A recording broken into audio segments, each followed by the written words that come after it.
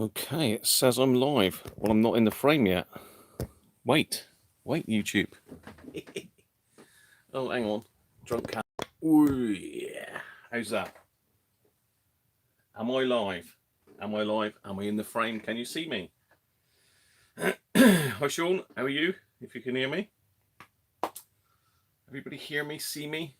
Happy Christmas, Cyberflyer. Hi, Benji. Happy Christmas to everybody. Welcome to my last live stream before Christmas. You're there, Benji, are you? Hi, Rob. How are you? Morning, Bill. Nice and early for you. Hi, Tony. Yeah, what do you think? I've dug deep in my Christmas wardrobe again, especially for you, What do you think? Hey, Chris, how are you?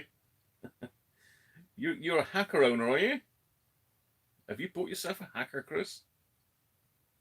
No worries, Andy. I know you. I think you're working, mate, aren't you? So no worries there. How's everybody then? Everybody all okay? Everybody done their Christmas shopping? I'm very alive for a hacker owner. What are you saying, Chris? I reckon you've got hackers under your bed. I reckon you just take them out in the dark of night to have a look at, don't you? Shine up and put them back again. That's what I reckon. Hi, Cyberflyer. Happy Christmas to you as well, mate. So yeah, I'm hoping you're liking the Christmas attire. A bit of something for everybody there. A bit of snowdrops and gingerbread men, presents, everything. Santa's in there as well somewhere, I think. Is he? I don't know. Maybe he's not. Oh well. I'd seen you bought yourself a lot of presents, Chris, the other day on your video. I've got my own big, massive bag of rubbish that's arrived from RS. All their lovely paper bags. I think Chris is right when he was saying, like, you know, the paper bags are great, biodegradable, all that, but inside the paper bags are plastic bags with the components in. So, you know, good old RS. You're baking, Benji, are you? My missus is downstairs doing all the last minute bits and pieces. I haven't done any Christmas packing, wrapping yet myself. I was going to yesterday, but ended up going on my website and doing a bit of a refresh on that. Still haven't finished that yet, so I've opened up a few more radios for sale, but none of them are done yet. So I did have a go in the week at that little Philips radio, replaced the transistors in it, and it's decided now it doesn't want to work at all. So I've got to get my head into that again. Incidentally, Chris, I did get your message about your mate that's built that radio kit, and I did watch his video, and I have downloaded the manual for that radio. Quite a complex radio, actually. If anyone's been watching Chris's site, Chris's page, All the Gear No Idea, he's building a radio kit at the moment. One of his subscribers, I think, has sent him a message having problems actually getting his kit working, but his kit is really complex. It's got FM on it as well. It's a superhet radio. It's a very, very nice kit. They're not cheap either, but I don't think he's got the gear to align it properly. Well, he's got the gear, but I don't think he knows how to use it. Yeah, that manual is really, really good, Chris. I would certainly, in fact, I would probably like to buy that kit myself, to be honest. I wonder if I can find it here. I was looking at it the other day. Well, I think yesterday, actually. I think Chris's problems in the oscillator stage on the FM side, obviously there's nothing wrong with the amplifier side of it. I think it's the oscillator. He's either not done one of the coils right, or it's the trouble with FM. It's really finicky. You've only got to get one little thing out, and you can throw the whole radio. You can put it off the chart without much effort. See if I can find that now. But if you want to pop a link on there, Chris, to his page for people to have a look at, and they can do a Google search for the manual on it. I can't find it here off the top of my head. Oh, Elenco. Here we go. Yeah, here we go.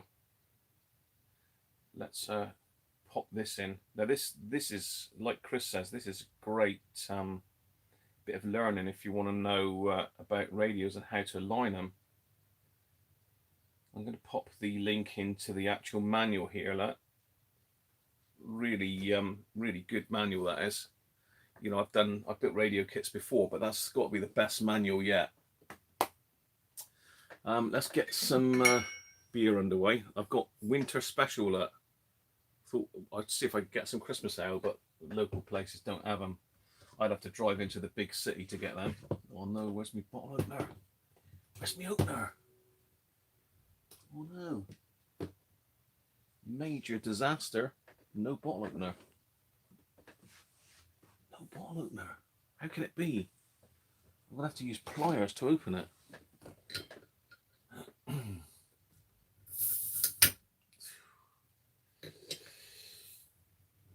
Years gone by, you would have done them with your teeth, wouldn't you? But come on. Hey, we're in. Gonna have to get a bottle opener. Can't have that.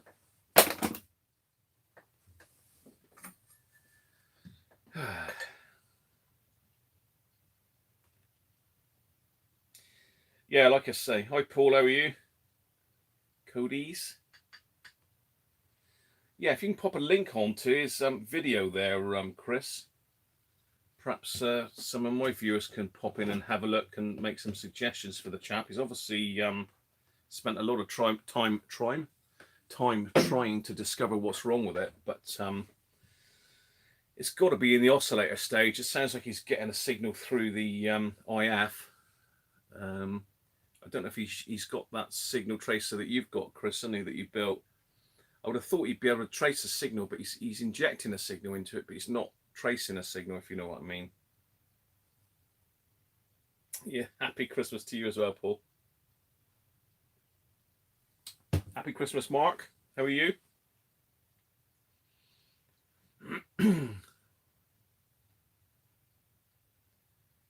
So yeah, I've got loads to do today. I thought we'd do a bit of a Christmas special today. Really go for it and pull out loads of radios. I'm sure everybody will be happy about that. I've pretty much finished the Shorak radio, so I'll get that and show you in a minute. And also, I think I've found an issue with the other Shorak that I was trying to work on. There's a wire off that I've noticed when I've looked at the other one. Also, lots of the cores are different on it. So someone's really been in there messing with Bob's Shorak, which is the other one, the first one I've got. It's difficult until you can actually physically get a signal in the thing. It's difficult to trim it, really. But we'll have a go. Let's see if I can do it.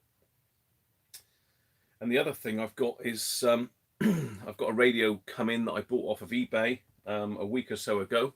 Seems like a nice chap. He was very polite, told me that he posted it and, you know, apologized if it wasn't working. I said I'd unveil it live today, so he might join us. And I thought what we would do is actually have a go at it and get the electronics done live. Might take a while.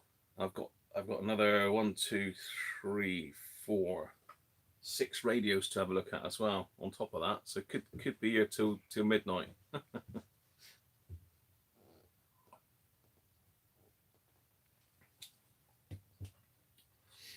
Yeah, so have a look at that link.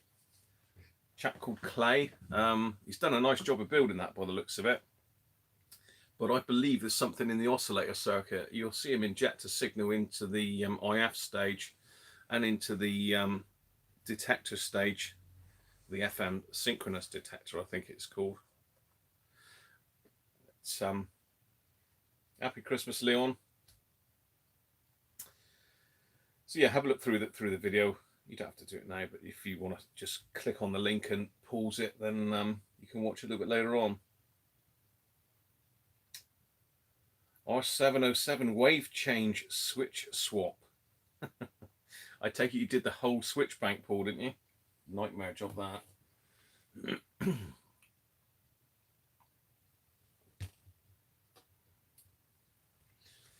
I'm pretty much done now, work-wise. I've got family coming from Boxing Day onwards, solid right the way through to the next Sunday. So I should be doing a live stream next Sunday, but it'll probably be a bit later because I say my son and his girlfriend and my granddaughter and his girlfriend's son, they're all coming next weekend. So they'll probably be shooting off around about, well, probably late afternoon. So probably be like a 5 o'clock job again. Yeah, you're right. I always think of diodes as detectors, Chris, but yeah, it's a demodulator. Oh, well, Benji, you going to get your lunch and join us, or are you going to go away and have it? Chicken and vegetable and quinoa soup. Flames. Hi there from China. I can't translate that. I think it was Andrew Ausfa was deciphering it last time, wasn't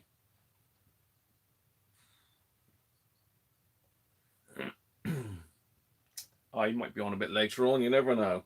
You never know when Andrew will pop in, and Simon. Probably having their lunch, I expect, sure.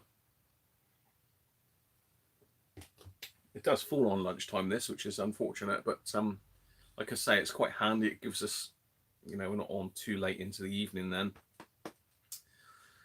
The chaps like Bill in the States are nice and early up, and unfortunately people down in Australia and New Zealand can't join us because they're in bed fast asleep by now. So yeah, that's what's going on today. So I think what we'll do is we'll get the Shorrock in quickly. I'm not going to fire it up, I don't think, today because we haven't got time to rig it all up. But I'll show you what I've done anyway.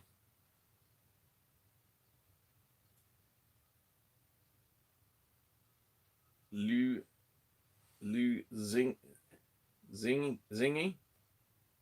Zingy? Is that it? Happy Christmas, mate. Glad to have you back on. Nice that you can join us. I think you're the only person from China, I think, isn't it, that joins the live stream. So I'm not sure what time it is over there for you. You probably haven't got a clue what I'm saying as well. Anyway, let's get the Shorrock up first then. I'll get my camera down on the bench so you can see what we're up to. Bit of a messy bench. You can see a little bit of a sneak preview of what's coming later there.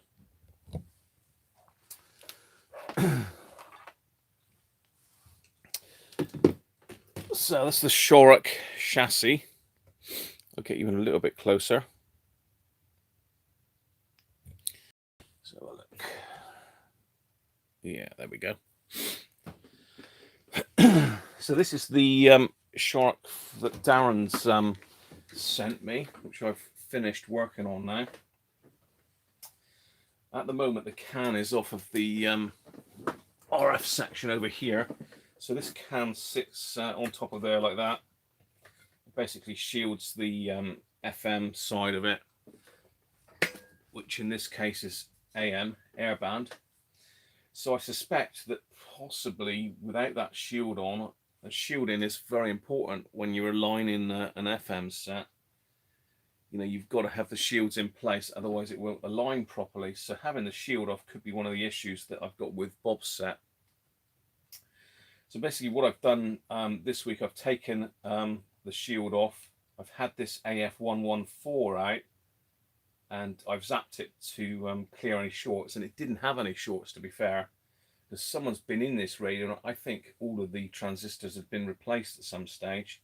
And certainly down here you'll see a little transistor that should be an AF115, I think it is. 115 or 116, and someone's put a very strange transistor there from Texas Instruments. It's only a 3-legged one. It might even be a silicone. It does look like a silicone transistor there. But as I say, it works. Well, it did work. It might not now have done that. But there's a few differences between the two boards. And certainly when I look at the cores, you know, that one's wound right down. That one's wound right down. There's no core in this one. And that was one of my questions. Did it or didn't it have a core in this, which is the inductor for FM. So they've taken that out. I don't think that's disabled it, it's just altered the frequency of it. It's probably how they've managed to pull the frequency. And if you look at this one, I haven't got the ferrite back in yet, but you'll notice that the core is right out on this particular inductor here. It's only a single turn, so I'm not sure how critical that is, but that one's certainly right out. These look about the same, but possibly I'm going to need to mess with that one and this little trimmer in here. Another inductor. So really there's a couple bits I've got to try on this, but the thing that I didn't realise was this wire was out. And when I looked at this set, that wire actually comes across onto the switch bank here. Now, I thought it was one of the aerial links that I'd taken out, but no, it's certainly not. It should be in there, and that links into this switch here, so that could be an issue as well. So luckily I've got the other set that I can work off of. So that's where I am. This should still be working. It was working before I did this, and all I've done is literally desoldered that, put about 55 volts across it to burn the shorts off, give it a good whack as well at the same time. So that one should be good now for a good few years. I haven't got an AF124, but basically you'd have trouble because the leg is stretched right up onto the tuning gang here. So an AF124 it's half the length of the legs on them. I do need to get some AF124s. I haven't got any. So that's where I am with a Shorrock. So that one is good to go. So let's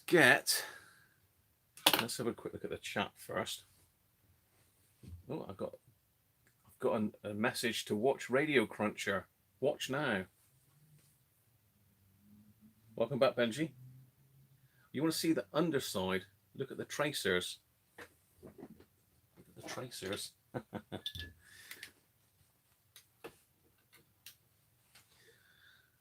That's pretty much it. You can see someone's had a right go at this before. There's a wire link been put in there by somebody quite badly. I don't know if you can see that or not. Yeah, there's a wire link been put in there fairly badly, but it does work. It has got continuity. It's not touching anything else. There's another one up here, look. It's been put in. But yeah, someone has done a fair bit of work on this in the past by the looks of it. But it is working. So whatever they've done well. So yeah, that's the back of the board. Now it's unusual red circuit board like that, but it is a Decca TP85 really that's been modified to work on airband.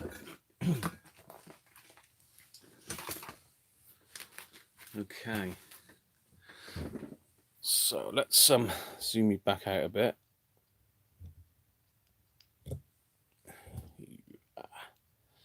This great camera work, isn't it, eh? Right.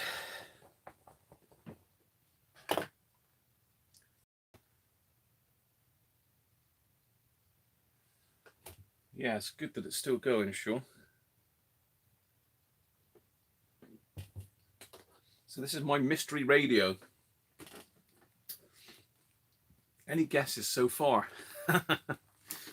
It is about this size, so I don't know. There's a lot of packaging on this. Looks like it's a bit of a bin liner and bubble wrap job.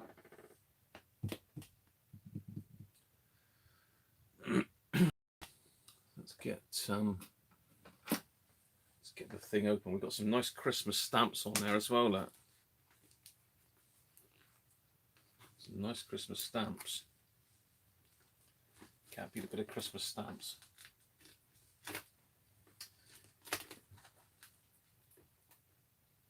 Let's say I bought this basically as a spares or repairs. I bought it as a spares radio really, but I just thought it'd be fun to see if it was working.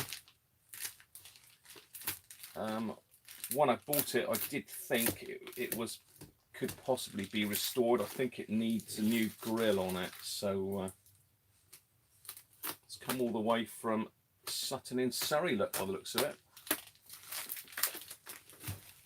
Incidentally, talking about things that have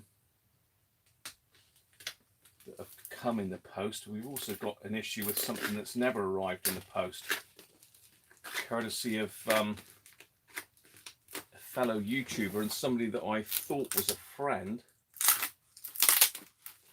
namely George Fiddler. I don't really like to name people, but to be fair, George, if you're watching, I give you so many chances to pay me back.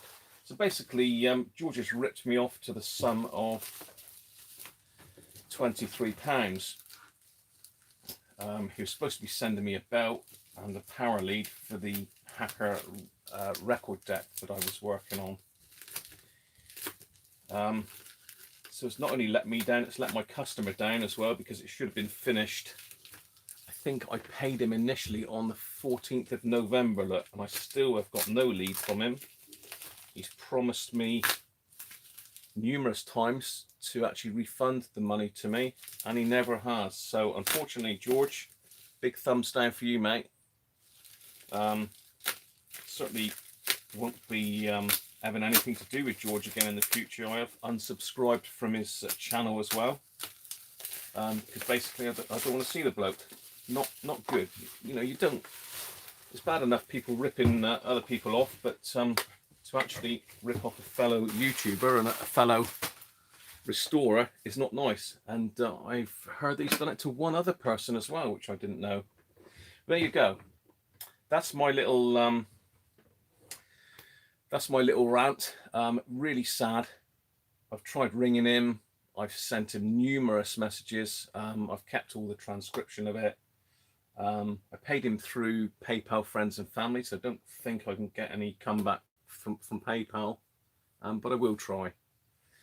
Anyway. So yeah, if anyone lives up near Preston, let me know. Might be able to pay him a visit and get my £23 back. There's £23 less that I've made on the restoration of that lovely old record deck.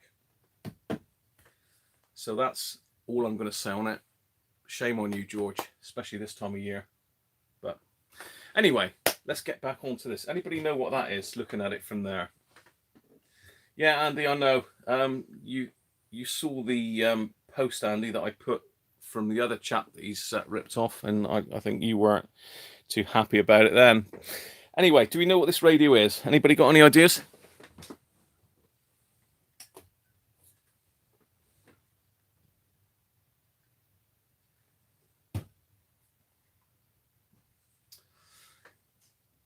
Yeah, up to you guys. Whether I don't know if you're subscribed to him or not. He does do nice work, you know. It's such a shame. He seemed a nice lad as well, but you just can't go around ripping people off like that. Close, Andy. Very close. Yeah, it is definitely a Roberts. Tony, you're right.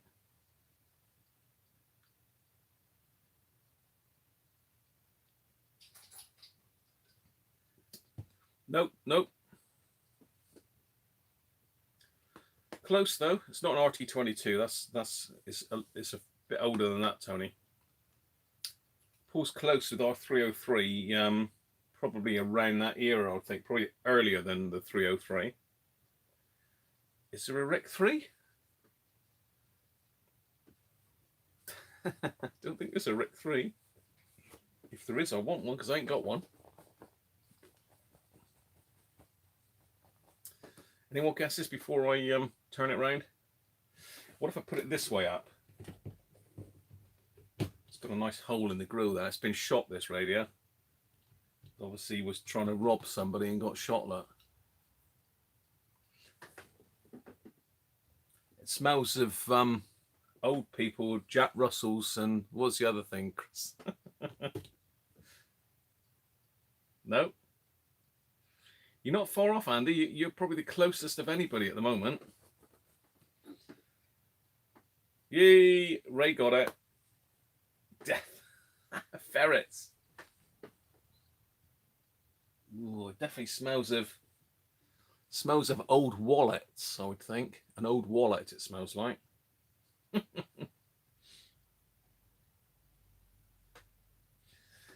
So yeah, Ray got it. It is a Roberts RIC 1. I didn't pay a lot for this. It had a few things going for it. Let's just show you. It is a Roberts RIC 1. The first Roberts radio that had an IC in it. It's got TAD 100 IC in it. So long wave, medium wave.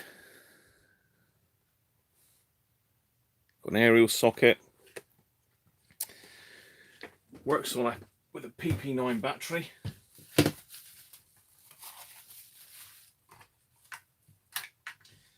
So yeah, like I say, it's got a few things going for it.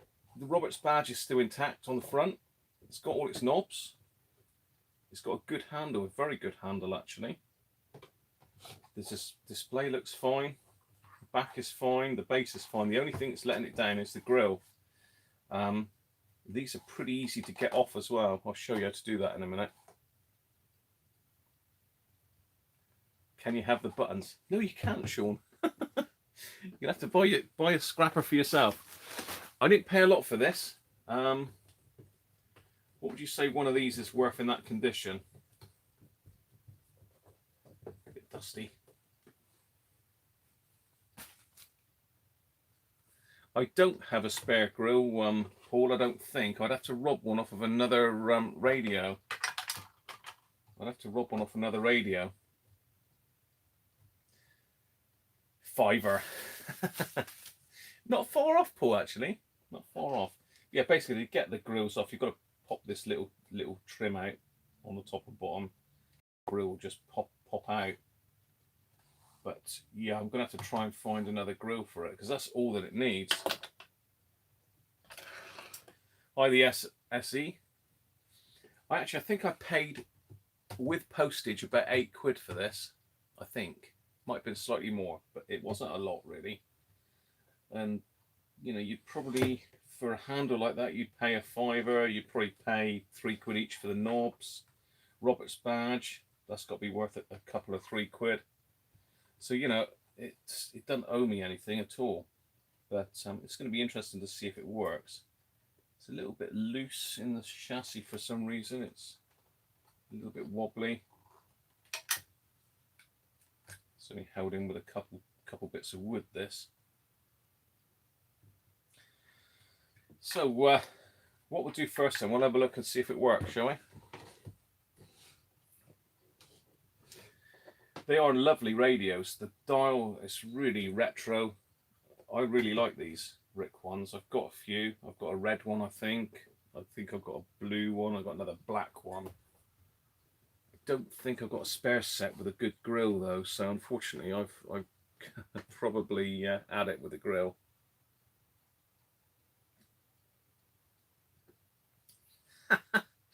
Chris, you'd love this radio, wouldn't you? I've still got to send you a beat up hacker, haven't I? I had a nice one to send you.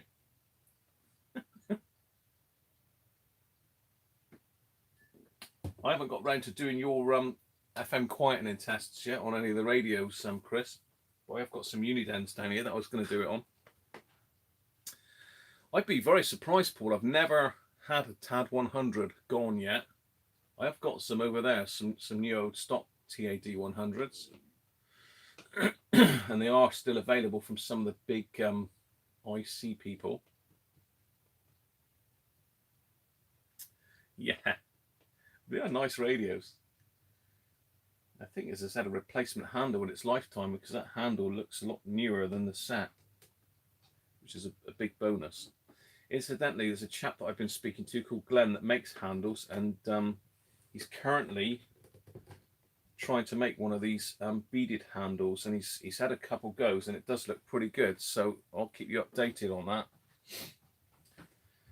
Right, let's get some power on it. I got 26 volts at the moment. That's a bit much. Let's get back to 9 volts.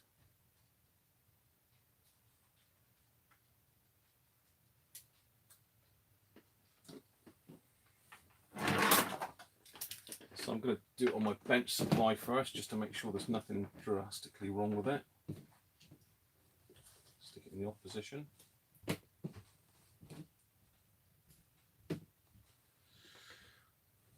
Volume is at maximum, so let's go part way with the volume. Start on medium wave. Ready? Hang on, no, cut down on the curve.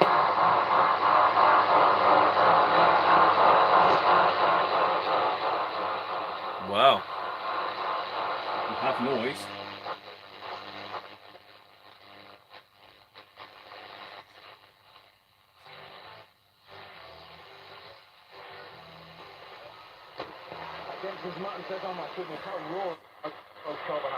It's working.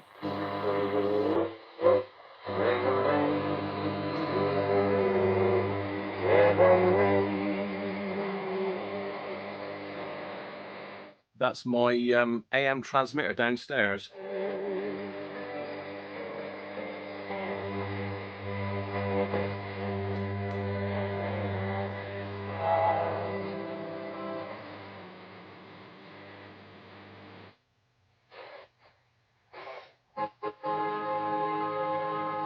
See what I mean? It's a bit. The music of Jazz Bar. 3 takes. Subscribe, Costello, and Bumps.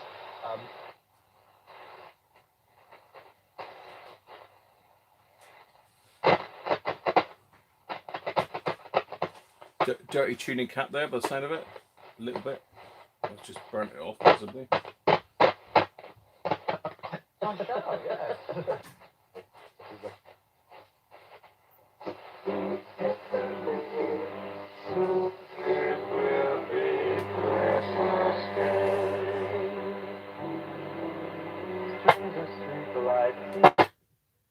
Right, long wave. And then, because I was finally grateful for his help, we swapped.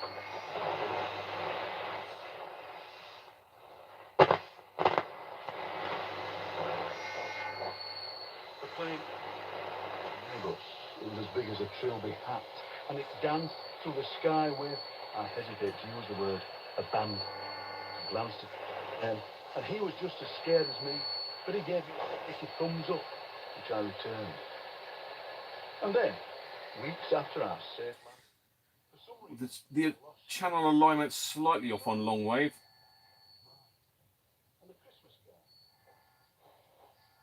It might be this light actually.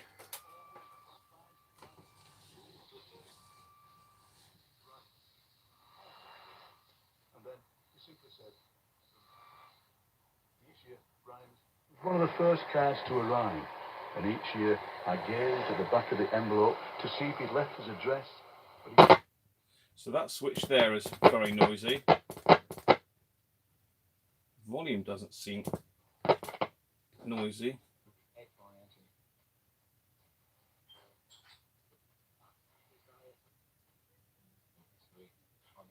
Last night, Joe Joyce was impressive. He won a silver.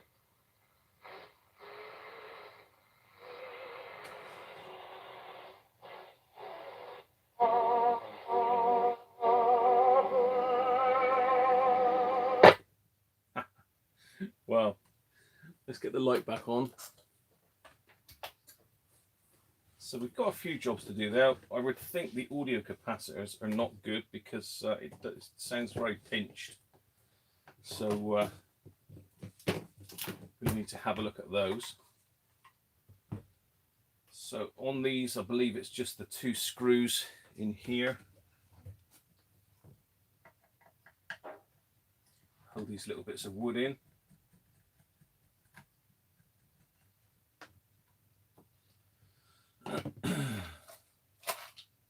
I'm assuming we're okay with me messing with this radio.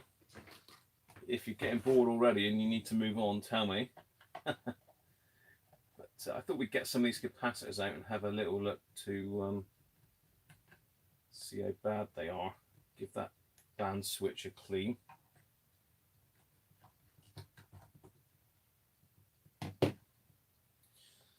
Right, so I say it's just these bits of wood that hold the chassis in.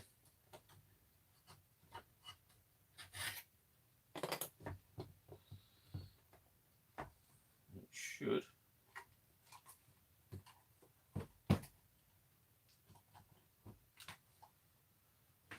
Come out. I've got to take this battery tray out.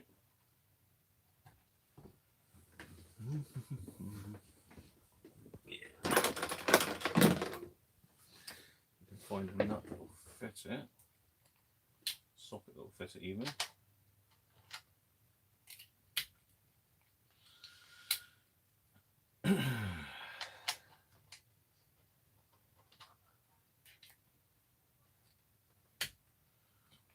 No, it's Imperial, isn't it? Would be. So I have to use the old universal socket.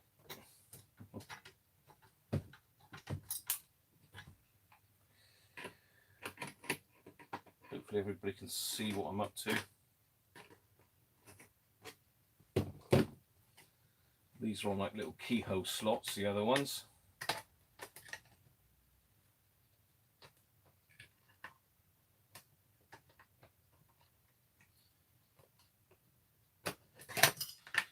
Right, battery tray out.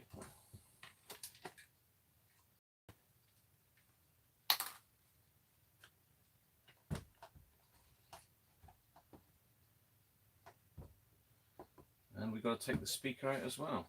Shows how long ago it was I did one of these, isn't it?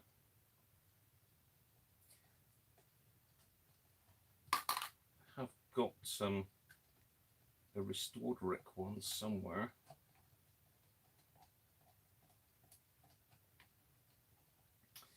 We've got a module in these as well, I think, but nothing nothing too drastic. Right, so the speaker's only held in by two nuts at the bottom, and that just slots out.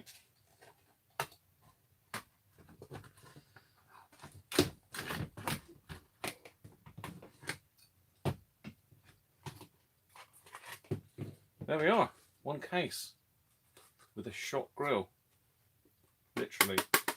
And luckily it doesn't look like that's actually damaged the speaker, which is good news.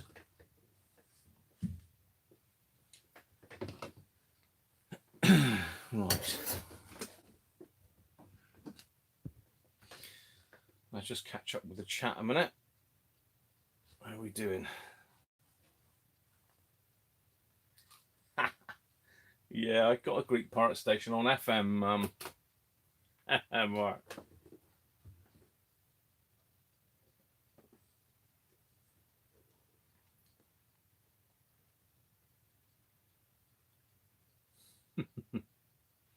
Hi Andrew, how are you, mate?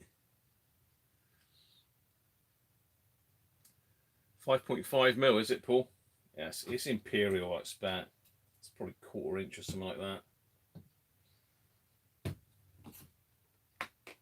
I have got some 1/4 inch drive sockets here somewhere, but I tend to use nut drivers, but they won't fit in there. Anyway. Feliz Navidad.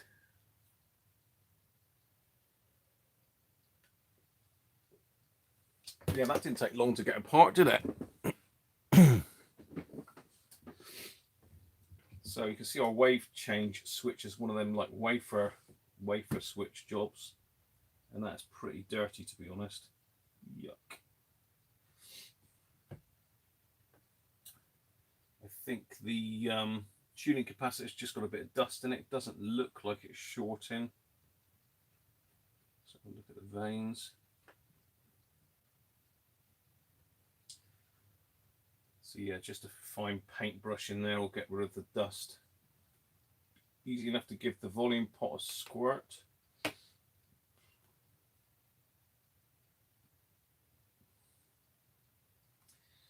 There's a few little jobs we can do on this one if anybody wants to go through the alignment on it. We've got one of them lovely headphone sockets as well. Let's have a look at the other side of the board then. I'll get it up to the camera so you can see a bit more about what's going on here. Let's get the light up over this side a bit more.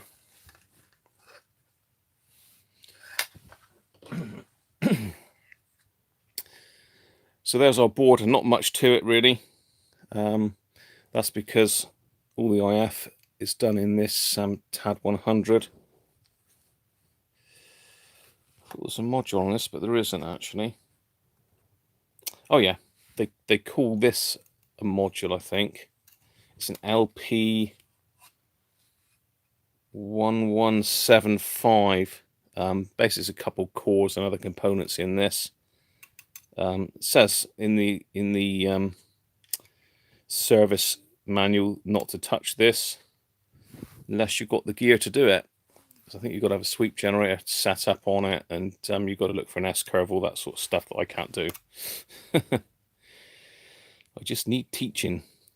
Anyway, so this is the TAD 100 chip that Paul mentioned. I've never ever had one of those go in these or any of the other radios. I've got them, but I've never had to use them. These are Philips capacitors, these blue ones. They're mostly in the output stage, those, I believe. There's our speakers connected up to there. To the red. Yeah, these are definitely in the output stage. And it tends to be these smaller ones that are in the volume circuit. We've got red, so black. Yeah, I would think these are possibly the ones that need doing, the small ones. So we've got 640 microfarad there. Where are we? There, 640. These are two 400 microfarads. Obviously, they don't make 400s and 640s anymore. So you've got to put in the nearest ones to it. And as I say, that's the wafer switch there. That looks pretty grotty. So that's just going to need a bit of cleaning with some isopropyl, and then hit it with a deoxit, I think. And say the tuning capacitor's just got a bit of dust in the vanes, that's all. So you use these screws on top to trim the oscillator for long and medium wave. There's various other trimmers in here for usually for long wave, these, but I'm not 100% sure till I get my head in the manual. But these pattern capacitors are normally for long wave. And we've got little trimmers in here for the output stage, probably quiescent current and midpoint voltage, but I've got the actual. This is an original Roberts technical data sheet, and these are well worth picking up if you see them on eBay, because they are actually they're made by Roberts. They're not like trader sheets or anything, and you do have some really good diagrams on them. Not that the trader sheets are any different really, but I just find these manufacturers ones are easier to follow, and it tells you how to dismantle it. Look. And it tells you about the circuit alignment. So it does say that the IF transformers have been accurately aligned to the ceramic resonator frequency, and no attempt should be made to realign them unless a suitable display equipment is available to ensure a symmetrical response curve. So we can certainly check the DC conditions. We can have a look at the quiescent current on it, and we can possibly have a look at the scope. I'll have to try and rig something up to get a signal into it that we can view on the scope. It's up to you. I mean, I can have a go at playing with this one, or we can move on to someone else. Entirely up to you. Entirely up to you. Hi Tim, how are you?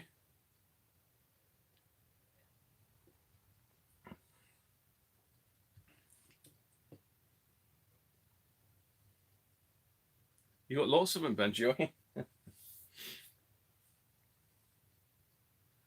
The actual caps are blimmin' expensive. That's the only thing. I mean, the 640, well, is it 670, 680 is the equivalent. I don't know where my actual caps are. Oh, they're over here, look.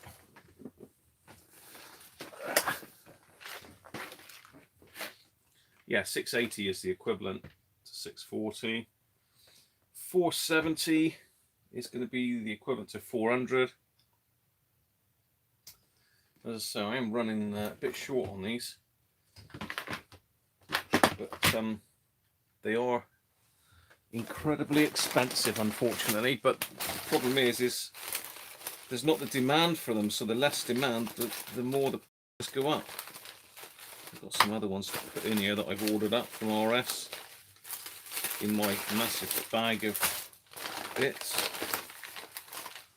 I've had a bulk buy of 10 microfarad 16 volt. I seem to get through them. And it's mainly Tony's sets that eat them up. Tony's little American, well, Japanese made sets. Absolutely mother those.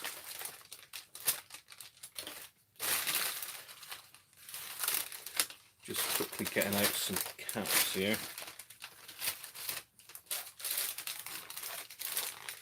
Bear with me. Nichicon makes some axial capacitors as well, which are really nice, but they were a better price than the Vichy ones. But recently, I went to buy some the other day, and they've gone up dearer than the Vichy ones now, which is a bit of a shame. Say, Chris knows that this lot is not cheap. They're quite expensive to buy, these capacitors. I bought some miniature capacitors as well because they fit the Sony sets and the AOR sets that I work on. These little tiny miniature ones seem to do the job though. Right, so just get these put away a minute, and then I can see what I've got. I don't think I've bought any more 640s. Did I have 670s? What's this? These are 470s.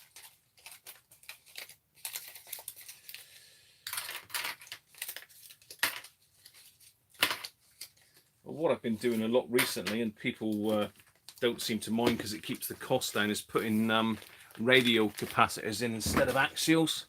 It's like this set, really, you can't see inside it.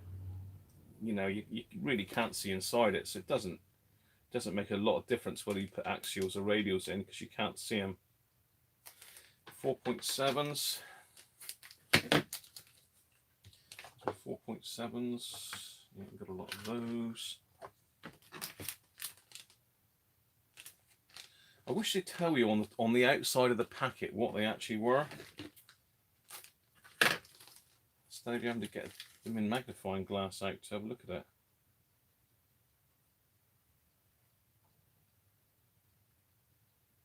.2. I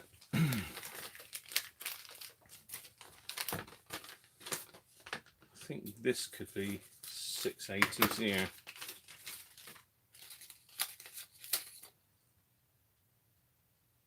Yeah, that's 680. So I'm going to need one of those because I can't stretch a radio that far, really.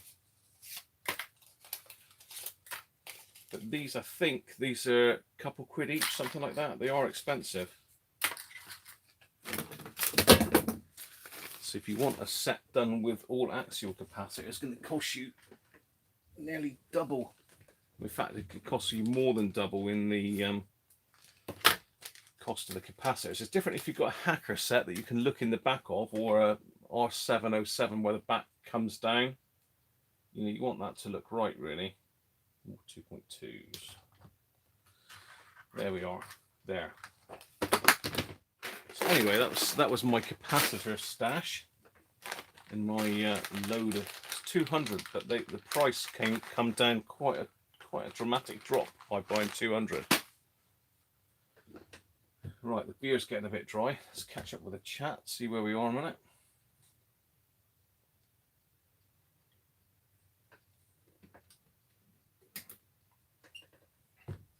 Yeah, I know. Superbike rider. How are you? Clive, isn't it? Clive. You want to stay with the Rick one then, do you? Brush the dust off that speaker. The dust, that's part of its patina. Hi, Mike, how are you? Radio Station X. Vero board. 0.15-inch Vero board. I've got some Vero board here. Benji somewhere. You don't really like the radios.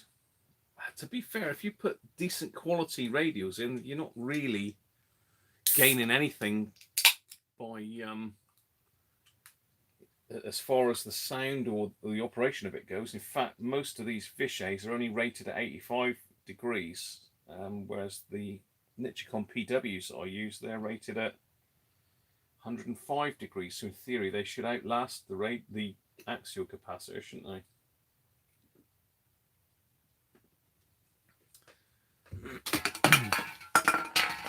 So we're on the old speckled end now. I think Simon's got shares in them, hasn't he? Oh.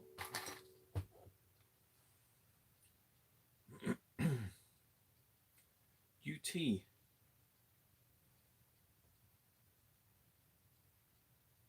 Oh, cheers for that, Paul. Let's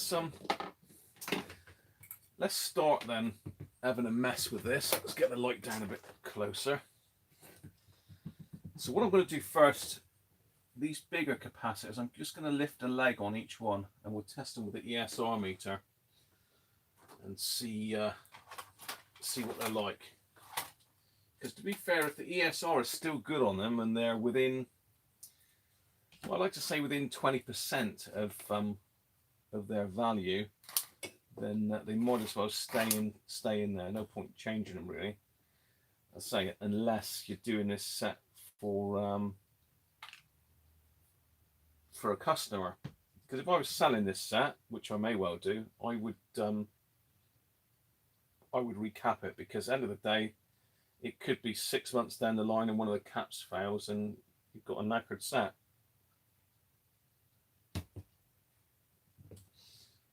That top panel is actually bent a little bit, so that'll need to be bent back. I can just see down it's got a bend in it. It's only aluminium, so it'll bend back. In fact, that's bent it back now, just with my fingers, like.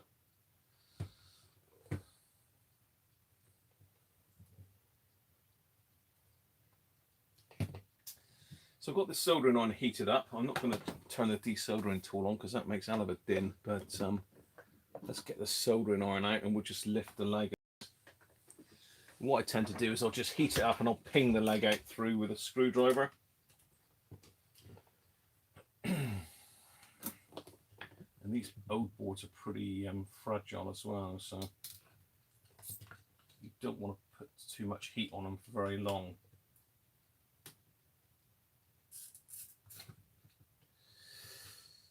This one's not going to come out now, is he? There we go. So let's lift those. Let's do these first two. So these should be 400 microfarads, and I'm looking for an ESR of below 1 on a higher capacity. Let's if you can see that. No, you can't because the light's shining on it. There we go. I'll get you in a bit closer so you can see the ESR meter while we're doing these. Incidentally, this is a nice meter to get. They're not cheap, but really works well.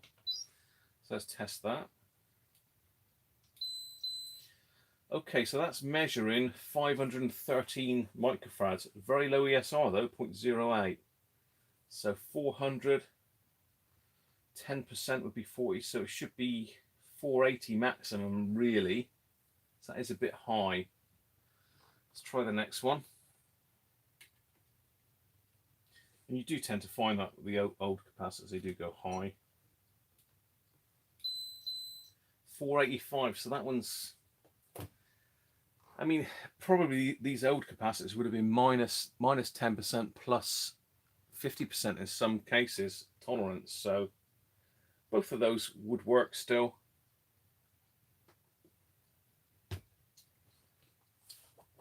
But as I say, they are in the amplifier stage, and they're not going to get any better. They're just going to get worse as they go on. So we'll probably be changing both of those, even though they would probably still go on. But if they were nearer, if they were sort of 460, then I would have left them in. 485, 515, whatever it was, probably a bit high. Yeah, well worth getting, Paul.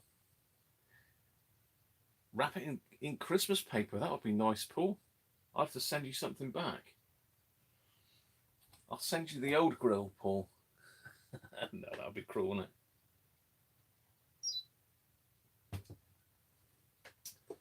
That would be cruel. That would be cool. Right. So, we're pretty much saying that both of those are going to be changed. Let's lift this 640 then next. Where's that to? Yes, it's connected to the white wire. That was connected to the black wire up there. I can tack that one back on, just as I know where it came from.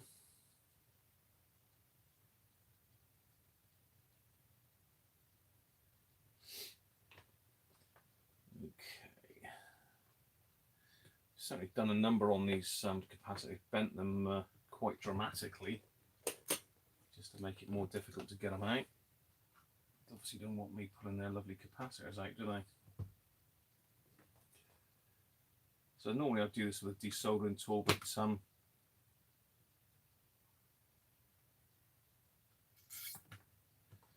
I find it less harmful for the board to pop them out like that than clean them up with a bit of solder braid.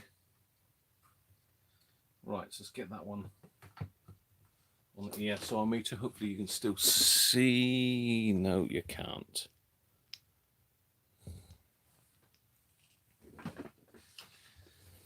Right. Just chuck the big capacitor on the floor. See, I'm assuming this was gone already, and I haven't even tested it yet. So,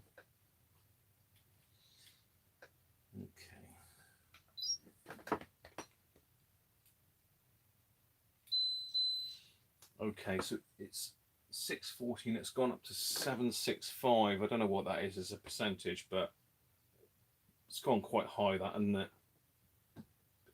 Low ESR though, 0.22. I wonder what our new one is. So this is a 680 plus or minus 20%. Let's have a look at this one then, just for the hell of it. Okay, so it's 700, so it's well within tolerance, and the ESR is right down 0.05. So yeah, that's the one to pop in, and we'll take that one out. So we've only got another 3 capacitors in here, so there's only 6 in the whole radio, because I think this whatever's in underneath this mystery can here, LP1175. I've not taken one of those out. Whether Paul, have you had one of those out, Paul? You don't have one with a bullet hole in it. It's a gangster radio, isn't it?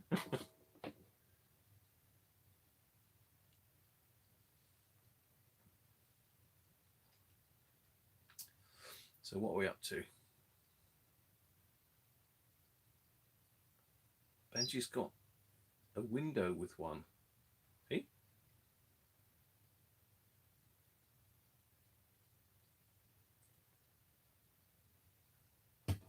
This one did go a little bit haywire back along. I sent it back to Peak for repair. I think they charged me 20 odd quid for the repair. It wasn't a lot, to be fair. Sent it back to him and it came back working fine. It just went a bit haywire. It was reading all sorts of weird and wonderful values. But something's not right here. So we've only got 3 more to do. So let's lift a leg on each of those as well.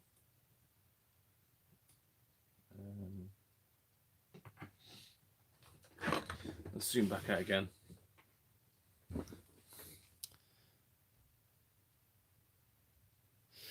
Yeah, I've never needed to touch one of those, Paul, to be honest. So,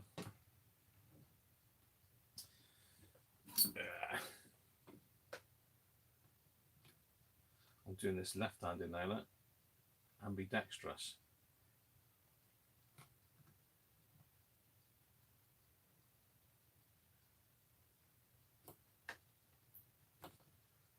Come on, out you come.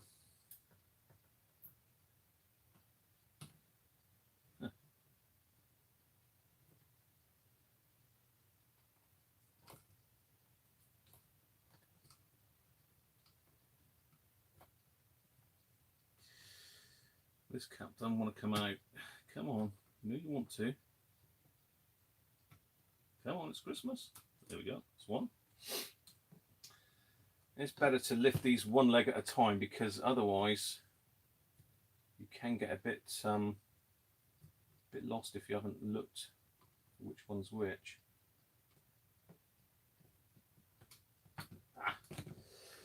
No. This one's not going to play ball here.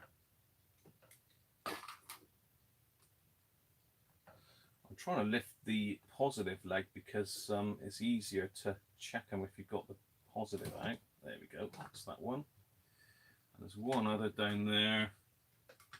Can I get into that one? Possibly. The wire's in the way.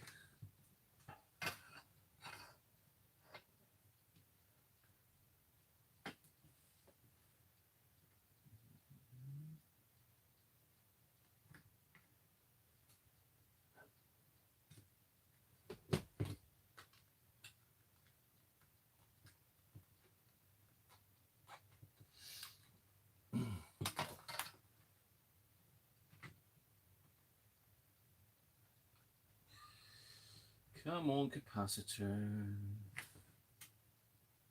Come on, little cap.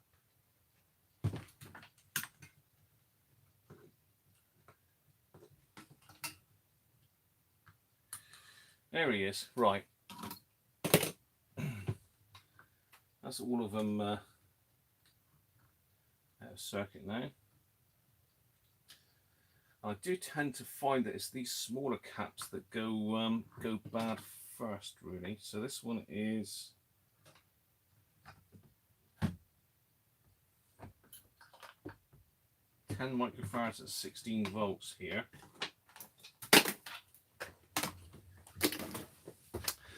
Let's get you in a bit closer again.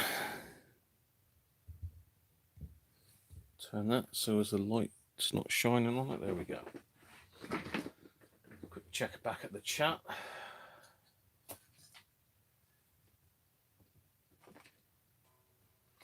Owned by Buster Cap.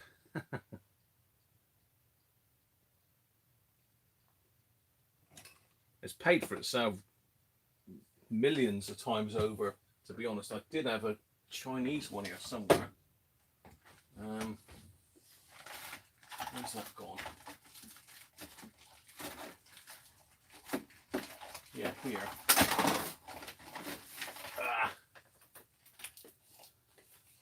This was the first thing I bought, was auto ranging capacitance meter.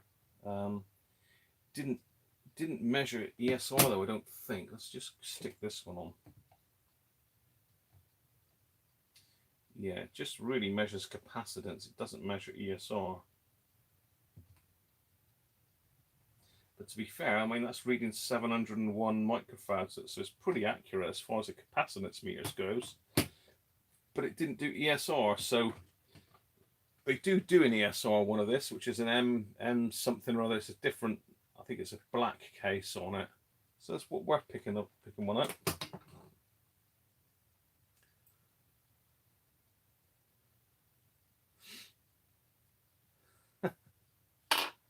Blowtorch and a whack. A lot easier with a desoldering. Yeah, it is, Paul. I might stick it on in a minute to get the other side out, but in fact I will. I got a desoldering pump, which you could try, I suppose. I know that Chris was playing with his desoldering pump the other day. Got a nice new one in from China, wherever it was. I particularly didn't like that one, Chris, to be fair. With your little silicone ends on it. Not You're gonna take me upstairs, are you? Ho-ho! Yeah, I wasn't overly keen at your solder sucker, Chris. Those little silicone bits, it didn't last at all, did it? I mean, this is mine, and I got this one. I think this is an RS one. I did a bit of research before I picked this one up. But it's got a removable end on it. It's silicone. But I mean, I've had that right up against the soldering iron, and it makes absolutely no difference. And there's also a little like thing that you can just clear the end out with. So I can't remember where I got that one from now, but it is the best one I've had so far. So I could use that. Hi Mike, how are you? The wife. You've got to do stuff, Mike. Sometimes the stuff that you've got to do before you're allowed to do anything else. You've got to do this before you can do that. I know the feeling. But like I say, my good lady is very good. I don't know whether she's gone actually. No, she's still here. She's off out later to pick some stuff out of the sale where she works. So I get first dibs on the sales stuff. So yeah, that's my solder sucker. It's really good. It's silicone tip on the thing. Aluminium body. It all comes apart easily for servicing. Good strong spring on it. Got 3 different levels. So if you want a good suck, you stick it the full way down. Yeah, that just comes out. You usually just roll it in your fingers and tap it out, and out comes the solder. So yeah, I'd recommend one of those. Right, so hang on. I deviated yet again, didn't I? Once again, I deviated. So let's check these then. So this one here we said was 10 microfarads at 16 volts. So we're looking for an ESR of around 1.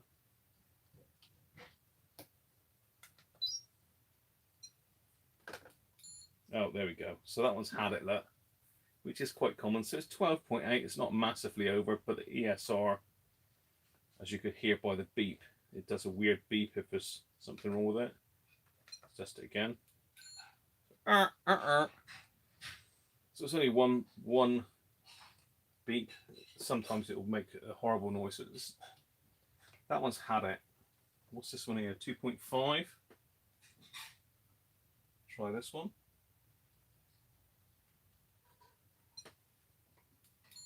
Again, it's reading 3.45, but ESR has gone right up to 5.2. The last one, which is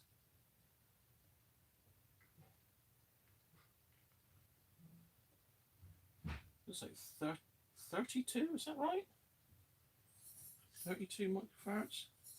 Let's double check that on the drawing here a minute. So that is C17.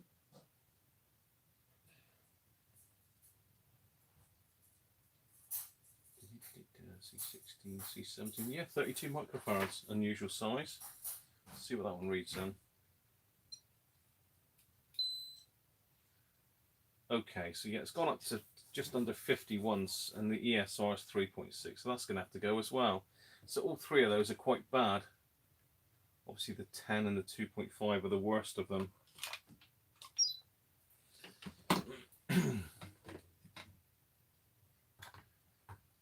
I'm going to leave the speaker connected for a minute, because I should be able to do this with it connected still.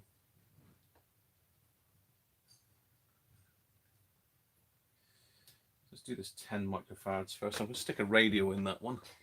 If I can find my capacitors, they're buried under everything here, I think, my radio caps. Wait, fat. I can open these, can't I? These are 10 microfarads. Let's zoom you back out a minute.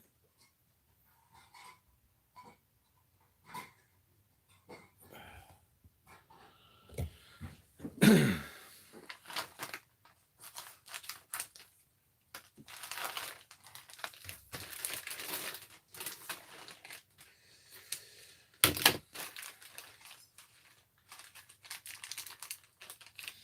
say these are Nichicon, and I use PW series, which are general purpose caps. These are rated at 105 degrees, so should in theory last quite a long time. So we've got a negative on the outside. So let's see how we get on with the desoldering gun first, or solder sucker.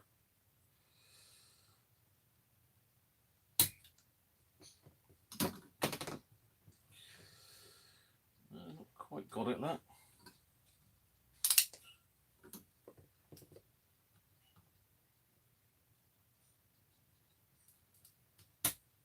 Missed it altogether then.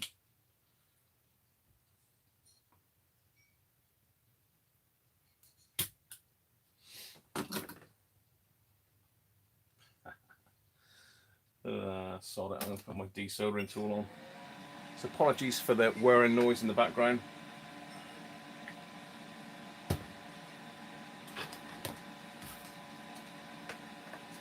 I can find my other capacitors a minute.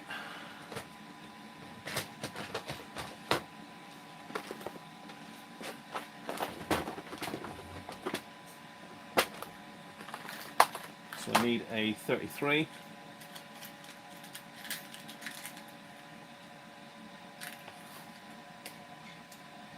And a 2.2.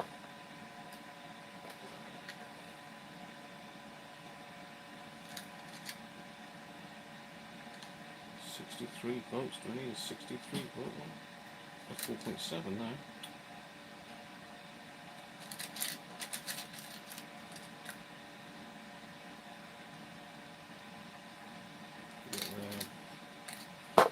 Panasonic there. 50 volt Panasonic 3.3. And we need two 470s.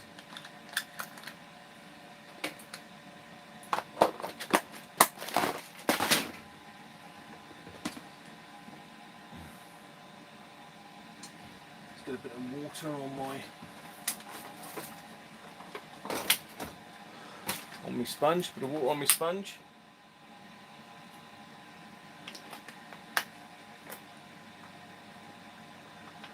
Hope you've all got yourself plenty of food and beer lined up, because this could take a while. It won't take me long to recap it, but the line might take a little while longer.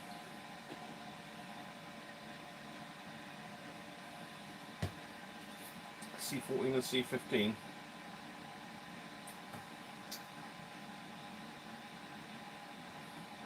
Yeah, they weren't too bad, Paul. As I say, they weren't overly wrong. They're out, but it's those smaller values, C1, C17, and C11, I think it was, that were the worst offenders. Right, so let's get the desoldering tool in and stop messing about with that solder. Oh, sorry, Mike, it's a Rick 1.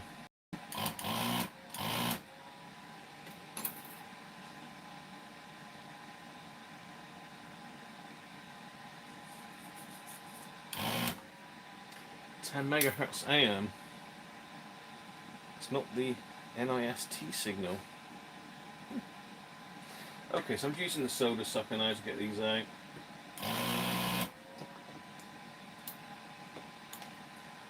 That one's gone. I'm going to do one at a time, because as some of you know, if you shotgun all of them, you tend to lose where you were.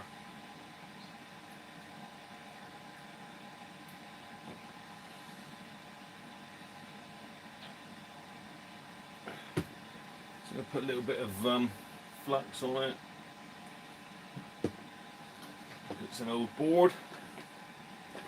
Using leaded solder, should be using my extractor, but I've got it out the way there.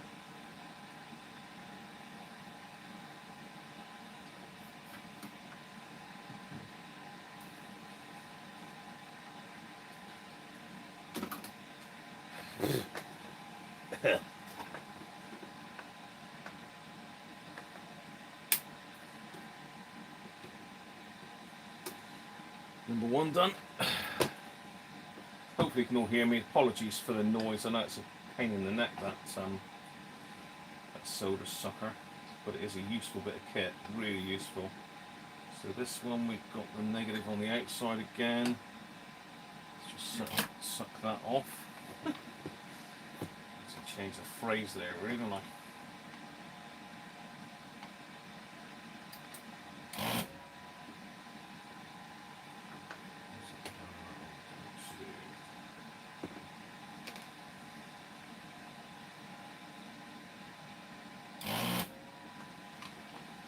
That does make it a lot easier, believe me. I know Chris doesn't like his pace one, does he? So this one was the 2.5. So we've got 2.2. Negative on the outside.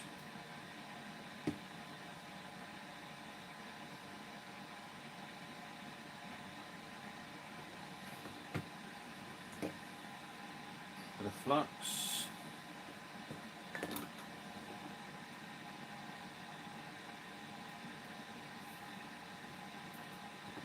Soldering iron temperature. It's one of those things. I tend to run a fairly hot iron. I think Chris said the same, get in and out fairly quick. Mine's running at 330 at the moment. I did always used to run it at 350, but I was having some issues with some of the older radios and the pads lifting. So I dropped it down to 330 and I don't seem to be getting those issues now, so 330 is the temperature for me.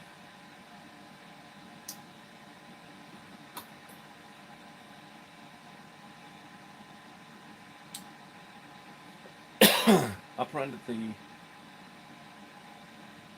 Oh, Home Alone, Chris. That's a good thing though, isn't it? You get away with murder now, Chris. Right, let's get these two 400s out. The positives are to the right.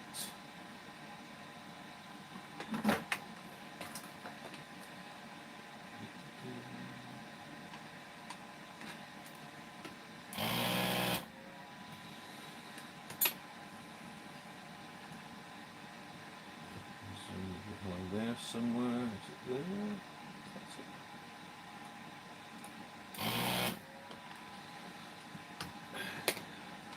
Okay. That's our two 400s out. I just thought it'd be a bit of fun to do a live sort of restoration, really. So I'm putting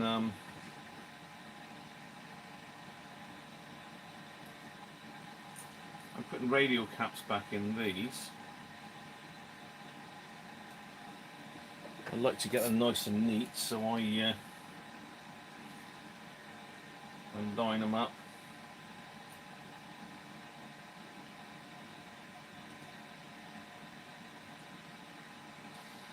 Bend in with my pliers.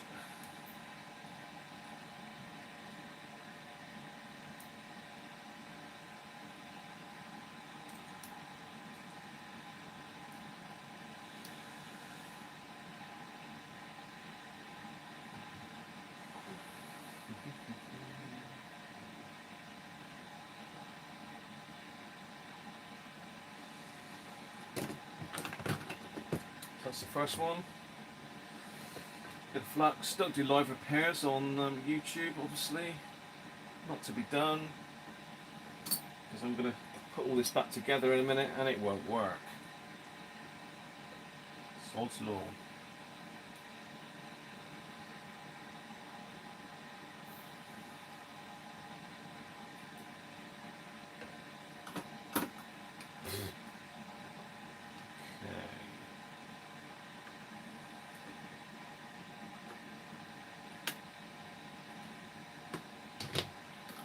Shut up.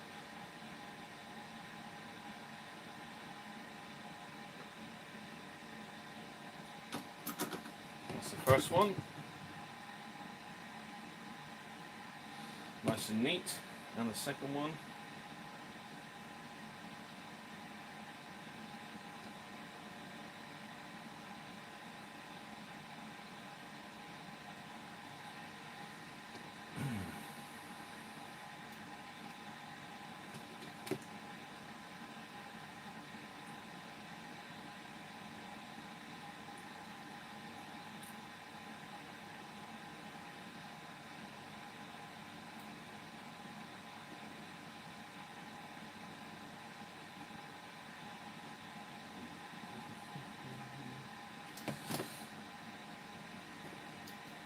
go. There she goes. Pull the leg down.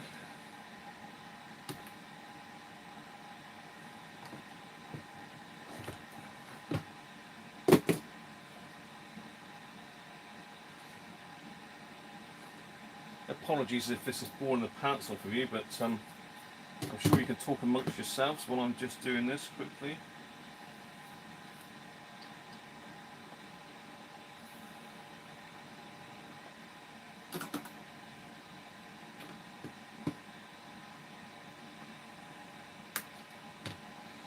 There we go, that's that one done. So, only two left. Let's do this big one next. I'm going to go in with the action cap on this one. A bit of a stretch for a radio. Probably would just about make it, but let's have a quick look, see which way round that is. So that's negative up the top.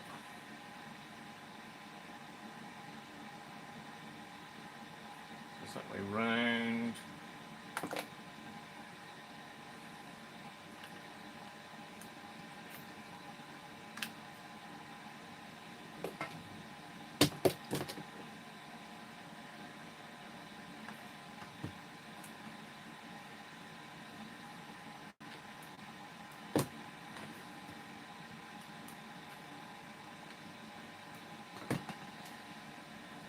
Okay.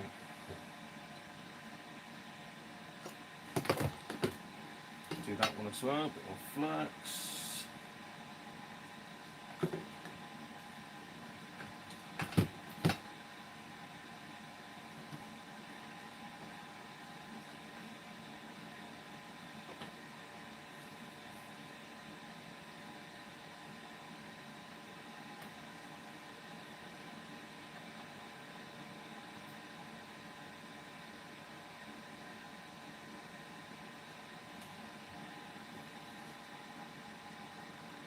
There's lots of wires connected to these capacitors as well, which was a little bit worrying.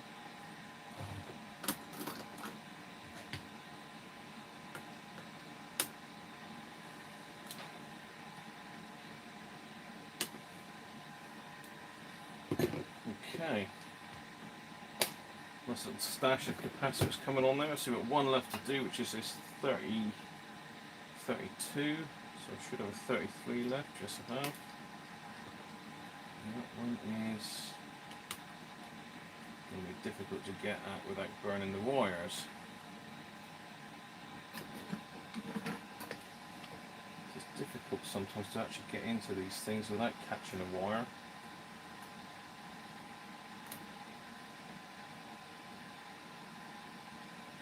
So that's some negative products of it. So I can turn that racket off now. Don't need that anymore. Oh God. It's one of the drawbacks of that particular desoldering tool. It's noisy as hell. But I wouldn't be without it, to be honest. It saves me a lot of time and my customers a lot of money. So I was desoldering it all by hand. With that other thing, it would take twice as long.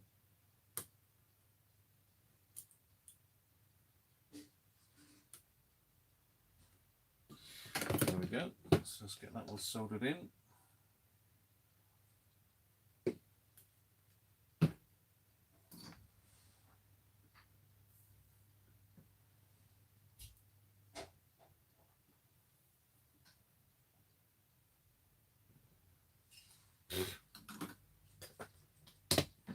Right.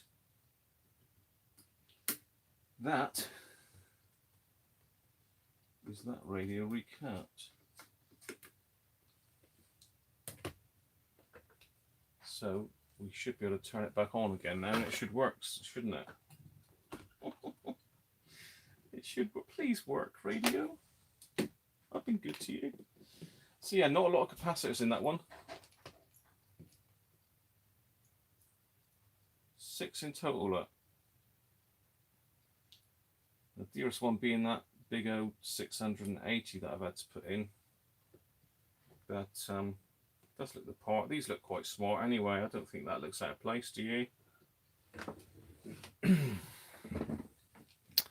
So there we are, recapped.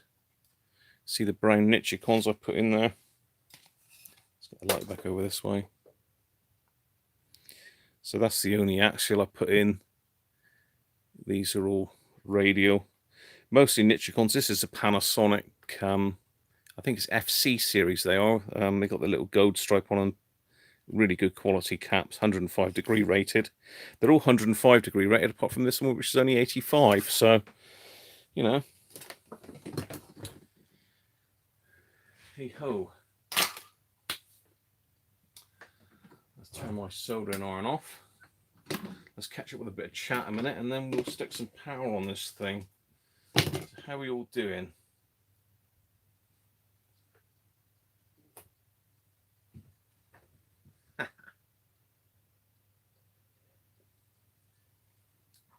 I think it's a good idea, Mike, for Christmas shirts with Hacker and Roberts, or something you could perhaps design.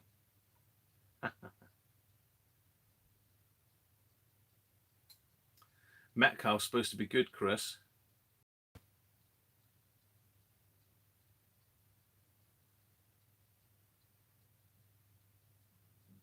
Whatever. So we got pliers are bent also.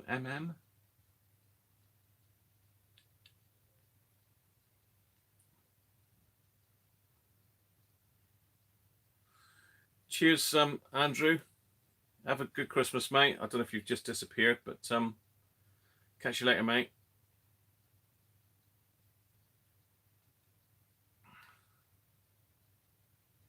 Simon, how are you, mate?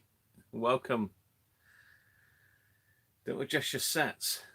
Do you like, Simon? You got to see my Christmas shirt. Look, this is Christmas shirt just for you, Simon. Look.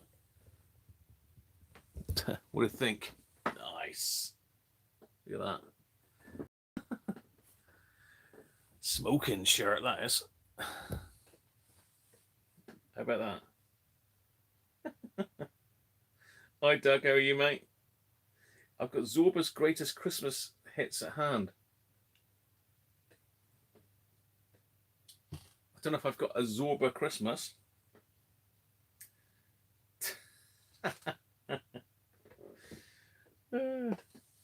Just to recap on the recap.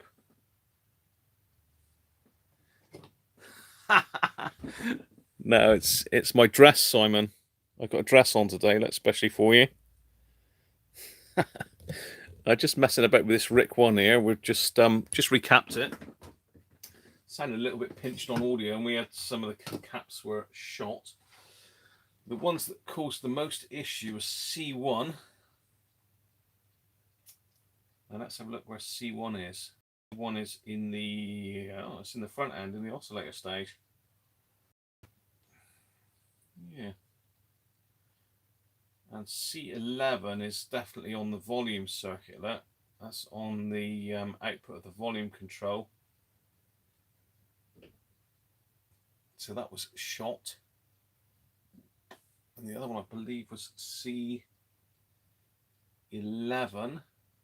Yeah. Which is, I don't know, C11 is the one in the volume control. C17 was the other one, and that is in the output. That's in the output stage. So those were the three worst offenders. So certainly C11 would have caused us the issues, the pinched noise on the volume, I hope. Let's get some power back up it and see what happens then. Watch out for the blue smoke as she dies live at Christmas. The death of a Roberts Rick one. We can rebuild her. Right. Don't mention Greece. Right, I think before I fire it up, I'm gonna have to open one of my favourite beers, Abbott. Good stuff. Managed to find it in the local Lidl in Cannes. Bonus. Hey, well done, Benji. What sort of cake have you done? Christmas cake, is it? Did I buy the shirt in Greece? Oh dear. I don't know. Do the Greeks celebrate Christmas like we do? I don't know, because it's a Greek Orthodox church over there, isn't it? I'm really not sure. Anyway, Simon, just to recap, I've recapped this radio. The three lower value, the 10 microfarad, 3.3 and the 33 were all pretty shot. The higher value ones weren't too bad actually in the output stage. But yeah, the two 400s were reading 480, 500 microfarads. And the 640 was up around 730, I think, from memory. So let's hit the power back on again. Actually, before I do that, let's give the on off, not the on off, the band selector a squirt, because that's pretty rough. In fact, I'm going to give it some isopropyl first, because it's looking pretty horrible. This is a radio I bought in for about £8, Simon. One of the reasons is the hole has been shot. This radio has been shot. It was in a mob hit, and someone has shot the grill. But luckily, it doesn't damage the speaker, so decent handle on it. Obviously, a Rick one.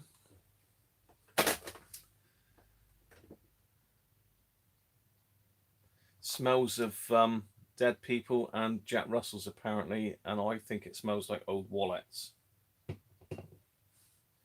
Greeks celebrate without playing music. You've got a 707 with distorted FM, and it's not the amp. I take it you've done the module though, Simon, have you? Unless someone's twiddled the cores in the what am I saying, the module.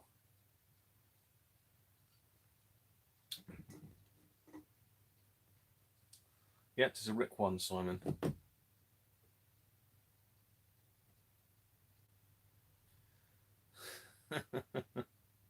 Very good, Paul. So many things shot in just the one hole.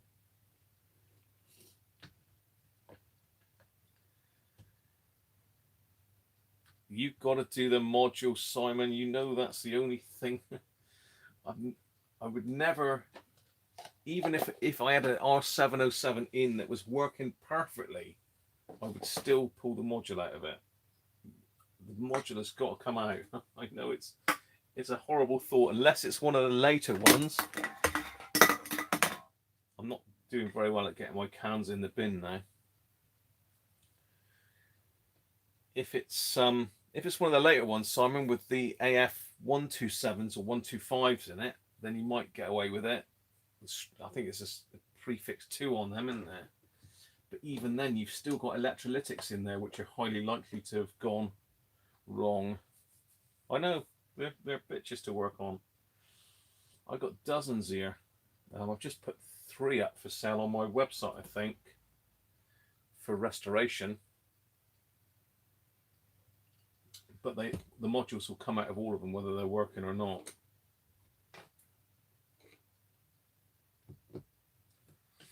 Yeah, I know, Simon. You bought one that you've worked on before, haven't you? And you've not taken the module out. But I think if you're restoring a set for somebody or you're selling a set on it, the module's got to be done. If it's a customer's radio, if it's your own, it doesn't matter, does it? Because it packs up. You just pull it apart and do it as necessary.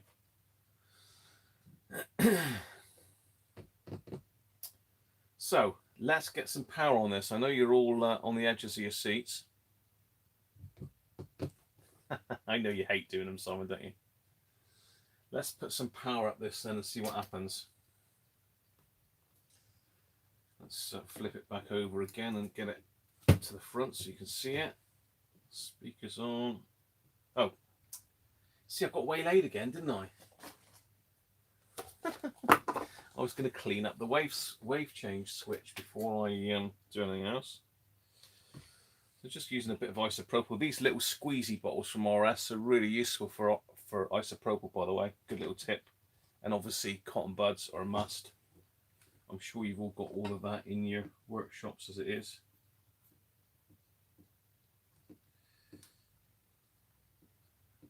I'm just trying to get as much muck away from this band change switch as I can using isopropyl.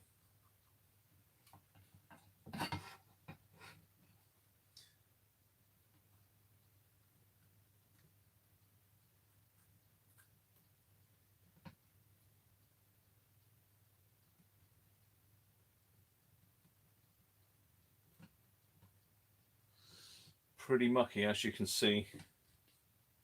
Let's go in with the other end as well. Ooh, steady.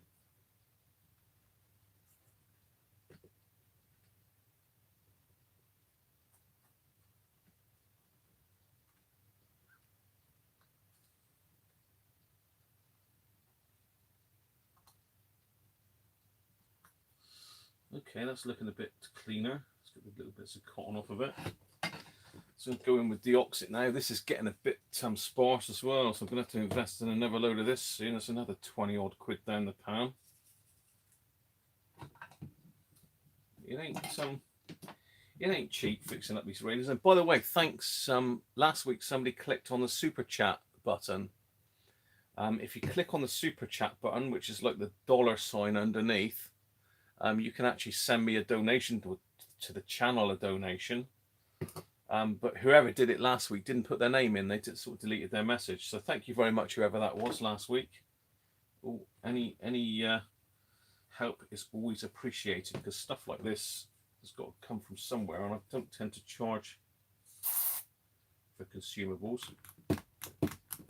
Right, so I've given that a squirt of deoxit.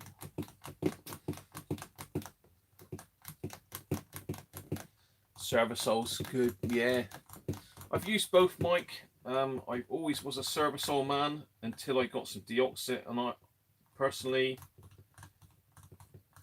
the deoxit does work better, I think. I know it's a controversial statement, but I have used a hell of a lot of both types, and the deoxit does seem, with Servisol, if you've got a dirty volume switch and you hit it once, it doesn't really clean it. You've got to go 2 or 3 times to clear it, I find. But deoxit does tend to clean it in one go. I can't find the blue roll now. What have I done with that? Where's the blue roll gone? Very expert. Where's the blue roll gone? Yeah, blue roll.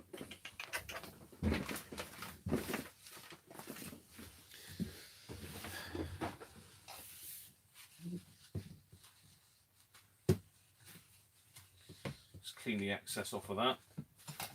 There's a couple other servicing jobs to do in a minute, but we'll get some power up it first.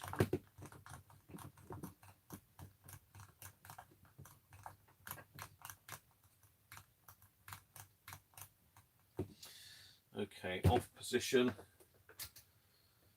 Power on, 9 volts.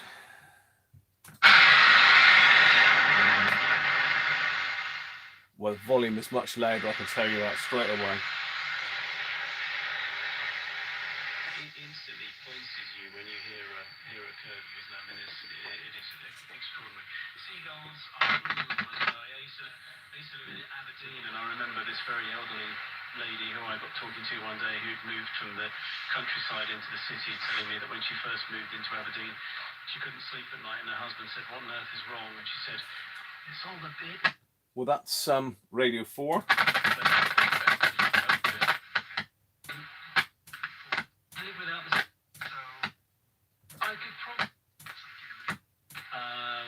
Right, medium wave then.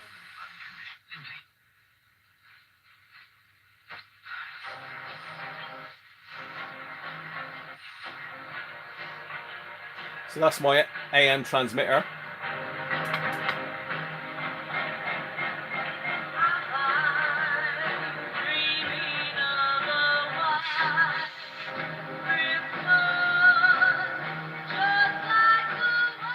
Incidentally, that's the Spitfire AM transmitter that I've got downstairs, connected up to an iPhone with my Christmas playlist on it. So I can put some Greek music on it if you really want it.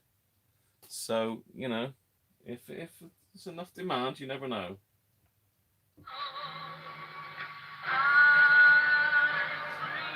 But that is receiving better now that I've changed the caps. It wasn't receiving it as good as that. And the sound is much better. Much better tone. It's not got that pinched audio anymore.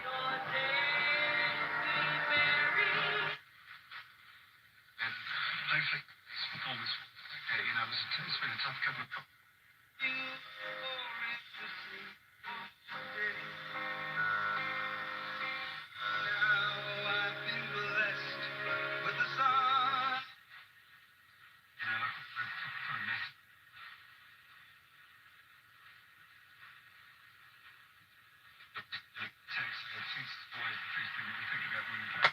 There we go. That has improved that no end at all. That really has made a difference to that set. So well worth doing. A couple other jobs. It's also cleared the crackle on the tuning gang for some reason. So whether that was down to a capacitor actually in the end. I'm just going to get a paintbrush and just brush through the veins. You need to be very careful cleaning the veins on a tuning cap because you can damage them quite easily. They're quite fragile.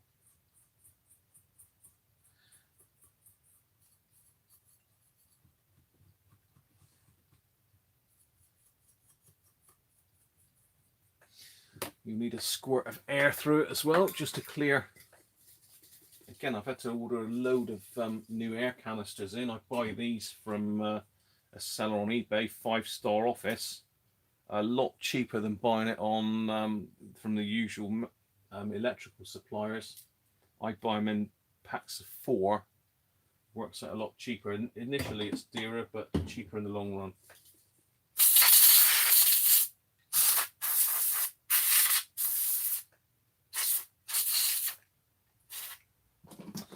Okay, so a couple servicing jobs then.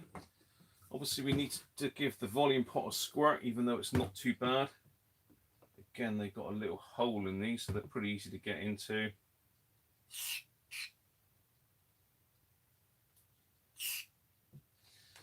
And you can even get in the top on these.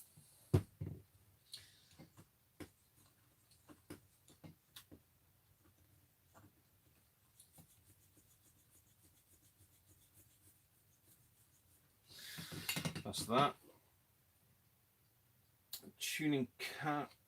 It's got rubber grommets on it. Amazingly, they appear to be okay.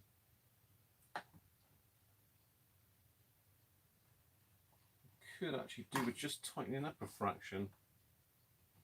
Yeah, they do need tightening a fraction, so I'm going to need to pull the front panel off to tighten those up. Even got washer slip. Very nice. That's a typical thing that happens with these. Come on. That one don't want to come off, does it? Typical. Always one. Always one.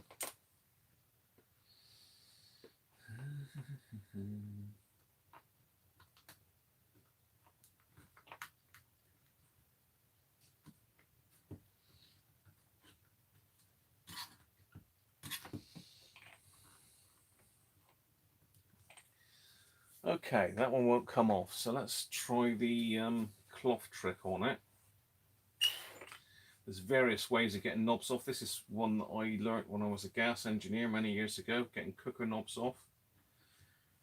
Just get a little bit of cloth, put it around the back of the knob, get it all the way around till the 2 bits of cloth sort of meet and overlap. Twist it up and pull. Works every time. Little tip for you there, look. Say just the aluminium pieces just come unglued there. Just put a bit of silicone back on that. So now the front panel should lift out. I'm going to have to desolder the headphone socket, but I do need to just tighten that tuning cap up a bit. If you don't, what tends to happen is that needle will start rubbing on this face and then you'll ruin the face. You do need to do this. I'll have a look at the grommets, it might need changing.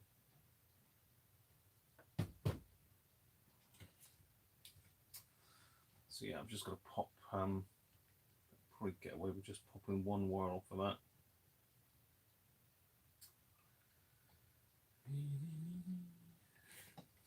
So just check the chat while the soldering iron is warming up. I see Andrew's just released a video on his strange noise on 10 megahertz.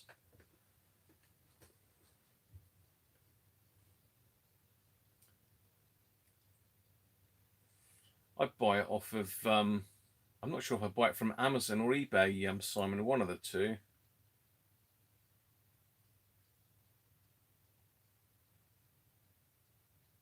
What's that, Bill? Hell no. It's about 20 quid over here, which I don't know what that is in dollars. Was it about $30?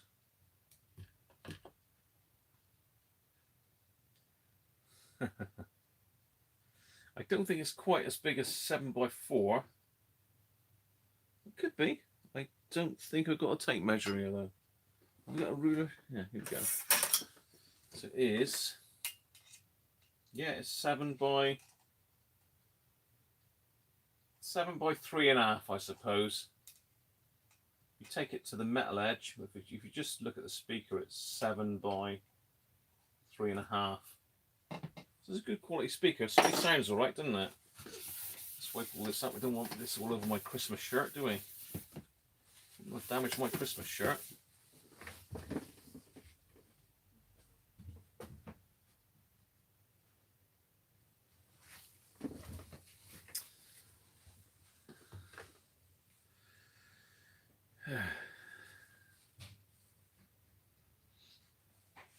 Yeah, I have got a compressor, Benji, but it's not the sort of thing I could have in the workshop here because I'm up in the spare bedroom, so I don't want a whacking great compressor going off up here.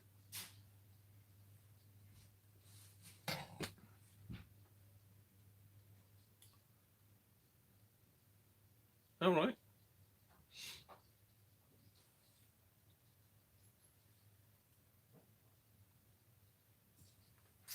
Right, so let's whip this connector off.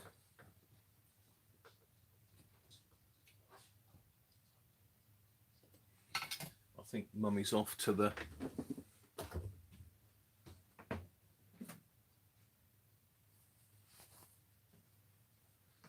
I think Mrs. is off shortly to her work to go and collar all her Boxing Day sale items.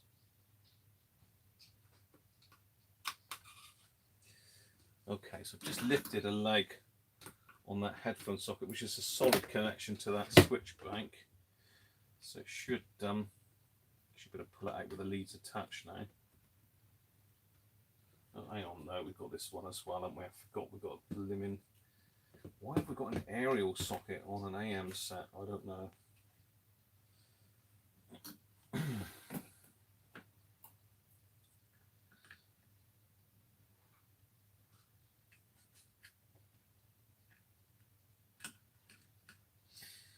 Aerial socket's knackered as well.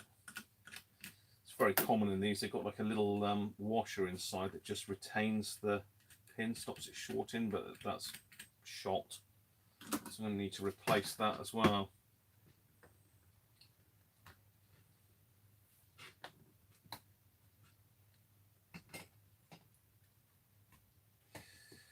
It's fighting to the last. This one does not want to come out.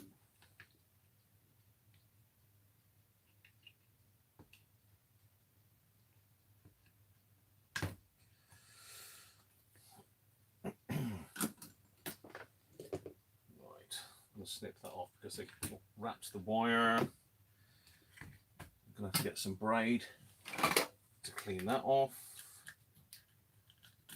If you're gonna do a radio repair, you might as well do it properly. So, bit of a ball ache, but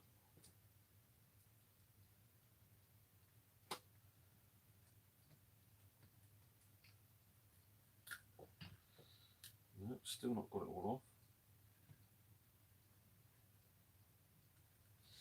Basically, they've just put a big blob of solder on the side of the aerial connector. There we go. That should have got it.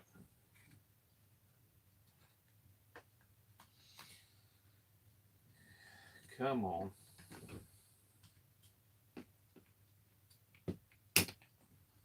There we go.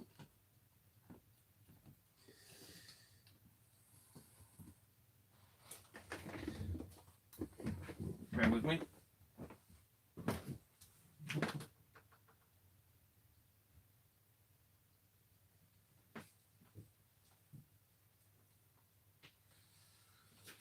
Right.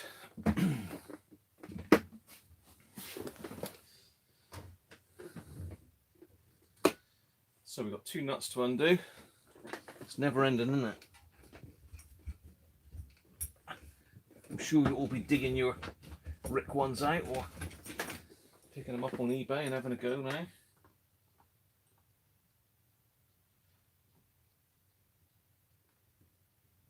Cool, bloody hell, that's tight.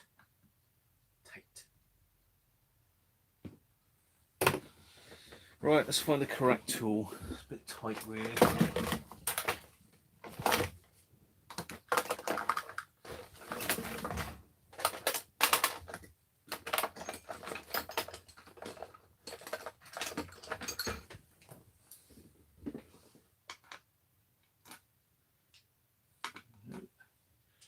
So we need a 13 or 14mm socket by the looks of that. There, that one.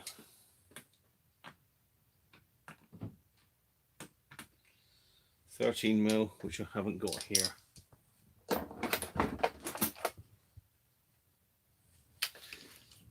13 in that.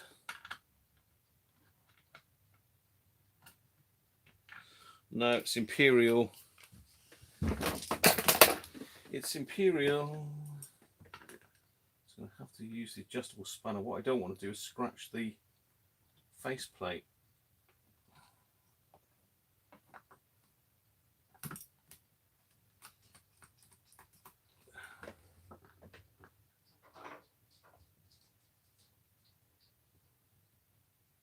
Cool, bloody hell, that one's tight as hell.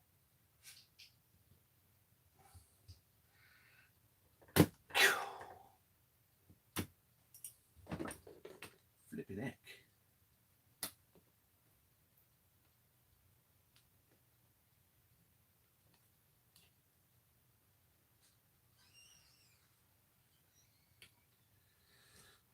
I've caught the flipping dial plate there now. Right.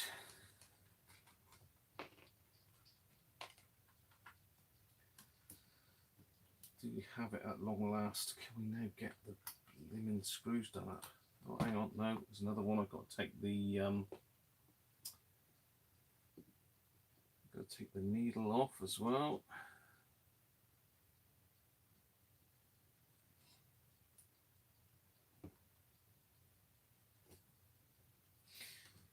Okay.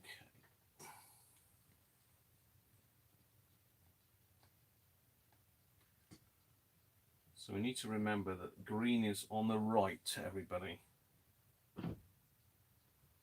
Green is on the right, white is on the left. Let's get that out of the way.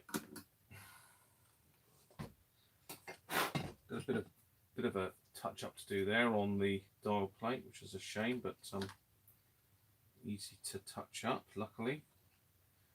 These are a bit tricky to get out, these where's my forceps? Nurse, where's my forceps?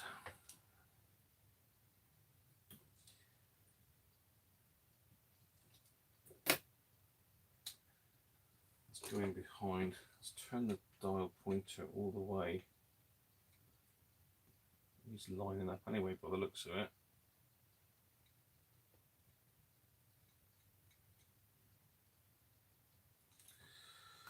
Push it from behind. Just use the forceps to ease it up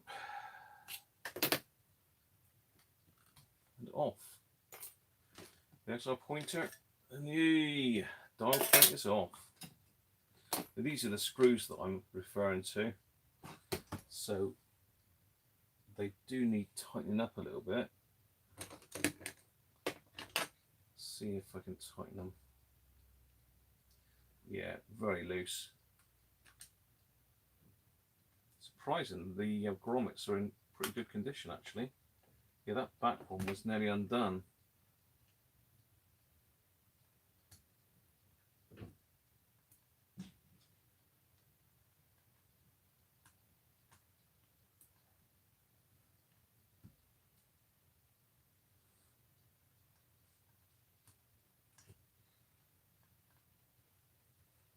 There we go, that's much better. So we need to just touch that dial plate up. So I'm going to need a flat black.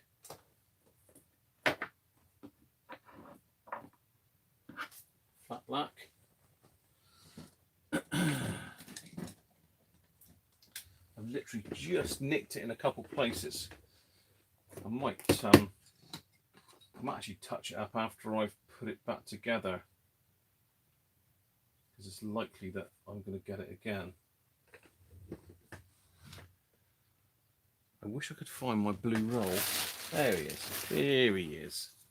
This is the worst blue roll I've ever bought as well. It's pretty bad. So I'm going to have to wipe that a little bit with some isopropyl, because there's a bit of grease on that. Yeah, it sounds a bit quiet in here, isn't it, without any music? Let's see what the chat's doing in a minute.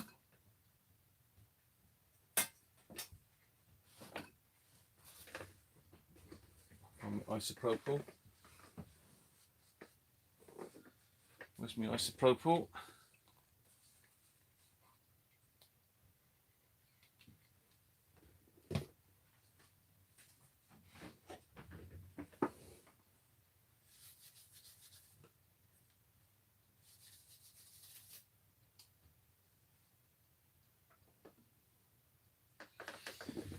Okay.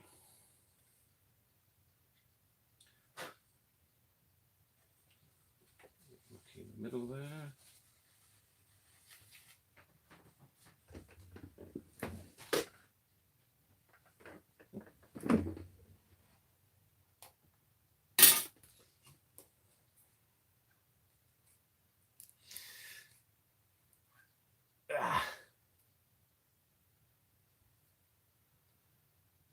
So what we're doing is perfect fruitcake with cranberries instead of cherries.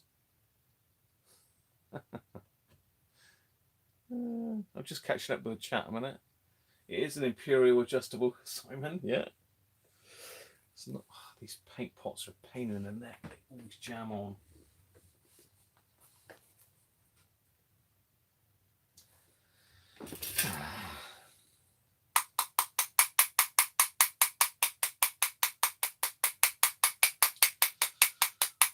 Just unjamming the paint pot. I know Chris is doing recapping his Midland 3001. I'm pretty sure I got a elastic band is a good opener. Let's try a nice purple elastic band then. So I wouldn't have a normal coloured one, would I? God, bloody hell. The trouble is the paint dries in the lid, and it dries it solid.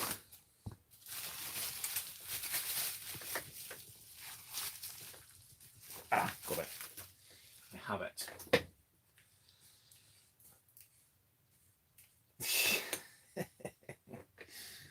Simon, don't tempt fate. Come on.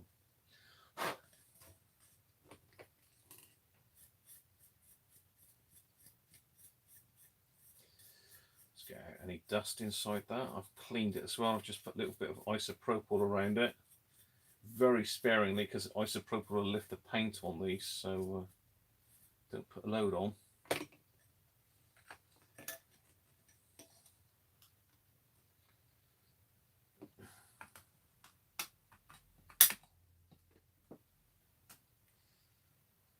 So I'm going to screw these on first. Is that the right round? Yeah.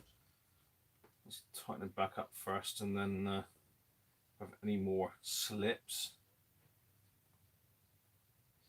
can touch them up there and then. Well, that's a bit mucky, doesn't it? Let's clean that up with a bit of isopropyl while I'm in here.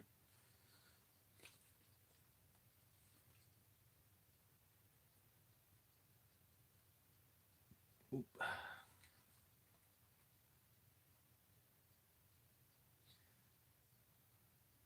Yeah. Don't say that, Paul.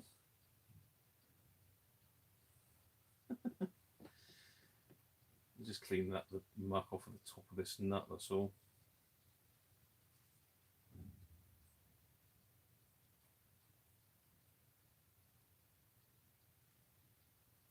Not that you can see it really, because the knob covers it, but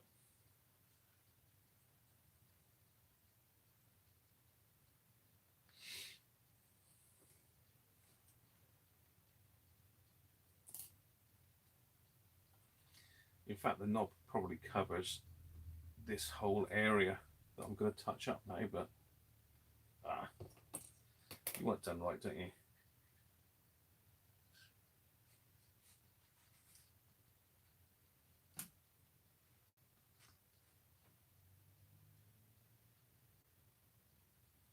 It's plenty tight enough.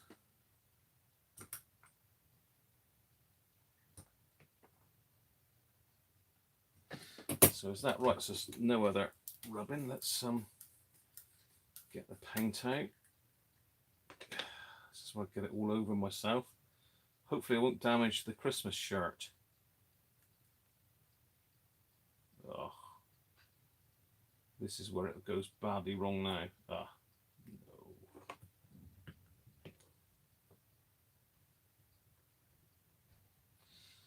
no. Okay.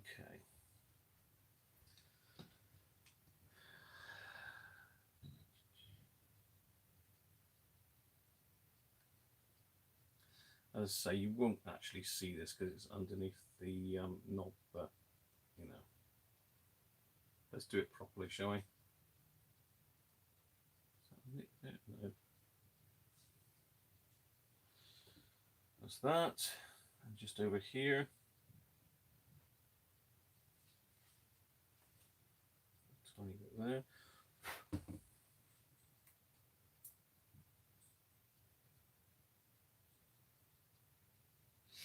There we are. Once the front touched up, put that paint back to jam up for another day.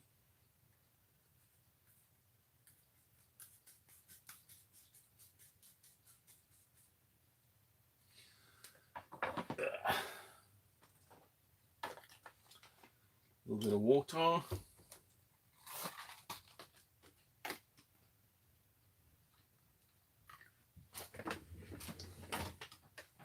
How you doing, Carrie? You nearly off? You're going, are you? Leaving me. Oh, well.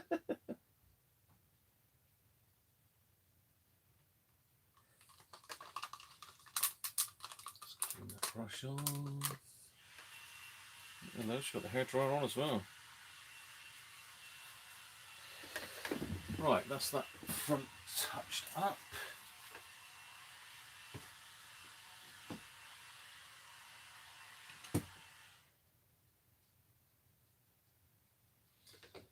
That socket's a bit knackered actually.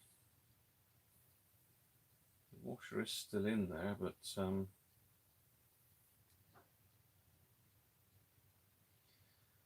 glass is pretty mank as well.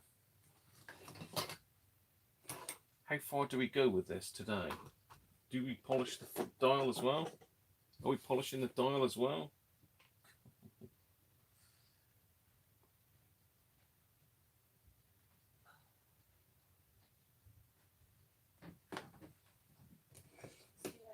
See you later.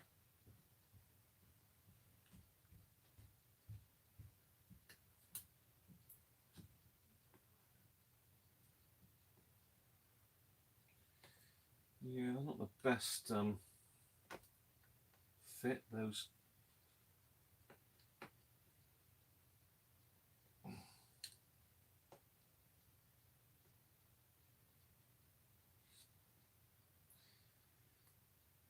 bit of a poor effort that is to fix those in.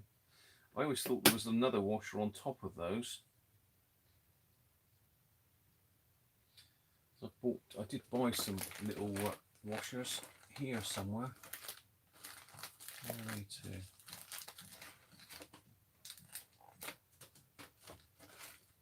I can't find them now. Typical, isn't it? Oh, there they are. I did buy these little fibre washers to go in on top of those. Trouble is, you've got to yeah, that's what's happened. There's another washer that goes in on top of that, sandwiches it together, stops it pulling out, which has disappeared. So that does fit down in the hole, but basically got to enlarge the center hole and put it in a drill and just shave off some of the edge. So something for another day. The dial is pretty dirty, to be honest. This horrible cloth tape on the edges. That's going to have to come off.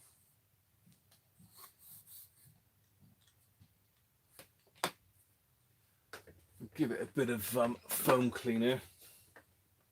This is just a recent lot I've got from CPC. I've not tried this stuff before. Basically hit it. I've got it all over the radio now as well, which is great.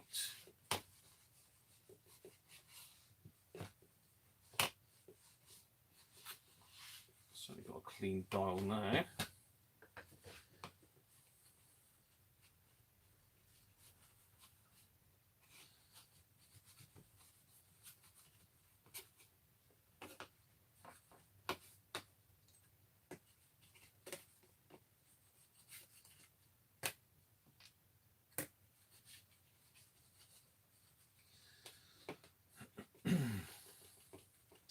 So we've got the obligatory spots of paint on this one as well, by the looks of it. It seems that every transistor radio from the 60s and 70s onwards had to have paint splatter on them. Everybody went decorating mad, didn't they?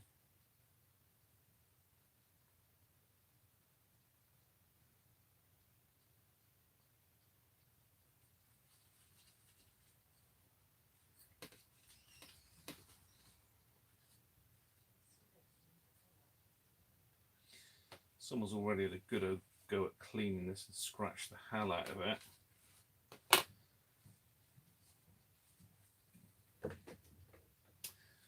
I don't think I'm going to clean that today. Am I going to clean? I suppose I've got to, am I really? Because it'd be silly to put that back without doing that first, because all of this tape and that is hidden by the surround in the top panel. Let's catch up again with chat, because I've been rambling on to myself for ages.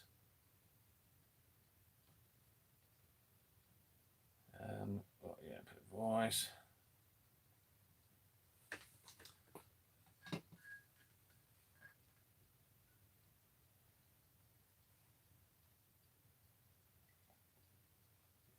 Very true, Paul. If people did know the amount that goes into them, far outweighs what we can charge for them, really.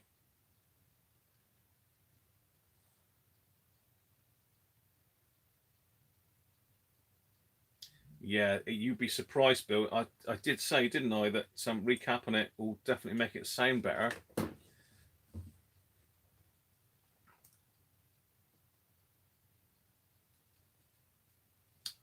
PP9s, Mike, I get them from Wilco, £3. I think about £3.29 each at the moment.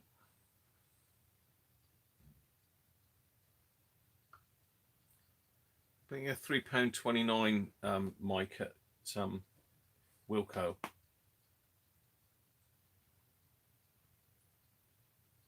Yeah, Screwfix, their batteries are crap. They had those dial ones, which are rubbish. I don't know what they got in them.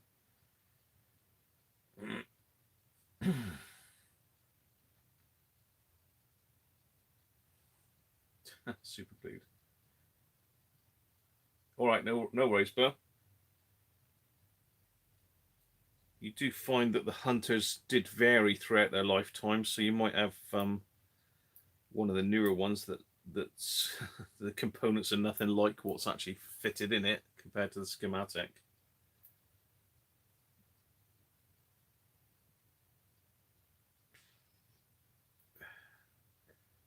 Panasonic, yeah. I mean, I use these ever ready silvers is what they sell in Wilco, and I mean some of these. I mean, that's 1116 look on that one, but still really good.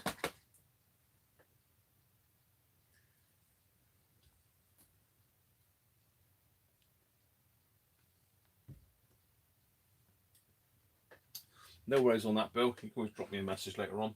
Let's go the whole hog then, and we'll polish up the dial plate on this. Let's polish the dial plate. We might as well. The missus has gone in shopping now, so I could be here a while. So to polish up dial plates, I use this Novus stuff. I don't know if that's in shot or not. Yes, it is. So you've got Novus 1, 2, and 3. 3 is a heavy scratch remover, so you start with number 3, gets rid of the majority of it. Number 2 removes the finer scratches, and then you put an anti-static polish on, which is number 1. It's a messy old job, but it does pay dividends. The radio does look a lot better. The only problem I got with this is I can't really rest it flat, so I'm going to have to stick it on the edge here.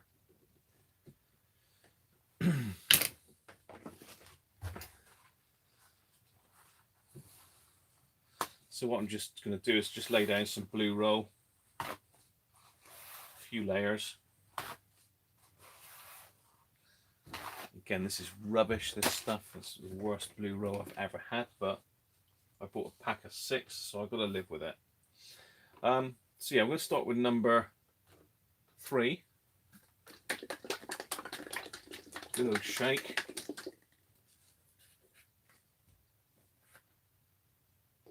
Yeah, there's a dial one up here. I think, Sean, you've had problems with those dial ones, haven't you? There's one here that came in one of Darren's radios. That's a dial, so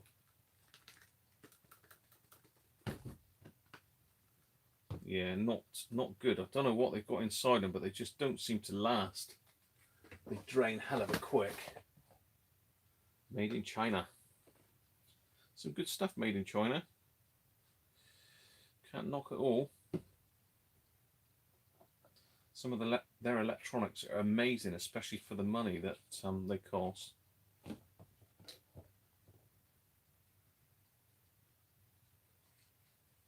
Really, Paul? Strange. Just had a bad batch. So all I'm doing on this is just going over it. Circular motions. You can't always get in where these connectors are. I could take them out, but then you tend to scratch up the back by taking them out. Just trying to get it a bit better than it was before. I should have showed you before and after, actually, shouldn't I? There's some quite heavy scratching on this, which I'm not going to get out with this. I'd need to actually go to wet and dry paper, and I won't be doing that.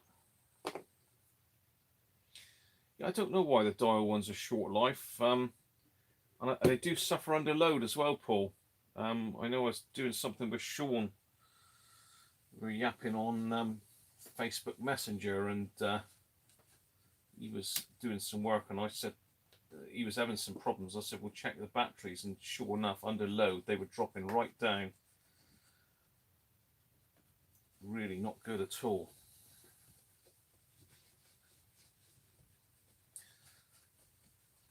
So say I'm just going over this now with number 2 polish.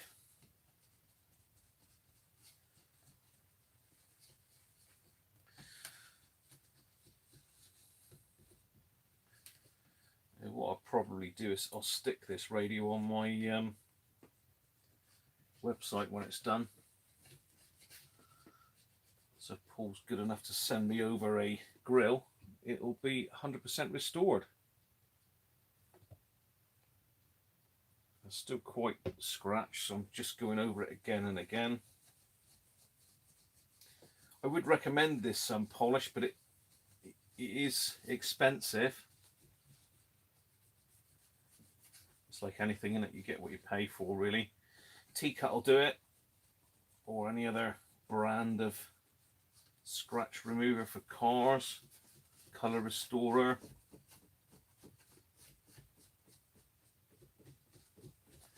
I'm not looking to get this brand new, I'm just looking to get it a bit more presentable than what it was. This is special cloths as well. These are anti-scratch cloths, so they're designed specifically for polishing plastic. Again, not cheap, but nothing seems to be cheap these days, does it?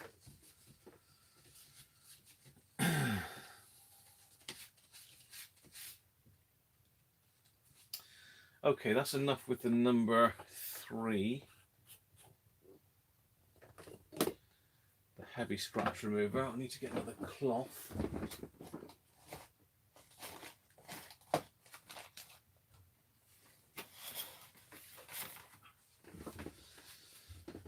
So these are these special cloths. What I tend to do is cut them into 4, make them last a bit longer.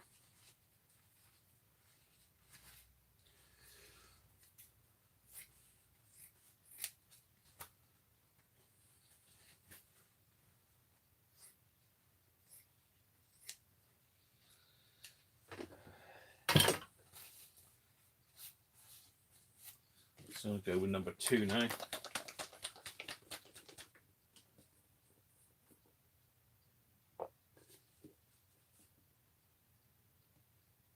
Still got more radios to show you yet. That's if you want to see them. I just thought we'd have a mess with this Rick 1, being it came in this week. Just get the majority of the work done on it. You can see what goes into sorting out these old radios. As Paul was saying, it's a bit of a labour of love, because you can never get back the time that you put into them, really, in what you sell them for. You might be lucky and get one that you can turn around for a decent profit. This one, as I say, I bought it in for about £8. It's going to need a few hours of work on it in total. I don't know how long I've spent on it so far. I must have spent an hour on it so far. I'm not keeping an eye on the time. What is it now? 3:20. I came in at 1, so yeah, I spent probably the best part of 2 hours on it, actually. Surprising how time flies by, isn't it? So just doing a final polish up. The fine scratch remover, I can see it's physically is a lot nicer. Yeah, I'm pleased with that. It's come up nice.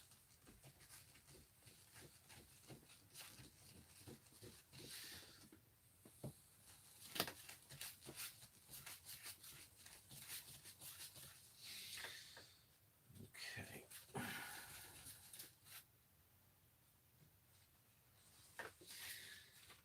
So onto a fresh piece.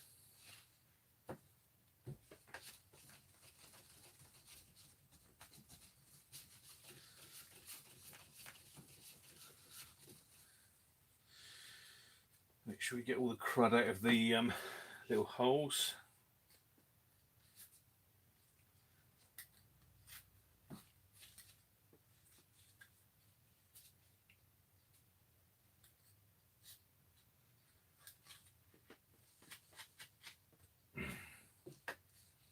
Okay.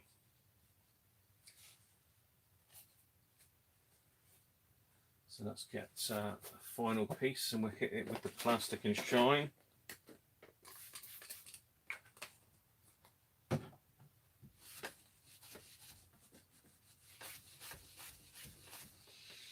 Do both sides.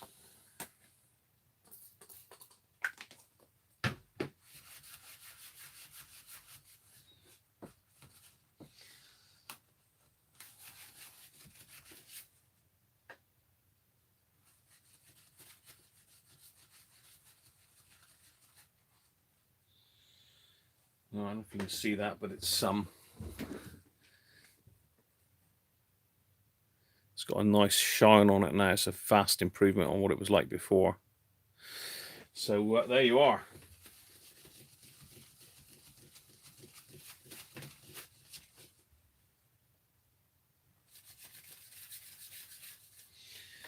Ready to go back on.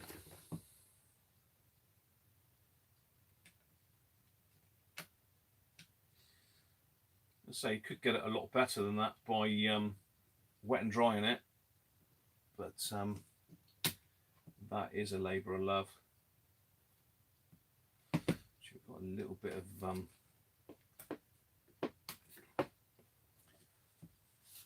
overspray on the dial itself. Just wipe that off.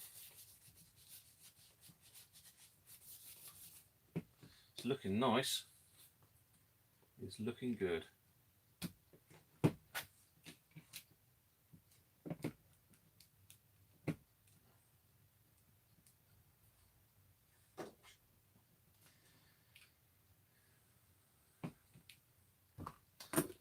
Right, let's pop the knobs back on. Let's give them a bit of a clean while they're off.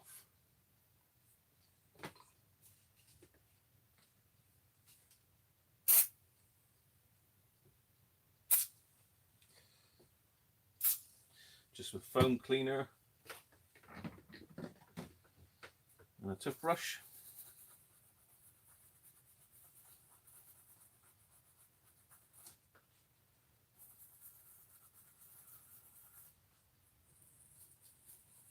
That was pretty mucky.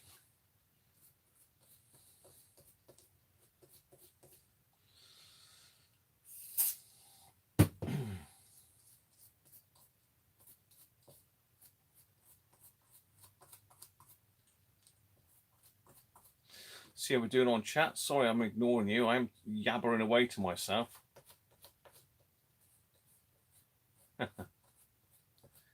Cheers, Paul. Thanks for that. Could you use dusters to put Novus on? Oh, I don't know. Is the truth, Mike? I personally wouldn't, because I suppose cotton wouldn't damage the finish, but this is pretty. These are pretty manky. That's certainly the knurled knobs are pretty manky. Let's give them a little bit of a squirt around the sides. Yeah, as I say, these are special Novus polish mates. Look, that's the cleaning cloths I'm using. It says when using the wrong cloth when cleaning plastics can damage the surfaces. Standard paper towels, polyester or rayon cloths can leave scratches in plastic. So basically, I think it needs to be lint-free, possibly cotton. I've used some polishing cloths before, Mike, on it, which seem to be okay. So I'm just getting rid of all the crud in the knurling of the knobs here. You can see I'm going to have to go over this one again because it's getting a lot of it off. But I normally soak these in some hot soapy water with just hand soap. But the foam cleaner gets it off, to be fair.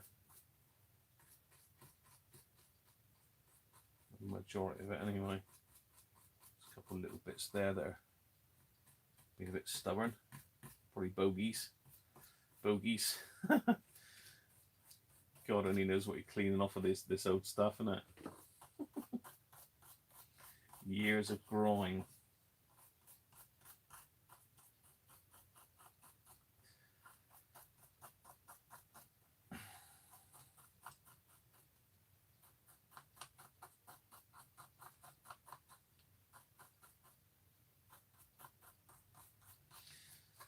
Yeah, it's not cleaning up particularly well, that one.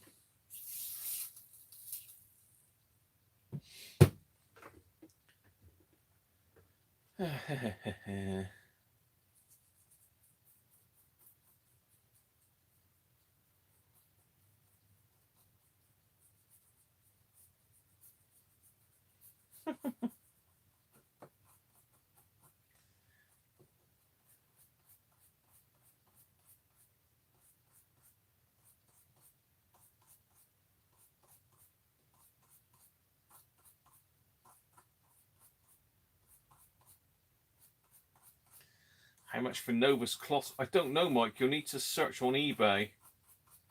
All it is it's almost like paper towel. It's not like a fabric, it's more of a paper. Yeah, I think that could be corrosion on that one more than crud.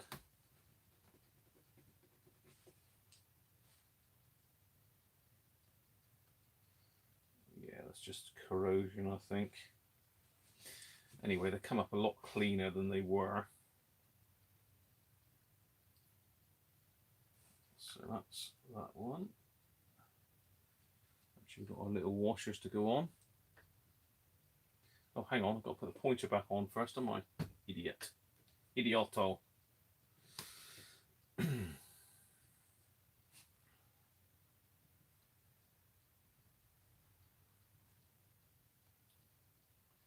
Was that somebody saying to me, don't forget the pointer? I'm glad you're looking out for me.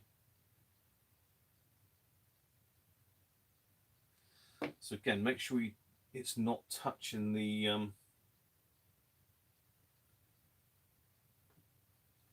make sure it's not touching the actual dial face itself, because you will scratch it. It's a lot further away than it was before.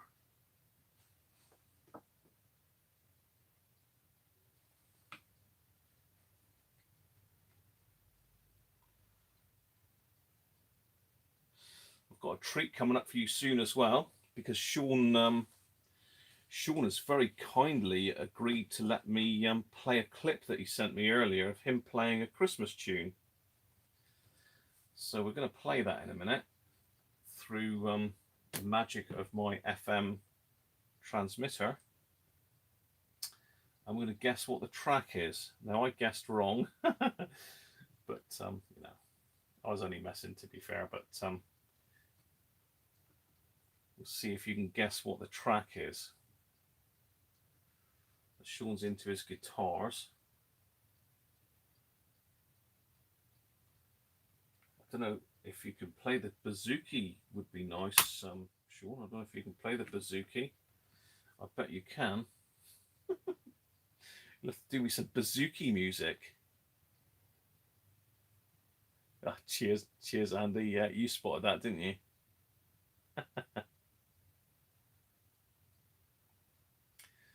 Yes, Mrs. Radiocruncher's toothbrush is much better than mine for cleaning stuff. Much better. I don't know what it is, but far better. Now, these were actually toothbrushes that I picked up from one of the pound shops. I think it was a pack of 5 for £1 or something silly like that. So there we are. There's our dial plate back, looking much cleaner. Yeah, you can't see those scratches underneath there, so pointless touching them up really. But you know, I'm a perfectionist, so it had to be done. Let's get rid of my Novus polish up out of the way.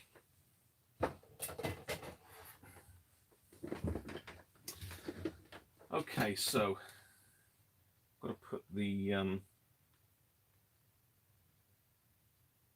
put the electrics back on now. That red wire is horrible. I'm going to put a bit of heat shrink sleeve over that because the red plastic has melted, which is typical.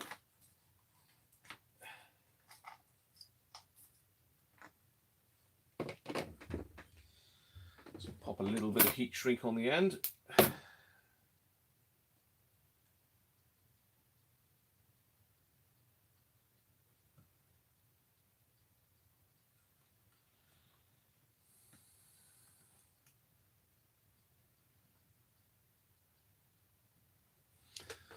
Let's get the heat gun.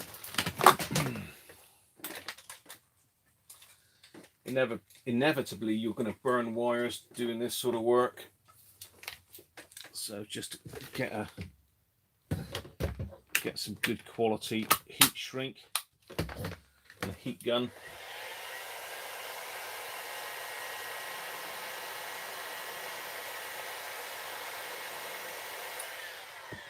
There you are.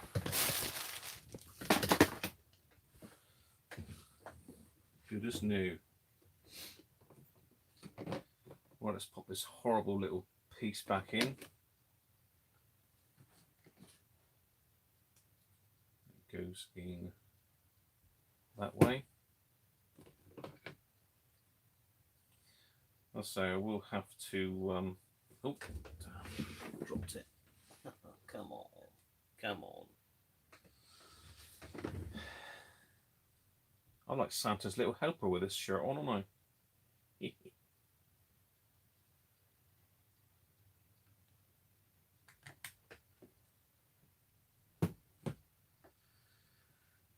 Right.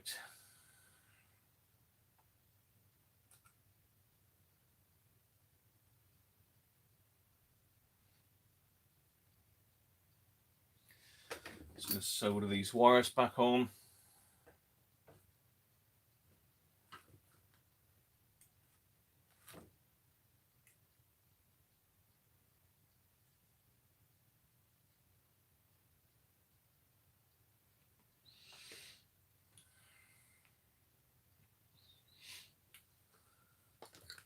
Check a bit of flux on that one.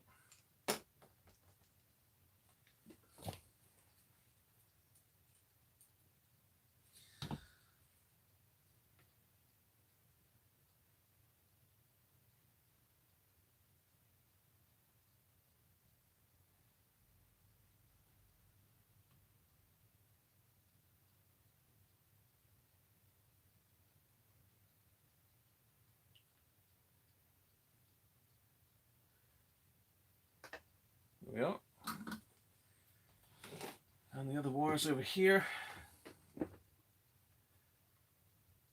we've got our solid wire going to that one. We did. It's now no longer there. Let's get another solid wire, a bit stronger.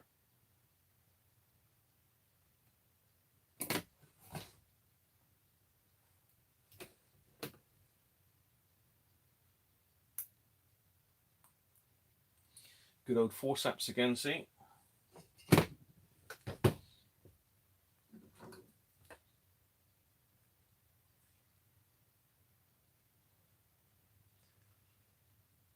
Yeah, you could do Mike Brasso.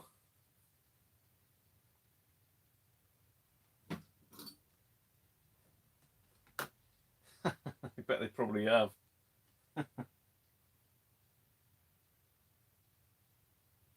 Seems funny that, doesn't it? Because if I do a feature a radio, you do tend to find all of a sudden they're jumping up on eBay. Got some rather nice radios. Well, I think they're rather nice to show you in a minute. I've just put in a new link in here because Roberts didn't use a very thick wire for theirs. So mine is now mega thick. So I've just used a capacitor leg. Always keep a tub full of old capacitor legs. They come in handy for stuff like this. They come in handy for a variety of jobs, really.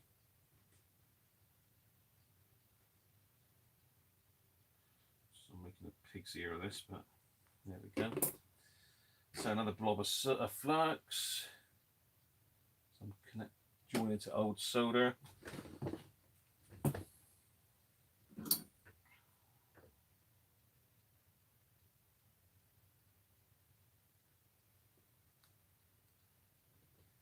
That end.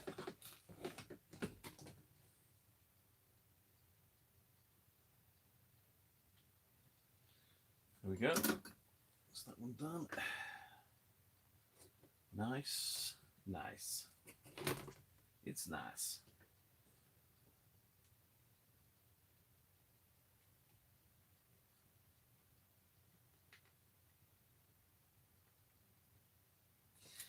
These connectors have got holes in them, but Roberts for some reason didn't use the holes. I'm going to, because it makes it damn so easier to fit them.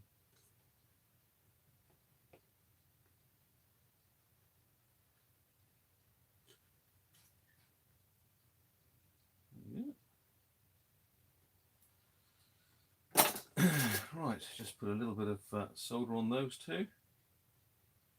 I suppose I could have stripped the headphone socket while I was in there, but I'm going to give it a good clean out in a minute.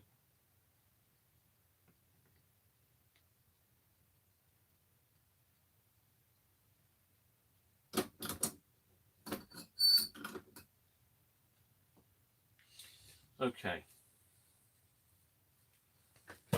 Soldering iron can go off.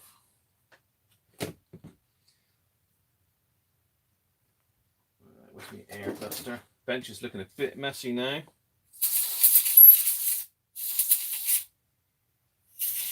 So I'm going to go in with a bit of deoxit as well.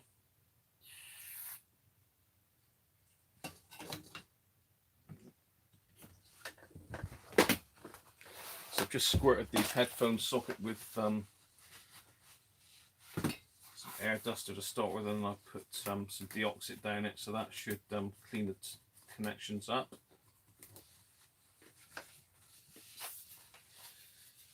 There we are.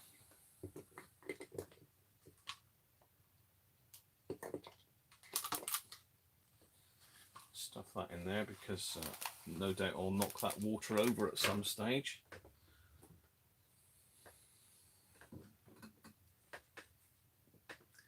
The shirt's turning my stomach, Sean. Wow.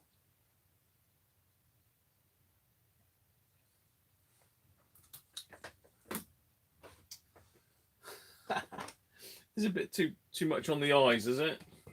Let's have a bit of a bench clean up a minute because it is getting a bit clogged here, and I need the bench in a minute to get these other radios up for a look.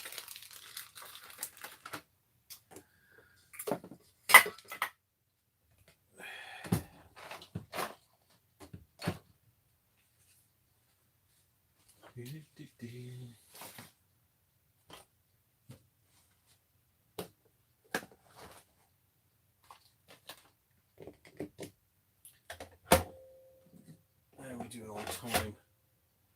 20 to 4, plenty of time yet, isn't there?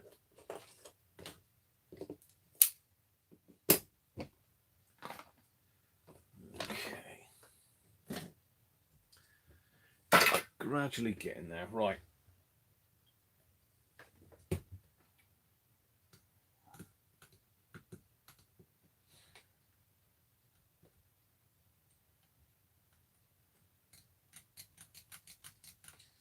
What other jobs can we do? So we can put a little tiny bit of oil on the bearings for the tuning gang. Let's careful because my air duster wants to come and see me. Stay there. So I'm using this synthetic super lube, which I got off of RS, I think it was. Again, not cheap, but it's the best stuff I've had to date. Made in the US of A. So I'm just going to put a little tiny bit of that down in that bearing.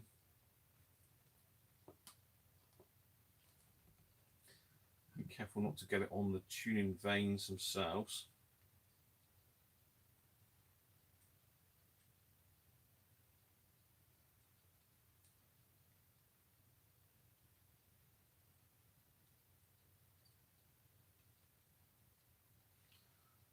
Okay, that's moving nicely.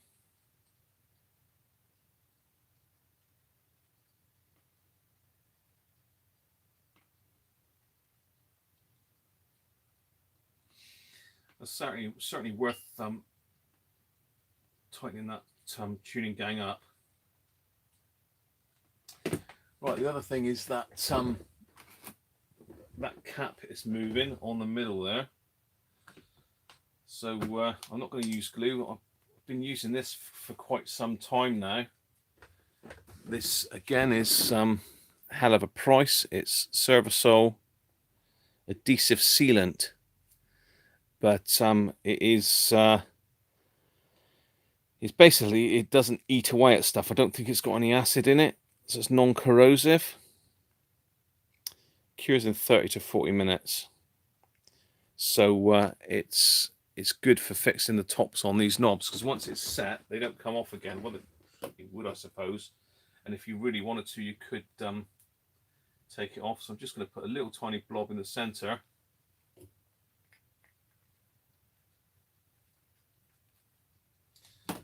And that is pretty much all it needs. Once that's set, that will be like rock. So there you go. Another tip. I need to just put a little tiny bit of oil in on the wave change switch, just in the bearing surface there. There we go. That's going a lot easier now.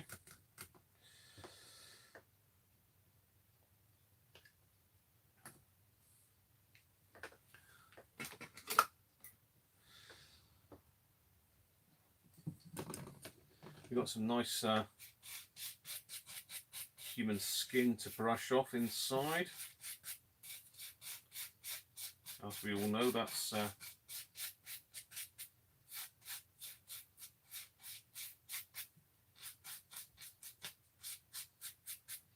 don't go mad with this as well, because these old speakers do get very thin.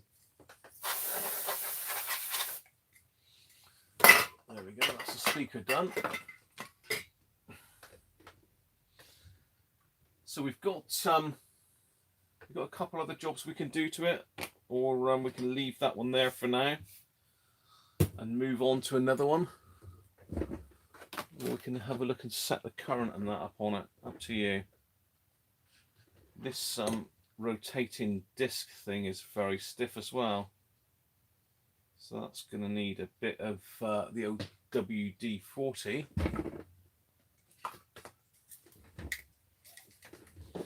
This radio really is getting the work over, isn't it?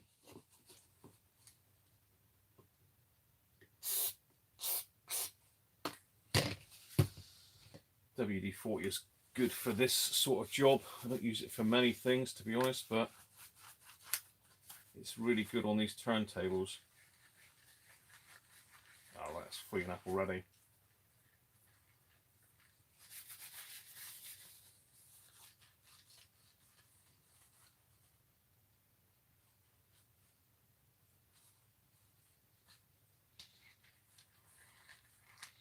Yeah, that wouldn't turn before at all.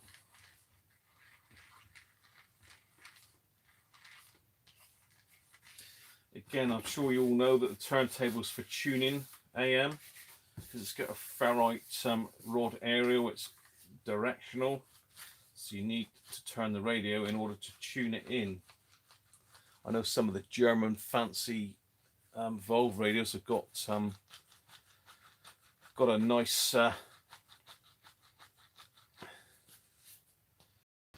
you want me to stay with it, Sean, do you? Yeah, some of the German radios have got a movable ferrite, so instead of moving the radio, you turn a dial and it moves the ferrite inside. Still not the best turntable. It's a little bit tight, that one still, but a lot better. Okay, so we can do the quiescent current setting on it. So I've got to check the voltage is 9 volts measured across C15. So I've got to get the bench supply set up for that and connect a voltmeter between C19 and the chassis, and a minimum volume adjust RV3 to give 5.2 volts. So let's connect it back up to the power then. We'll go and do some of the setup jobs on this. It might not need doing. I mean, they do say a lot of times that unless you change the output transistors, you don't need to do this, but just changing things like capacitors can alter the quiescent current, so it's worth checking even if you don't actually do it.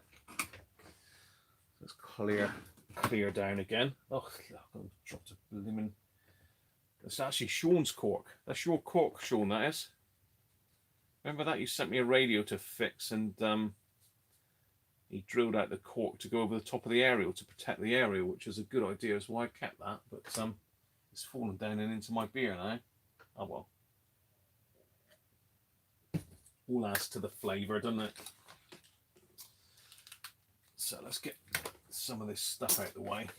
So I don't want to get any muck on this this service data sheet.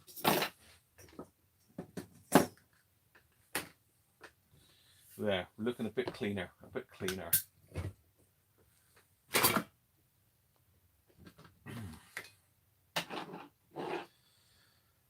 So, are you all still with me, or have I bored everyone to death now? I think it's only Sean and Benji left. Oh, Chris is back. Inductive tuning used on a lot of old car radios. Bit of a rough brush. Are you a bit of a brush man, Benji, are you?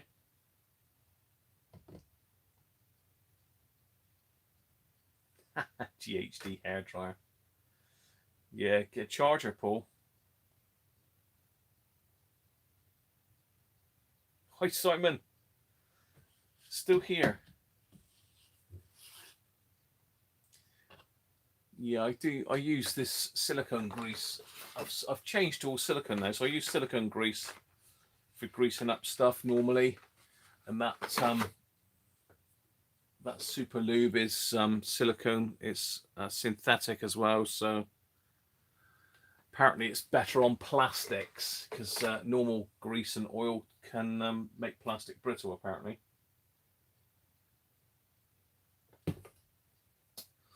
Okay, so let's get the bench supply back on this. Should still work, hopefully.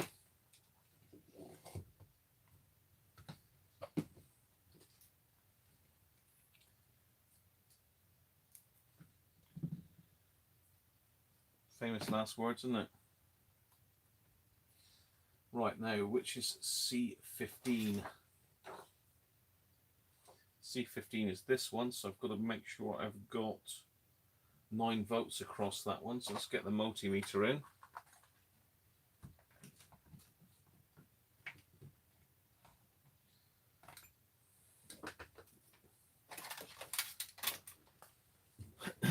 If you can see that or not. Is that in the shot? Yeah, just about. In fact, the camera works pretty shoddy. Oh, hang on. Whoa! Steady. I think the tripod's had a bit too much beer. Right. Let's get the tripod loosened up a little bit. There we go. Right, you're with me now. Hopefully you'll be able to see this next stage, because this is what puts a lot of people off fixing radios, is the alignments, but they are pretty straightforward on these AM radios. It's when you get do you want this shirt? Is lovely. Anybody want a close-up on the shirt? Here we go. Oh, look at that. How Christmassy is that? There's little presents, trees, snowflakes, little stockings, look, candy cane, bit of holly. Oh dear. Yeah, somebody should commission a hacker shirt for me to wear. Okay, so what we're doing is we're looking for 9 volts across this capacitor, obviously with it switched on. So 8.9, so let's just tweak the power supply to get bang on 9 volts. Come on. 8.998, I'm sure that's 9 volts. There we go. 9 volts. So we've got 9 volts across there, so that's that done. And connect a voltmeter between C19 R18 and the chassis with a volume at minimum. So C19 R18. So this is C19, our big one. R18 is down there. It's between C19 and R18. So we just have a look at the back of the board. So that's basically the negative side of the capacitor, which is up here. So we need the negative side of the capacitor there. And does it say between that and the chassis? The chassis, which is there. And we're looking for 5.2 volts. We've got 5.15 left, so we're not far off. So we need to adjust RB3. RB3 is this one here in the middle. So with all these, it's best to give them a little squirt. All you circle fans, look. Oh, I spoil you, don't I? It's best to give these a little bit of help, because they tend to stay in one position for their lifetime. Let's see if I can find where my little screwdriver's gone. So I'm just going to give that a quick exercise. The volume's got to be on minimum. So I need to have a reading of 5.2 volts. It's pretty critical, really, isn't it? So let's get that down to 5.2. So it was a little bit low before. It's one of these things, isn't it? It's gonna.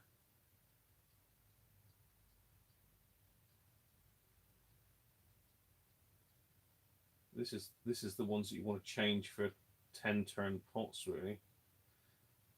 5.2, there you go. 5.2, 5.21. It's going up a little bit as the set's warming up. 5.22, 5.2. It's going up now, isn't it?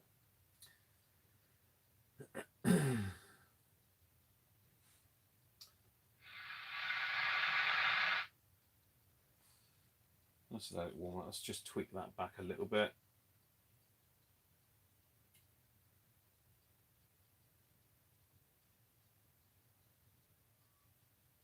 God, it's so touchy. That's going to do me. 5.21. That is good enough. So connect a milliammeter in the red flex link LK under the print circuit board and adjust RV2 to give a quiescent current of 3.5 milliamps. So milliamps with this particular meter, I've got to pull that one out. Let's pull that off of there, stick it in the milliamp socket, and I'm now ready to go with milliamps. So I need to find this flexible link, which it says is in red, but I think they lie. Oh no, it is in red. So the flexible link is this wire here, I believe. Double check that with the circuit. Circuit diagram's there. So we're linking from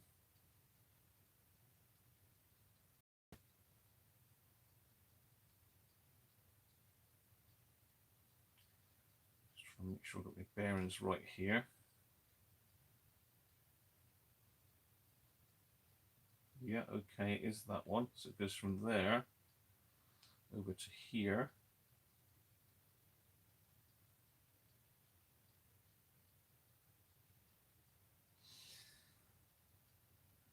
Okay, yeah, that's the. So is this red wire here? I don't know if you can all see that or not.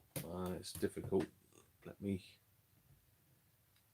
see if you can get that on the camera. Okay, so it's this wire. So basically what we've got to do is we've got to lift one end of this wire and connect our meter in between one of these terminals and the end of that wire. So I'm just going to change probe leads a minute, if I can find my probe leads. Come up find my leads. Where's my leads?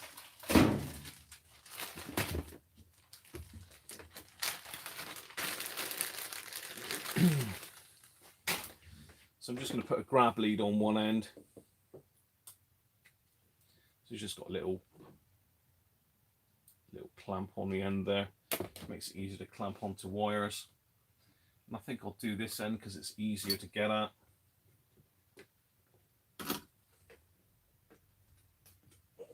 Where's my forceps? So this is adjusting the quiescent current. We've done the, I think it's the midpoint voltage they call that in the hacker world. There we go. So I've just lifted that wire now.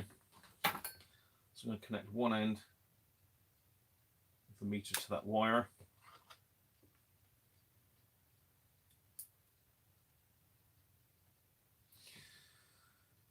Let's turn it back on again.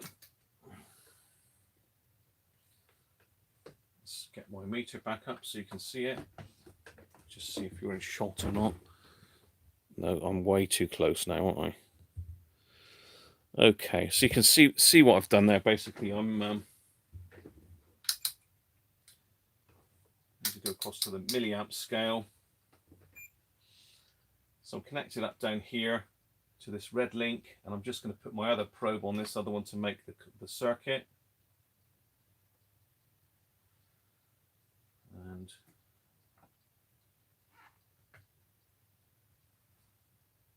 I'm getting nothing for some reason. Why am I getting nothing?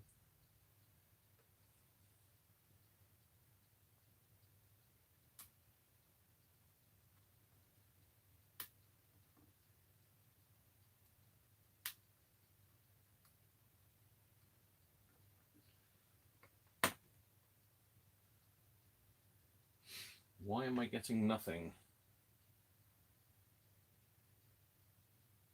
To fit on the milliamp scale.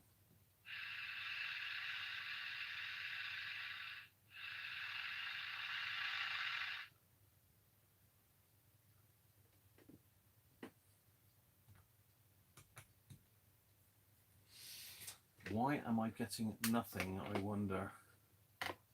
It's definitely the right link.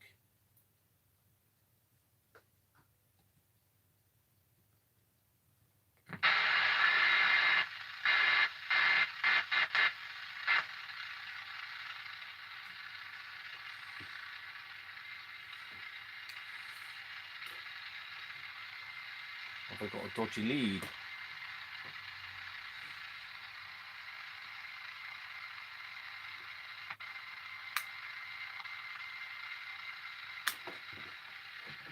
Come on, grip. Grip, you swine.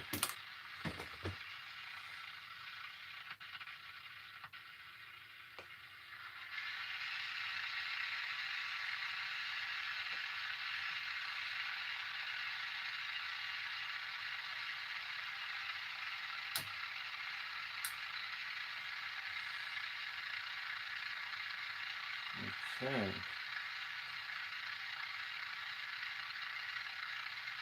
Houston, why are we having this issue?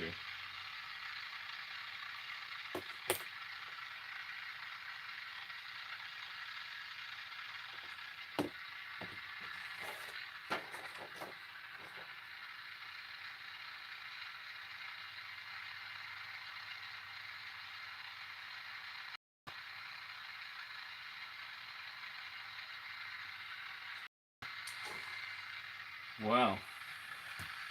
Surely it's not that far out. Where's RV2? RV2's up there.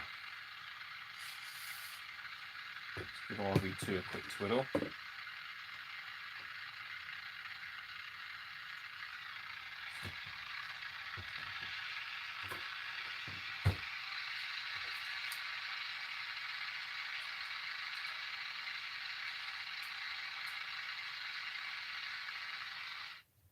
Turn the volume back down. So for some reason I'm not getting I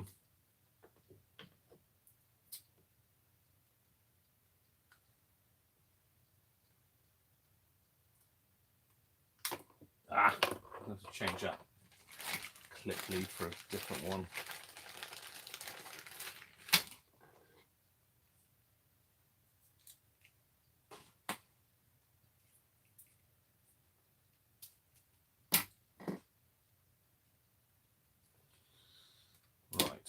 get that one on there.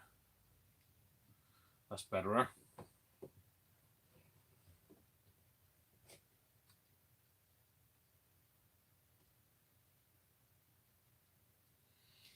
Not getting a dicky bird there. Nothing at all. Why is that?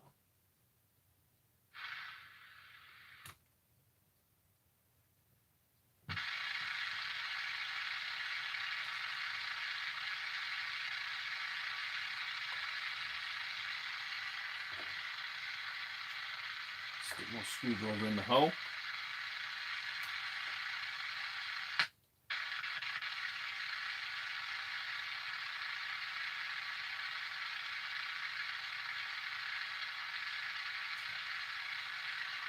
Well,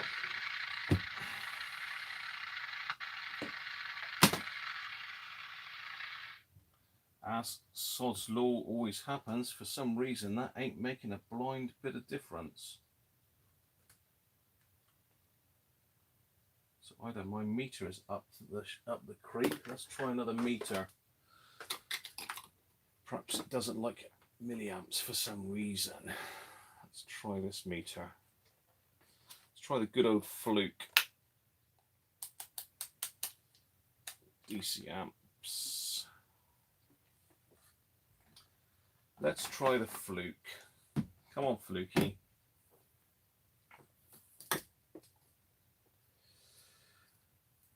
Right.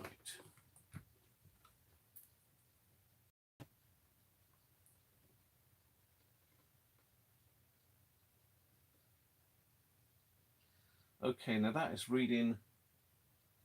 Seems like I may have a problem with my meter then, which is unusual. I don't know if you can see the fluke. Let me just have a look in the camera, make sure you can see it. Let's get in a bit closer. Okay. So if you have a look at the fluke now, if I connect up with that,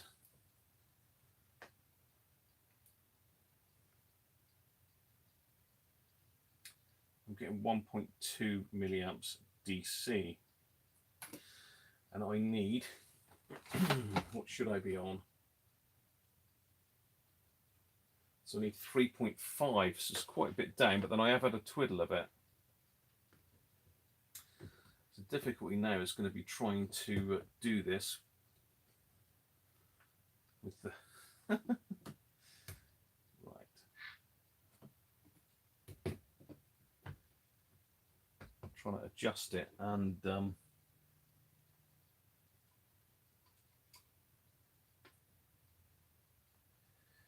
hold these leads on at the same time.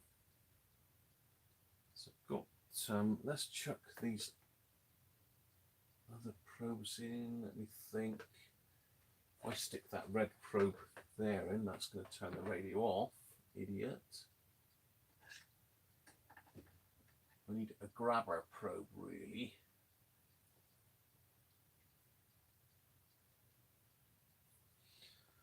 Let's just connect up a clip lead to that one.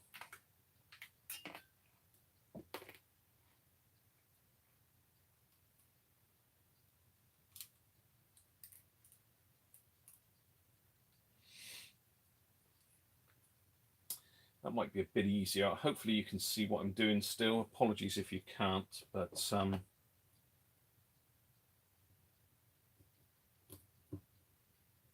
to do this and ultra at the same time is going to be fun. There we go. So let me get my screwdriver in if I can. Other way. So we need, ooh, what did I say? 3.5.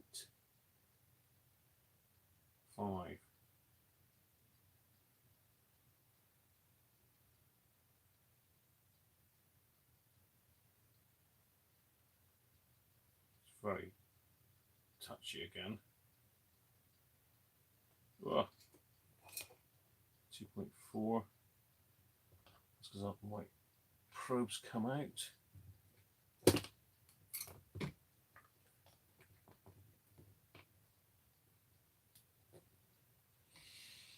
Try again. So on 2.17 now, I'm going to need to get a non-metallic screwdriver, I think, because my screwdriver's messing with it. Let's get one of these ceramic screwdrivers. Probably the second size one will do it.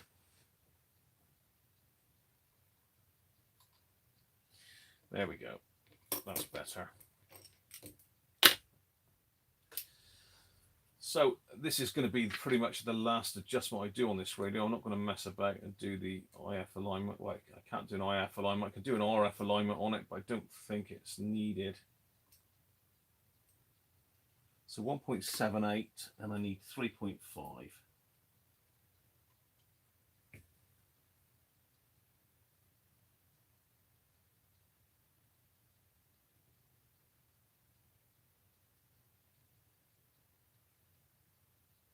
It's very twitchy.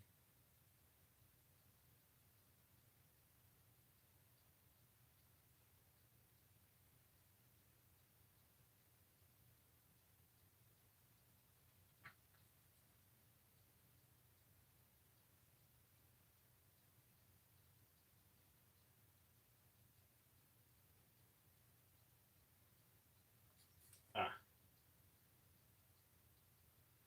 3.5, 3.51, 3.5.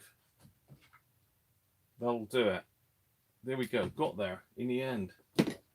What a faff. Right, that's probably bored the hell out of you now. So what I need to do now is disconnect everything. Good old fluke. I don't know what's going on with the milliamp scale on that one. I don't know. I'm going to have to check that out because that meter is pretty good. Unless maybe the battery's getting a bit low on it, possibly. I don't know. Good old fluke to the rescue, though.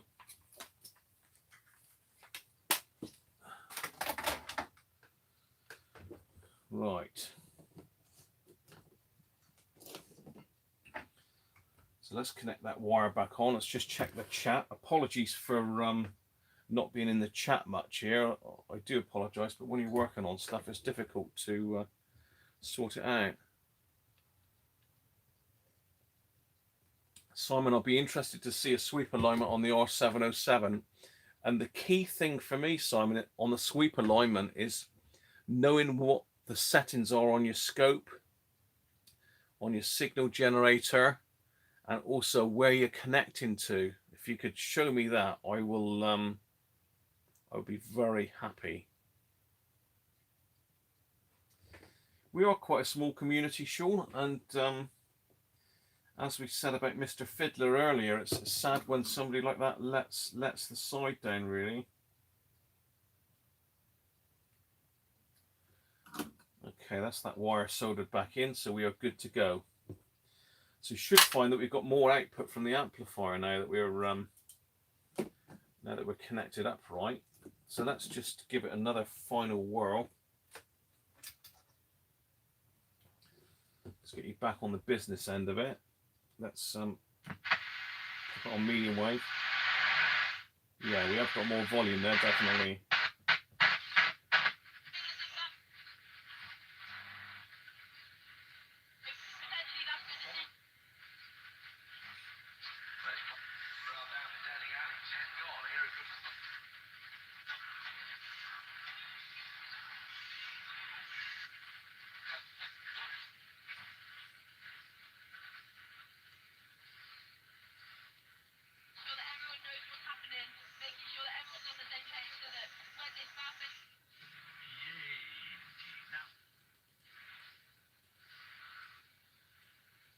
Yeah, good old Avos.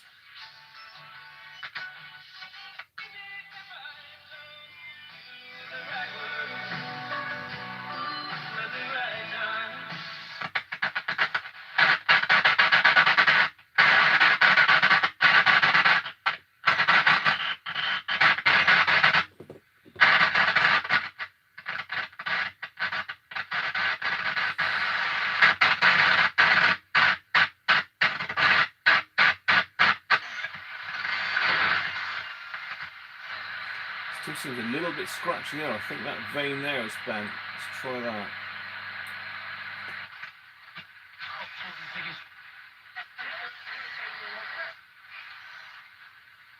Yeah. Sounds like the battery's run out on my afternoon, even over Christmas on the BBC. Now, as we're heading towards Christmas, it's appropriate we've got a Christmas tune. At number 38, from Bublé's Christmas album. I'm dreaming of a white Christmas, just the ones I used to know. bit of Bublé.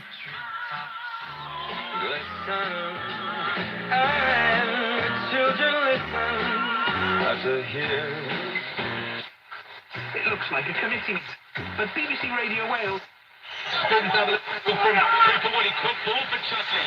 Now angles coming in by the boss.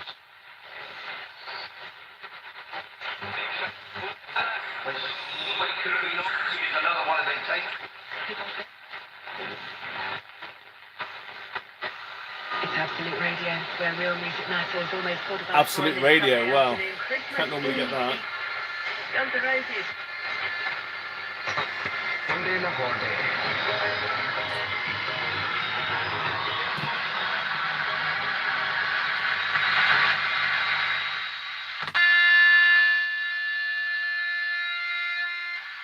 Long Wave doesn't like my soldering iron. Says the narrator of Scarlet, Idaho, a story by Dennis Johnson, who is one of America's laureates of intoxication and its aftermath. In the throes of a hangover, it's difficult to keep the suffering in proportion, so literary accounts are often vivid. Take P.G. Wodehouse. There you go. Pretty much job done. It does say on the bottom here about observing a sine wave output on an oscilloscope and adjusting RV3 for symmetry at onset of clipping. That is fairly easy to do, but I've basically got to set my signal generator up. I've got to get it into AF generator mode, connect it into the volume circuit, and then look at the speaker output on the scope. But you've got to adjust RV3 again for that, which is the voltage.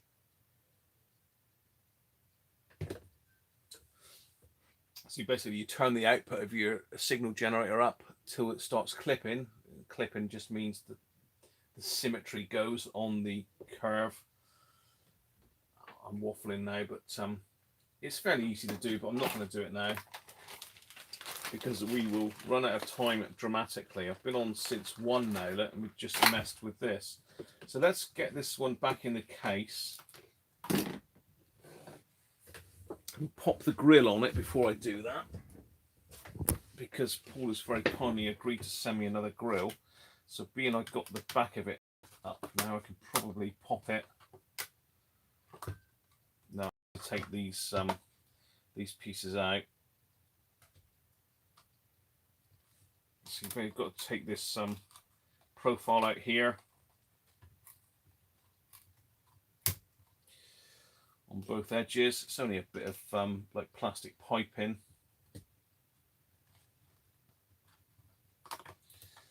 It doesn't appear to be glued in, it's just pushed in. It's trying to come out already, look.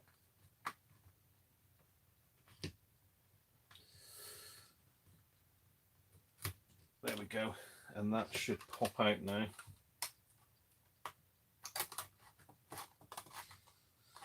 So if you've got a dented grill on one of these, that's the way to get it out, basically. Mine's a little bit more than dented. It's got a gunshot wound in it. There we go.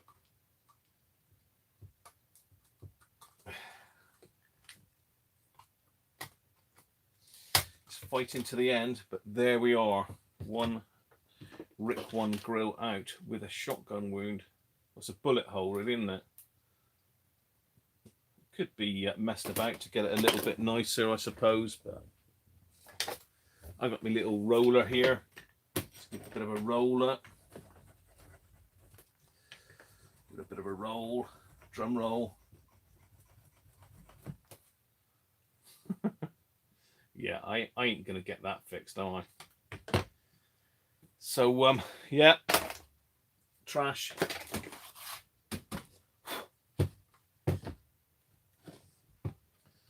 So let's get him back in his case. The way around. Yes, it is.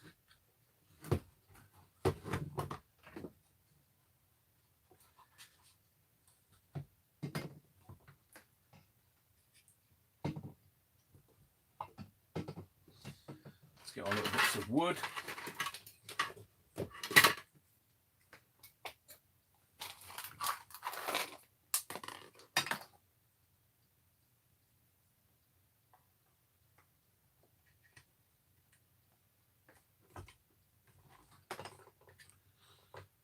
Get them up in the hole.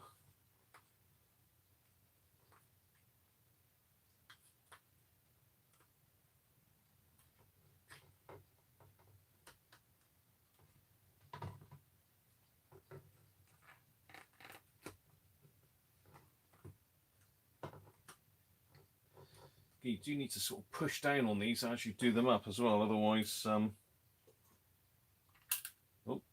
it won't be a very tight fit. We like a tight fit, don't we?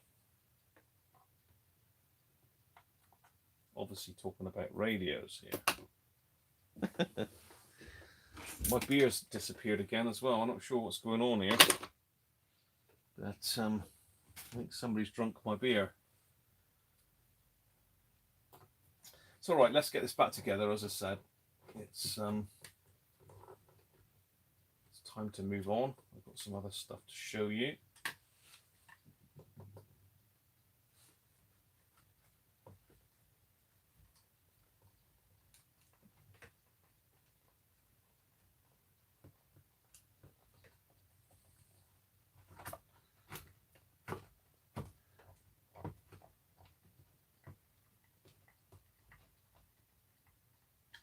Again, I've made a new hole because it wasn't very tight before.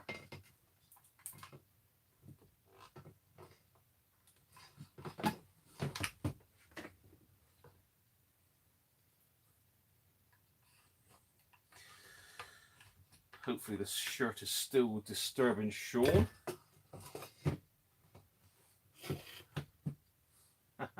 Because in a minute we're going to get Sean's little guitar solo track on and play Guess the Christmas Tune at Christmas.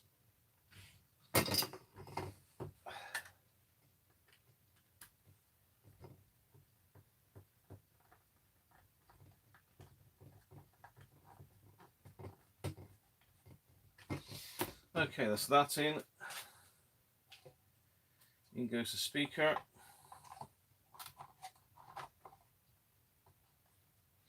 As I say, that just sits in a little slot. Two nuts.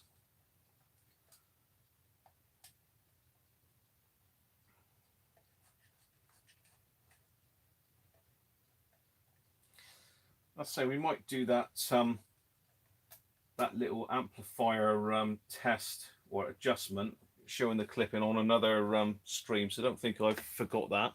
If you remind me next time, we'll pull this back out again and give it the amplifier test, and we'll hook the scope up to it. You can have a look what clipping looks like if you don't already know. I know a lot of you are radio repairers and you'll know exactly what I'm going on about, but a lot of you won't. So okay, battery tray. If we're done with the battery tray, yeah, battery tray. There he is. Here he is. There he is. Hello, battery tray. Let's pop the battery tray back in.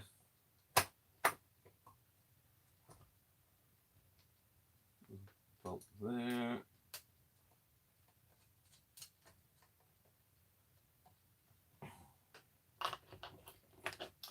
I say I'm not sure what's happened to my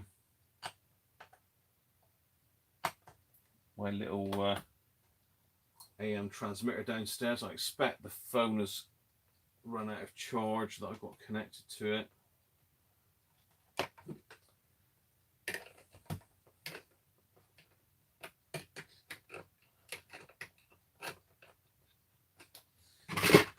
There we go.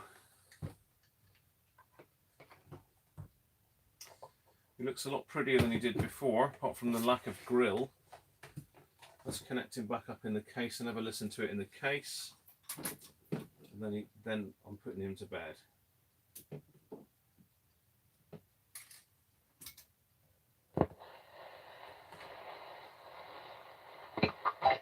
Here in the UK, but at number 36 in the biggest selling albums of all time. Tubular Bells. Whoa, what a tune.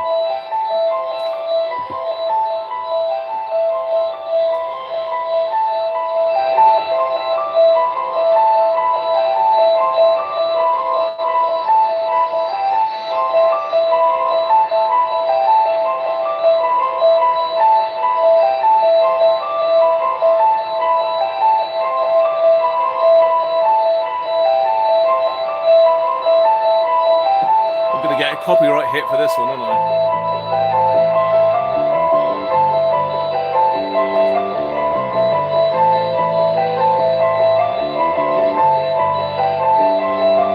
Hi Gary, how are you, mate?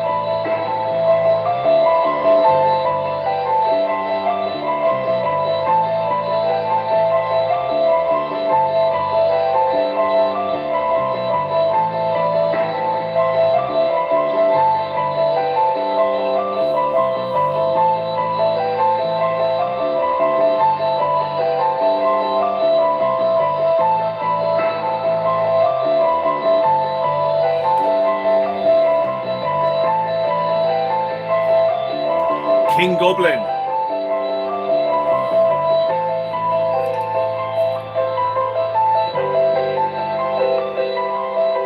I'm going to leave you with Mike Oldfield and Tubular Bells a minute while I go and find myself a bottle opener.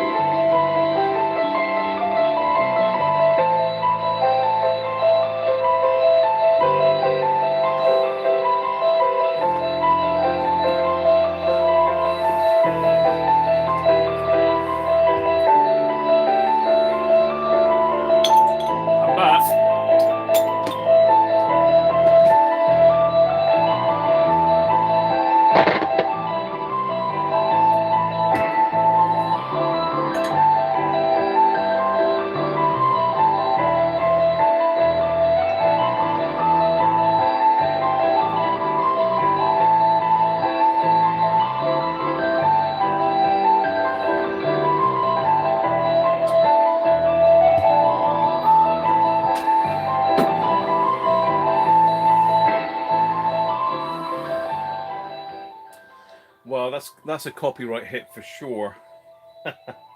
It's a beauty. To be honest, that sounds a hell of a lot better than it did earlier. And really, it's just those three caps there, really.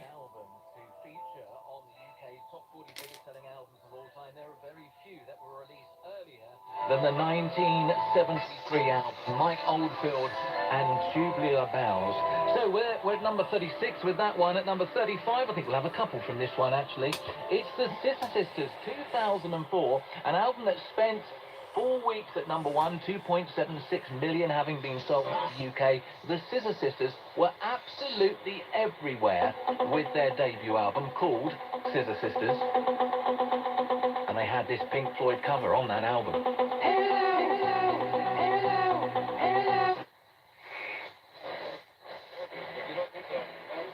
rhythm to boards.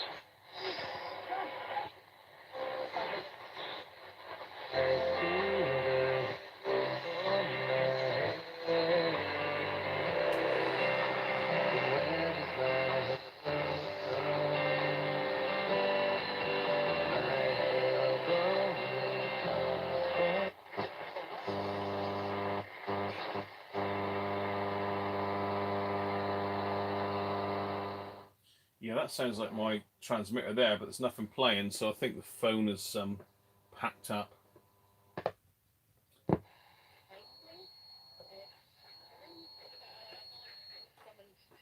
Kind of magical book binder that keeps memories, which makes it sound 100% not my kind of thing, and yet the sheer enthusiasm for it has got me quite excited.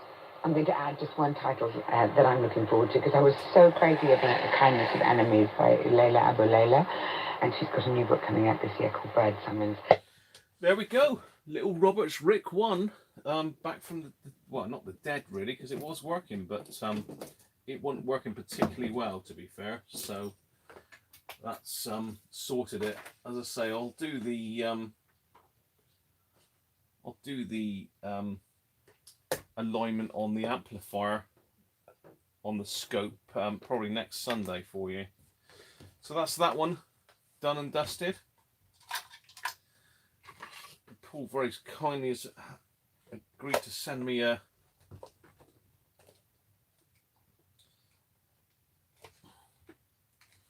oh, it's that way around. Yeah, Paul's very kindly agreed to send me a grill for that one, so I can get that one cleaned up. You know, the case needs a bit of a clean. I need to touch up the Roberts logo on it, and that one can go on my website then. There we go. Good old Roberts Rick 1. So it's looking a lot nicer than it did. I've got rid of a lot of the scratches, and I didn't go over that for a massive amount of time. I didn't spend long on it, but I do like these. This dial is really retro, isn't it? I think the there's a couple Roberts radios that got this. Obviously the RT1, the R200, R300, and the R303 have also got this, and possibly the 500 as well. I'm not sure. But nice little radios. I've always liked the Rick 1, and better than the Rick 2. Really, it's more retro. Anyway, there you go. So let's have a bit of a clear up, because I've got some radios I need to get on the bench now for a look. I've got my bottle opener, so we're in business. Hopefully you enjoyed that little segment on the Rick 1, and if that's the sort of thing that you want to see in future videos, then let me know. I just thought I'd try it, see what you thought of a bit of a longer session on one radio, really. I suppose really I should have concentrated on a customer repair, but as I say, it's my radio, so I can mess about. I always used to have a play about with my own stuff on a Sunday, to be fair. I just decided that I would let you share it with me. So my messing about with radios on a Sunday always used to be just my own stuff on a Sunday. That was the whole idea of the live stream, really, was to bring you in and let you play along with me. So yeah, any comments, please feel free to either say now or leave it in the comments later. If it's a load of rubbish and get off, Graham, what an idiot, then go for it. I might not let you publish it, but you can say what you want. Right. So, how many born E's? You're going to love this shirt. I have got that album as well, Benji. Hi, Happy, how are you? Chicken Caesars. Oh dear, sure. We're not doing the Christmas jokes, are we?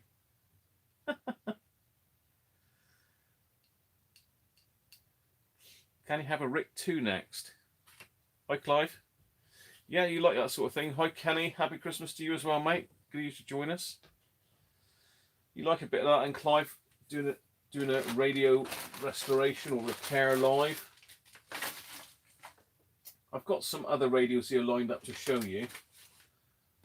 One I have restored this quite a while ago.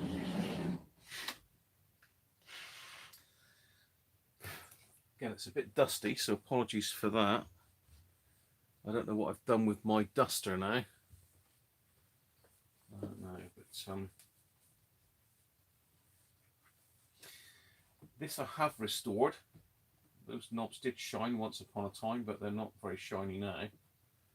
Bit of brass will soon bring that up. Okay, mate, I will zoom out a bit. I'm still I'm still right in there, aren't I? Cheers for that, Benji. I'm sure we all know what this is, don't we? No. There's a giveaway about which model it is if you look at the Roberts badge. It's unique to this set, that badge.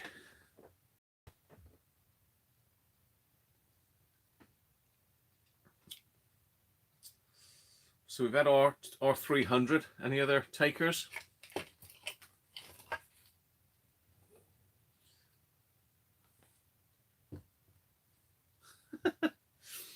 Yeah, Sean's got it. Bill, you were nearly there. You were close. This is a Roberts RT1, which is their very first ever transistor radio. And to be honest, it is a classic, and they are starting to fetch good money now, and I'm not surprised. It is an RT1.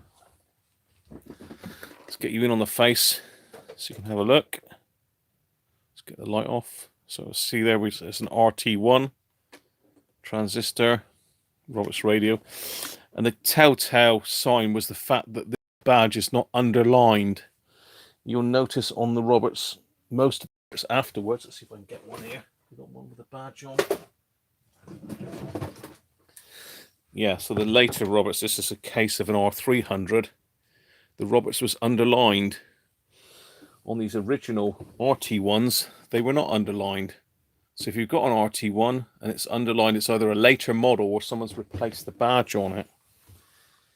Because one of the problems was the badge on these is very, very fragile, and the line underneath it gives it strength. So I'm assuming that Roberts had so many of these badges broke that they decided to stick the line underneath it to make them a bit stronger.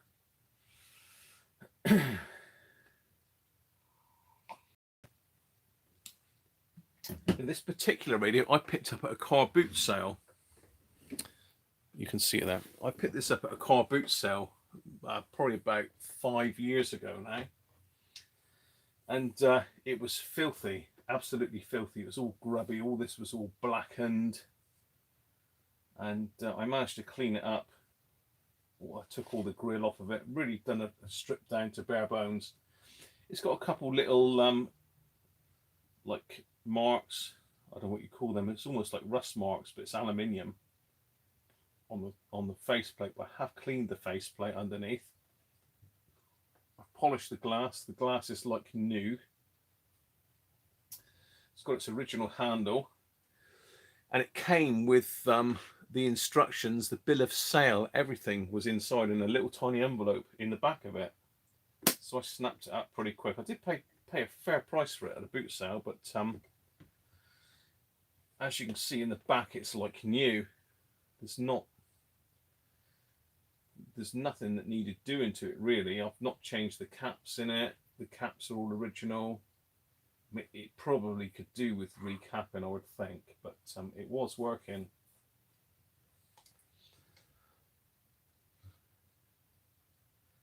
Brass aerial.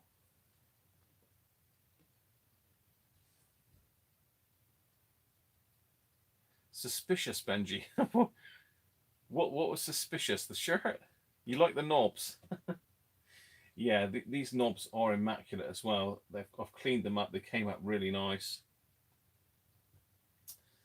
Yeah, it's got a big old ferrite aerial in it. The long wave coil is quite spaced on this one. Medium wave coils over here. One thing you must remember with an RT1 though is it's not, I mean, you think it's got connectors there for PP9 LUT. you know, that's PP9 connectors. But it is a 6-volt radio. And it actually uses, have I got one here? I've got one somewhere. So I'm just kicking the tripod and knocking the camera. It's all good stuff. No, I've got one somewhere, but it uses a PP1 battery. I've done on the PP1 there. It was on the bench over there, but it's a PP1. It took two different sizes of battery. One was a PP1. I can't remember what the other one was. But yeah, it is a 6-volt radio, not a 9-volt. So do not connect this up to 9 volts. Not that it'll do a lot of damage, really. I've seen a lot of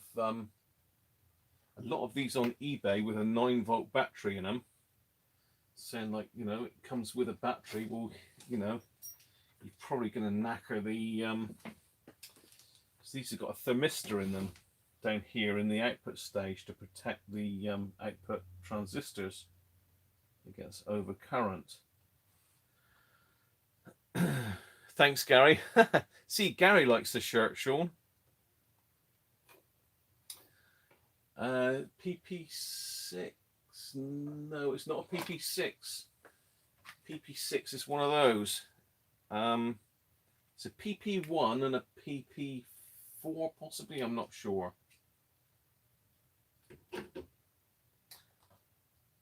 So yeah, it uses OC45s in the IF strip.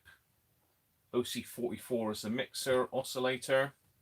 So we've got mixer oscillator, 2 OC45s, we've got OC78D driver, and I think the outputs are OC78s.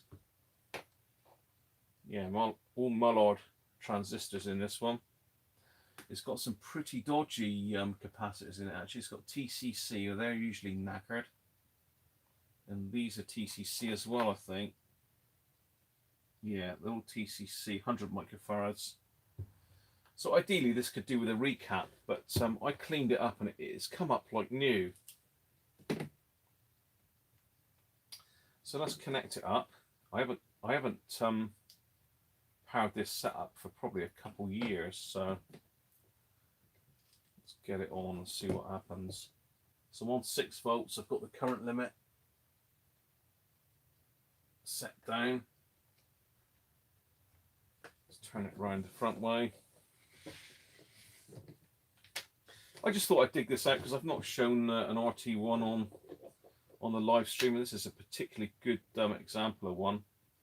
Say they're getting very collectible now.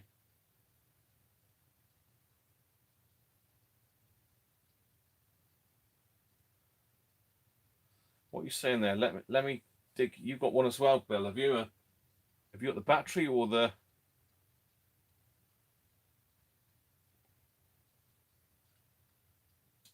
Little replica for 4C cells. I definitely did have one here somewhere, but I don't know what I've done with it. It might have fallen on the floor over there, possibly. PP1. I've got an original Ever Ready one that I bought.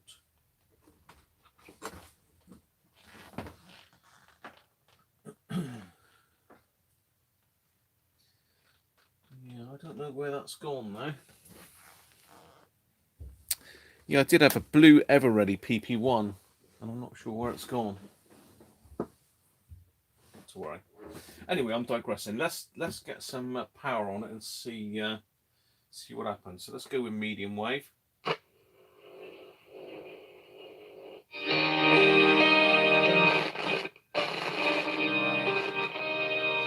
Volume controls. Volume controls a bit scratchy. It hasn't been used for so long. Can I get in there? No, I've got to take the chassis out to get the volume control on this one.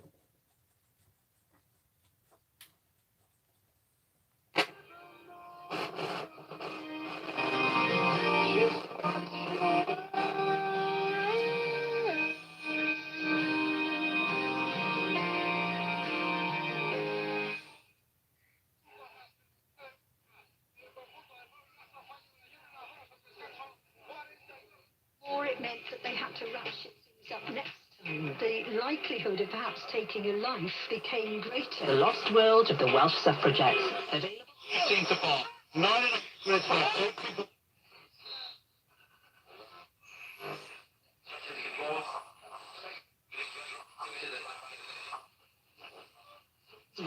Guys, look! Tom and Mary Wainthorpe are proud to announce the engagement of their daughter, Carrie, to Gareth Shedler. 5-door hatchback for sale.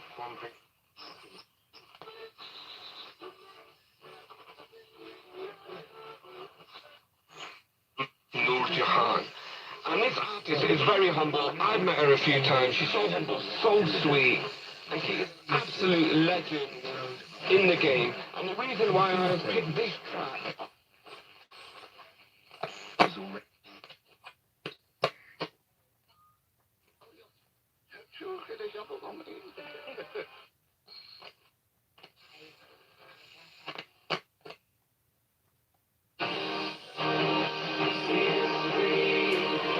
Let's try long wave. Despite the force now.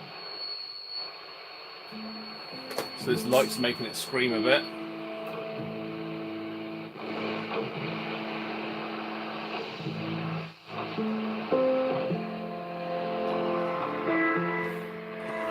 The storm puts its lips to the house and blows to make a sound. I sleep restlessly. There we go. I just thought I'd throw that one in the mix for you. The audio is a little bit pinched, so yeah, it could do with recapping probably. As I say, it's one of those radios that I won't part with, so it won't be for sale. Incidentally, if you look inside the back, there's this little tiny like hinged piece. Now, there was two batteries that fitted this one. One was the PP1, which I think went in this gap here, and this little peg came out to stop it moving around. And then the bigger battery, I think, sat the whole length, and you didn't need this little piece here. I'll need to look it up. I mean, if anyone's Googling there, I think it'll tell you if you look up the info on it. PP8, yeah, that could be it, Bill. Yeah, PP8. I think you're right. PP8 is a massive, great battery. It's only 6 volt, but it's huge. It's like a big slab of a battery. I've drawn in my 3D drawing app. I've drawn a PP1 case ready to print. I must print one out because it will take 4 C cells, I think. Is it 4 or 6? I'm not sure. I know it might be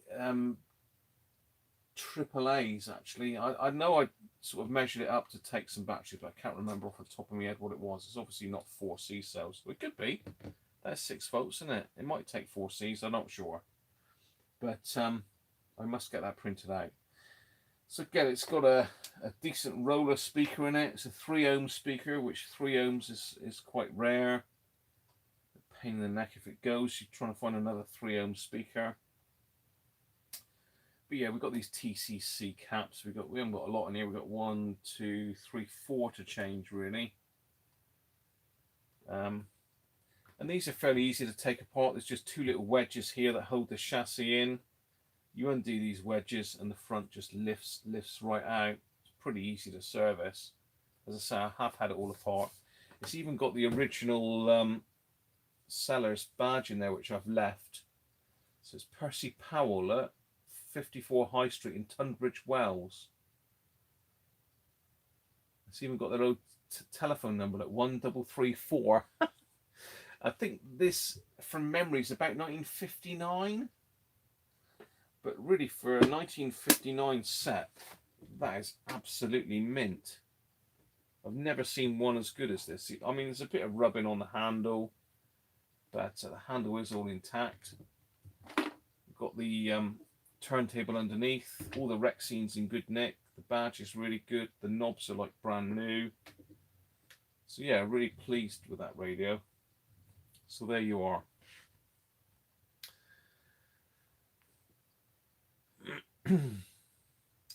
Now it's got OC78's mic in the output.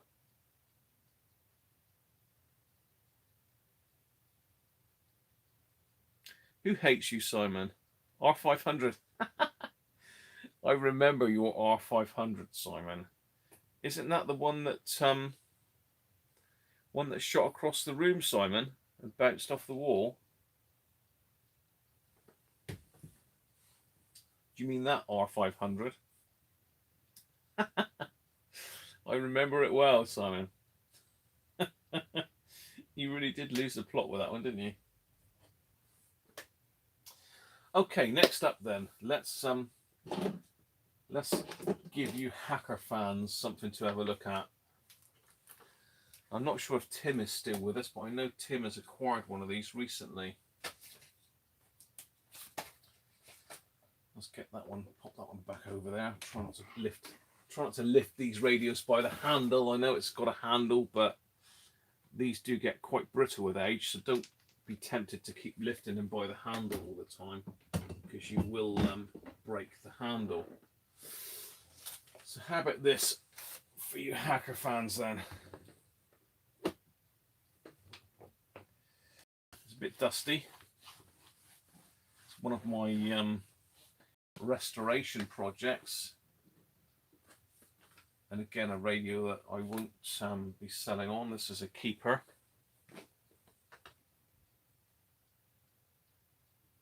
The chassis lives on, does it? Yeah, Simon repairs them with a bat normally. Oh dear, that's a bit more of the lovely shirt for Sean there a minute, just in front of this nice radio. Okay, does anybody know what this is then? Does anybody know what this is? No, not my point over with it. Anybody got any ideas what this is? It's obviously a hacker.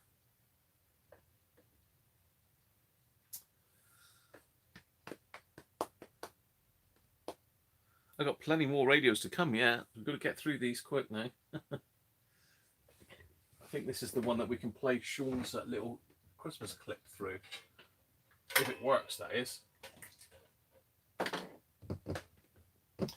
RP13, no. Sovereign 2, no.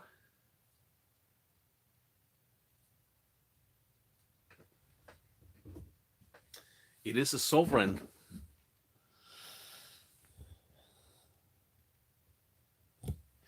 It is a Sovereign, but it's one of the rare Sovereign ones, the RP18 with the white front facelet. So if you can pick up one of those, then you're well in, because there ain't many about. I don't know why. It's one of the earlier ones, and they switched from this white and black display, which I really like. I like that display. And the later ones, I've got one down here. It's got a knob missing, but dusty, a bit dusty. Let's get a bit of the dust off.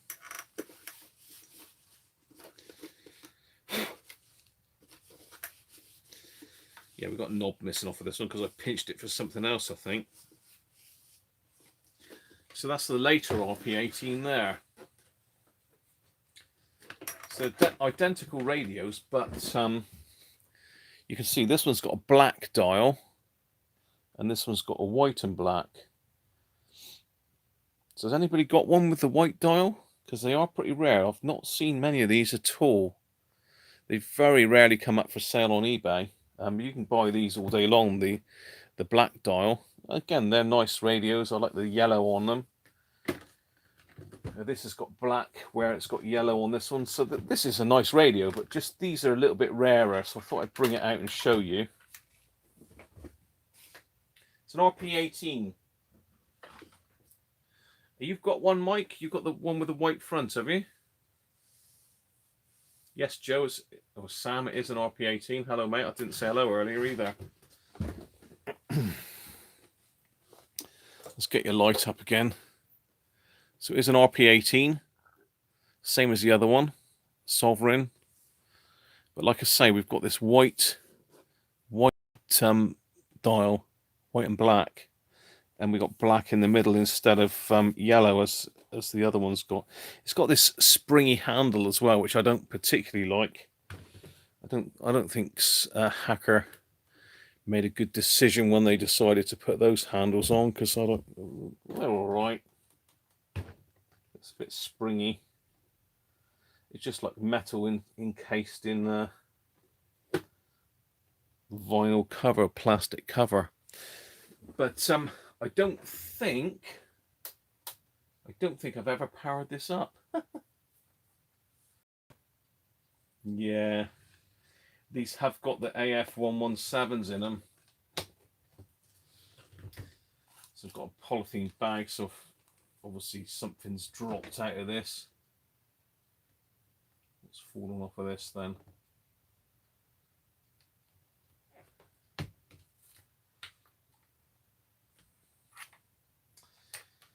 So yeah, let's look in the back of the radio now. Hopefully you can see that.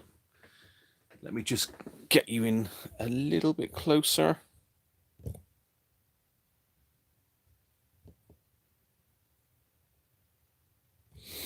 Okay, there we go. So this radio is unlikely to work because of the fact it's got AF117s in it. Well, on this side, this is the FM IF board on this side, and this is the AM IF board. We've got an FM RF module up in here. I don't know if that's Gawler. I think it's a Gawler module. They've got the label stuck over it. And the AM RF is done on the little board in behind, I believe. Is a board in behind this? Yeah, there's a switchboard right back there, which is the AM RF. So you've got FM on the left, AM on the right, IFs. You've got your AM RF on the switchboard, and you've got FM RF in this can. And down here is our amplifier. So obviously there's some issues. We've got AF114s up through this side, and we've got 4 in the FM strip, and we've got 3 AF117s in the AM strip. So 4 114s in the FM, 3 AF117s in the AM side. So it's likely it's not going to work, this radio, but we can try it. The other thing is these amplifiers are really rammed to death with these Belimino Dali capacitors, which are not good at all. But we can put some power on this. I'm going to need to get a couple leads set up for this so I can power it up. Let me see. So it's 2 9-volts.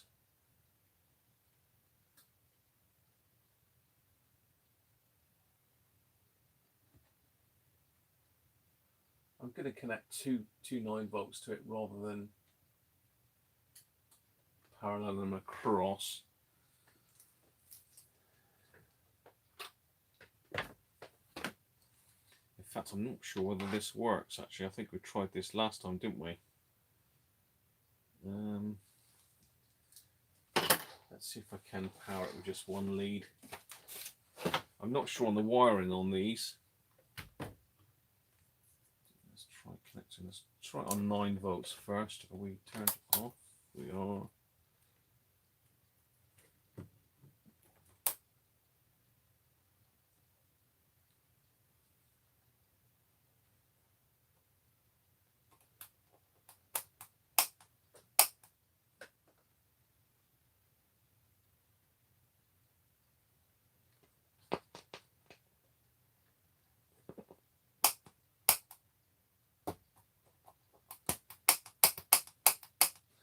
No, it's drawing too much current really.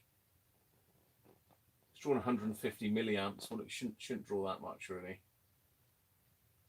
And that's only on 10 volts.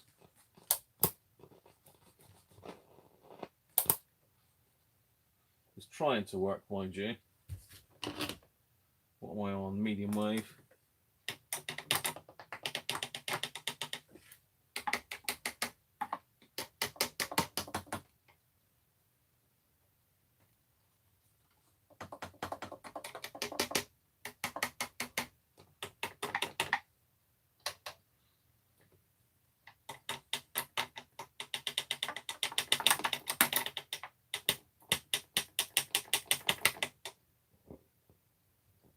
Trying.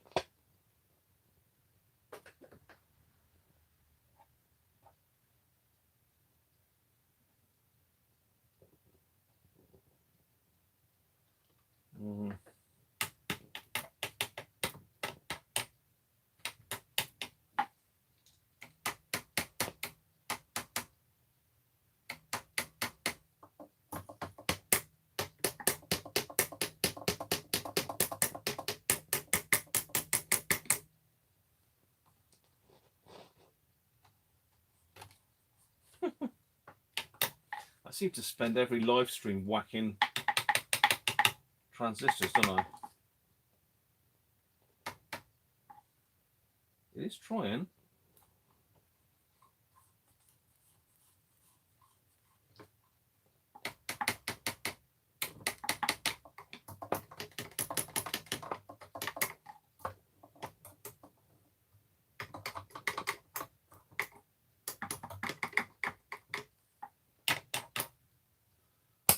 Let's try FM. Let's whack FM.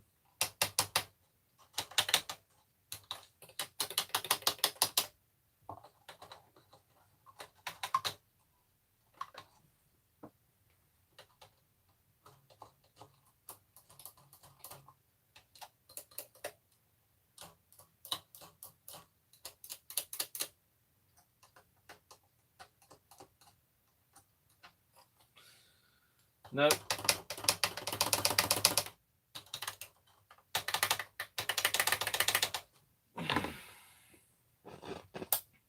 just try one other thing while we're here. I'm going to pop in another amplifier. Now this is an amplifier off of a Sovereign 2, which is a totally different amplifier.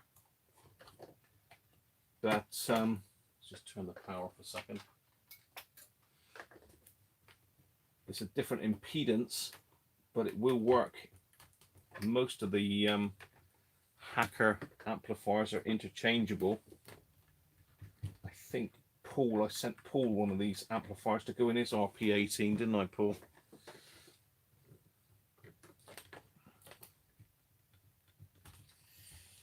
God, this one don't want to come off. Come on.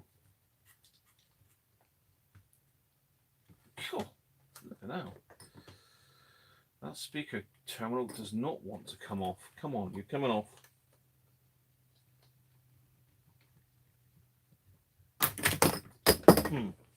Ow.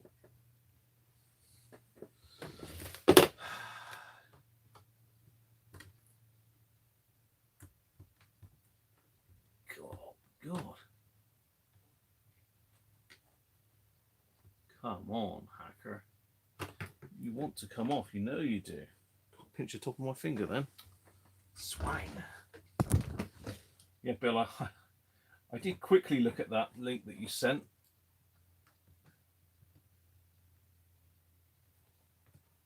I'll tell you what, that blue speaker terminal does not want to come off. Typical, isn't it? I think it's going to rip out the circuit board before it's yeah, it's going to rip out the circuit board. Ah dear, that is very corroded on. That's not how you get speaker terminals off of a Hacker. Cool.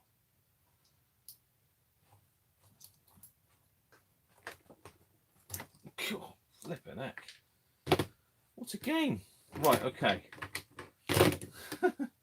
That speaker terminal needs soldering back on now.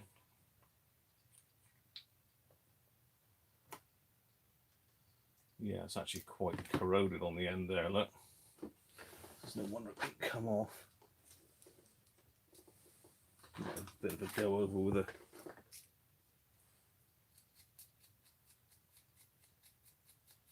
wire brush. Just seeing, I'm just going to see if this this amp makes a difference. As I say, it is a different impedance, but they will work. Won't they, Paul? Paul's going to back me up.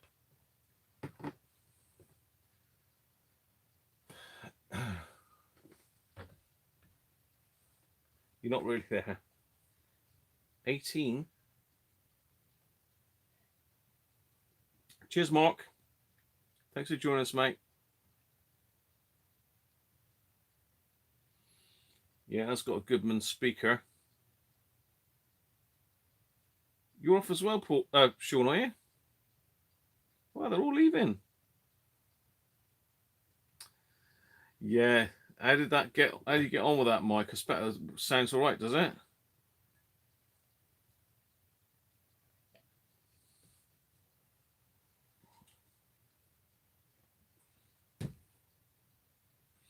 Yeah, it's very high capacitor count on those. Right, let's see if that works now. It's not drawing as much current now.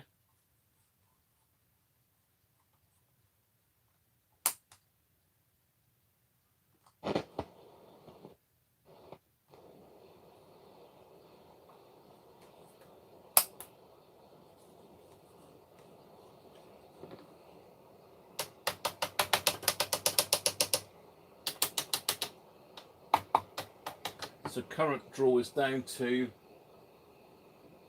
30 milliamps now.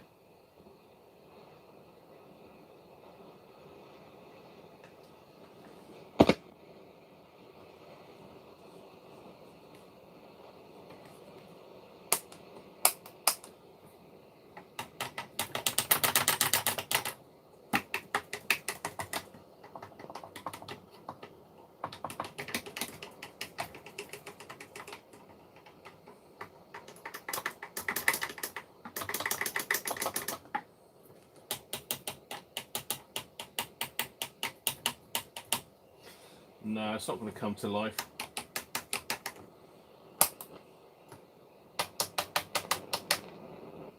Oh, it's trying.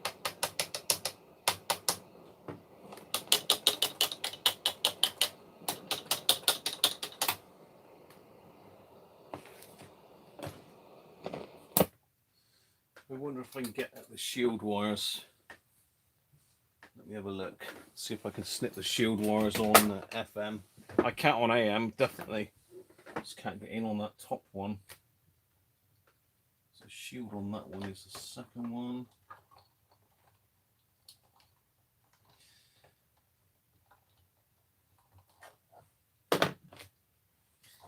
Just really see if I can get it going, but it's got some horrible capacitors in these as well. It's got alka mode down the bottom there on the output. I'm cutting them as long as I can so as I can reuse them.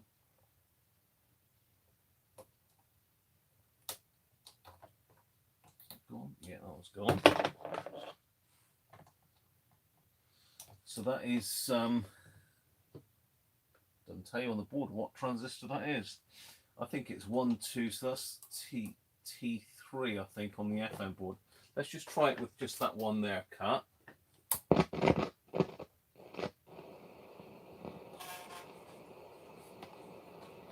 Oh, here's a new aerial.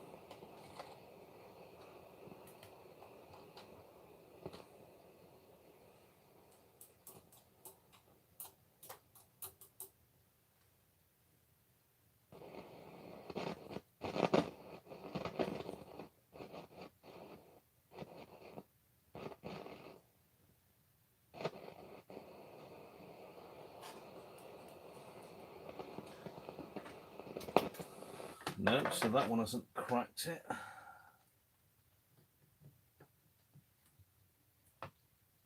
In there, let's get my tweezers on it.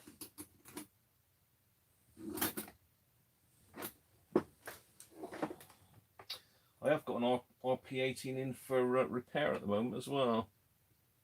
There's another washer knocking about there, that. It's obviously to do with that screw there that's floating about inside.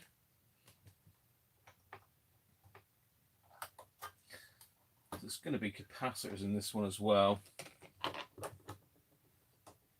I'm going to get in with my little scissors.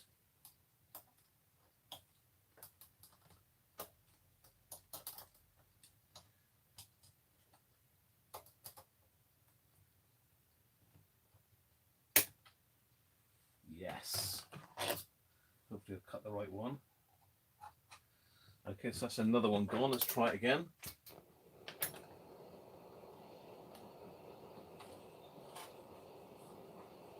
Still nothing.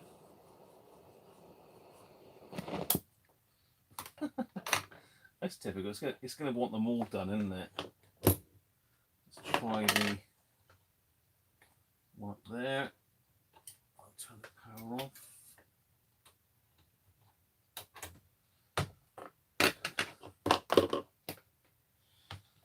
Let's try that one.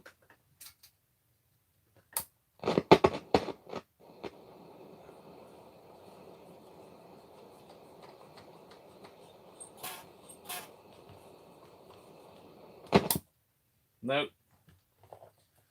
Last one. Can I get at the last one?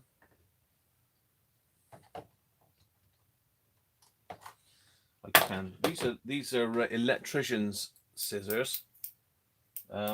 Sean pointed me in the direction of these, but 12-volt vids use them quite a lot. So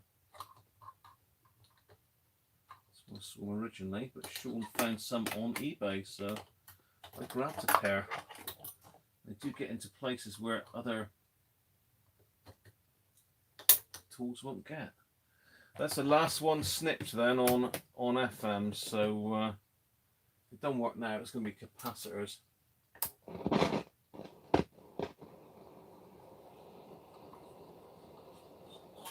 No.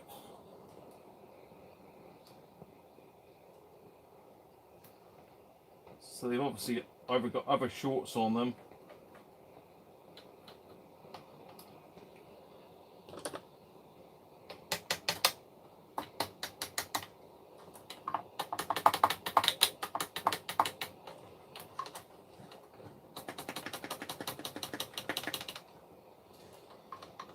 Yeah, they've either got other shorts on them or capacitors as well. I suppose we ought to have a quick look with the signal tracer though, don't we? We ought to have a quick look at the signal tracer as well.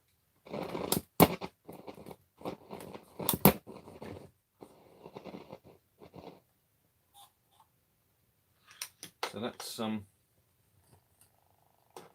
connect this signal tracer, and let's have a look at the collector. No, nothing on.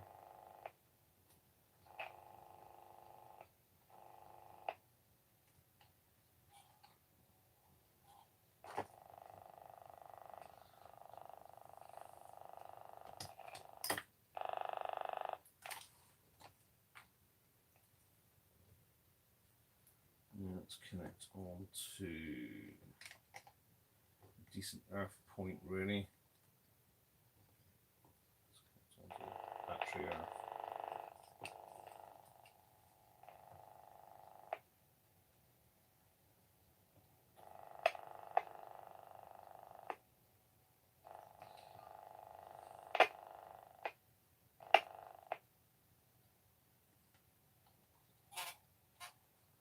No, it's dead as a dodo, that one is.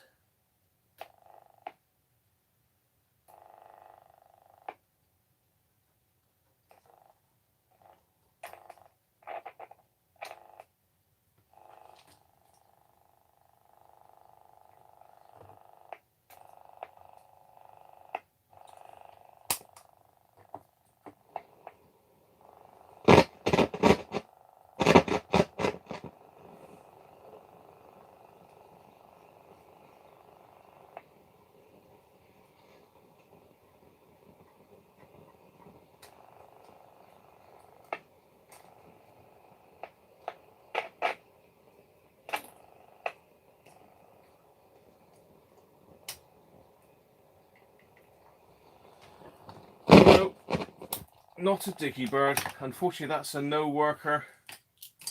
That one needs all the transistors coming out and replacing, unfortunately.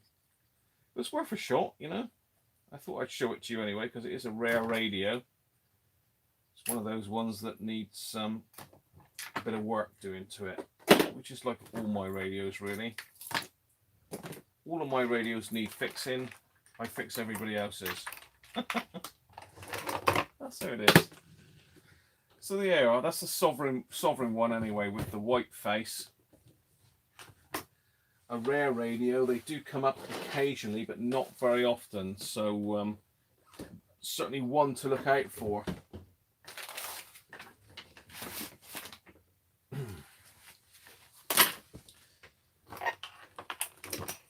Okay, let's chuck that to one side. Let's have a look back in the chat. Get rid of all these tools off the bench.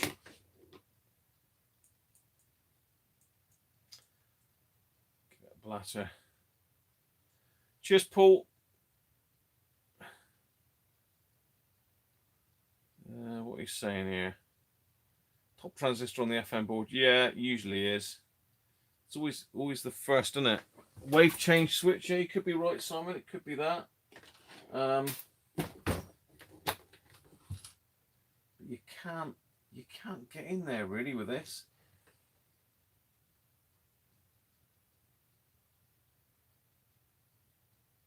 I might be able to get in there and give it a squirt. Let's have a look.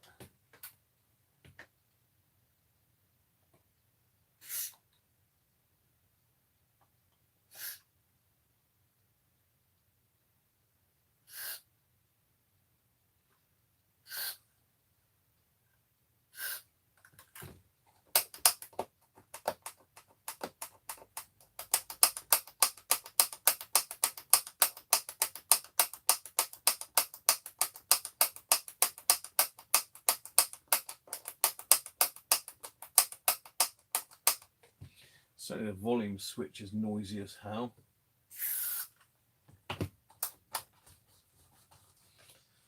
Let's just give that another try. I missed Simon's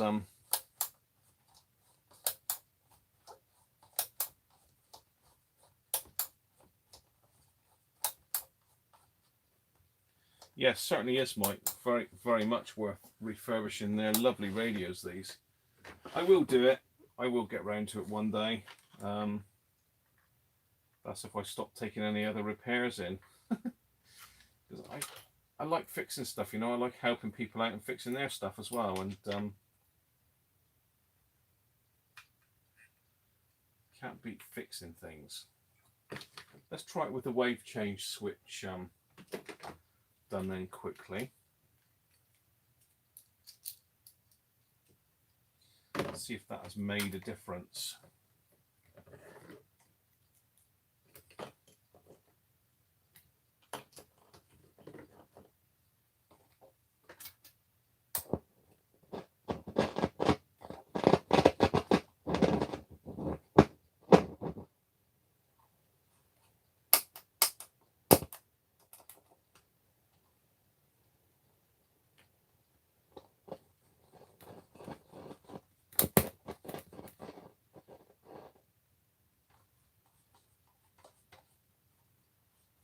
No, sadly not. It's got DALI caps in it, it's got Elka modes, it's got a bit of everything in this thing.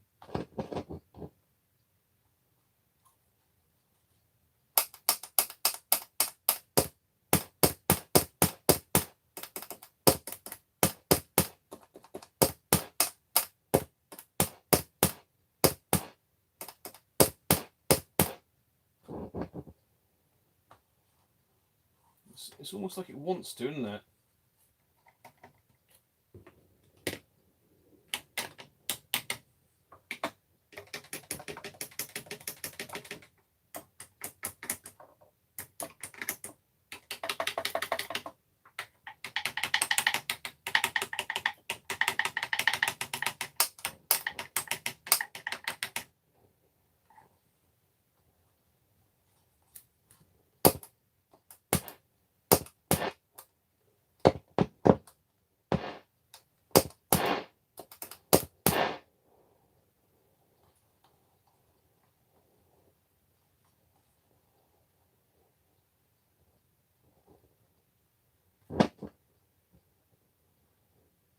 I can just very faintly.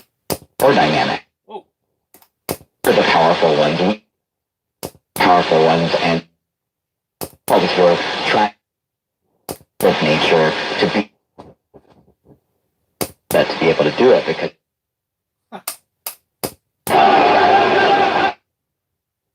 it's trying.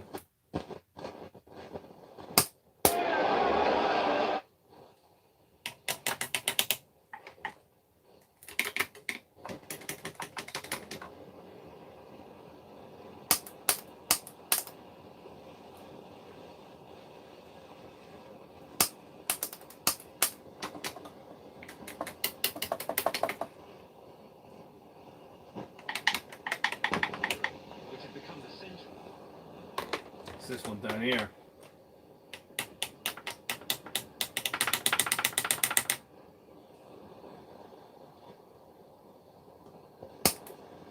In Egypt to come out. One of the longest serving despots in. Yes, it's coming on and it's dying. To tell their story to the rest of the world. So I think it's probably this capacitor down here, I expect.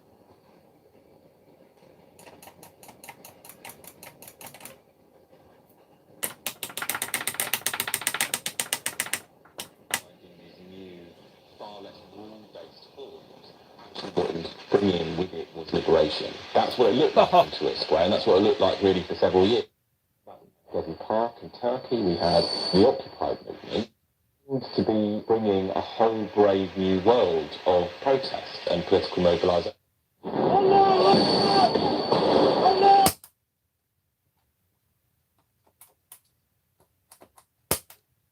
Many of those countries took or even down, and then took direct action to clear the protesters that remained.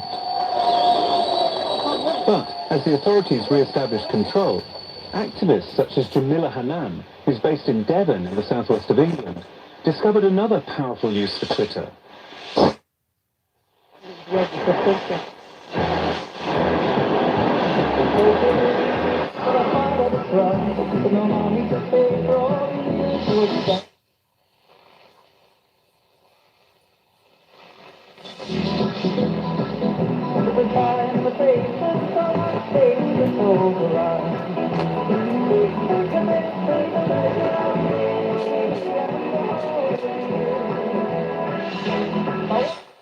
des guirlandes, mais c'est censé.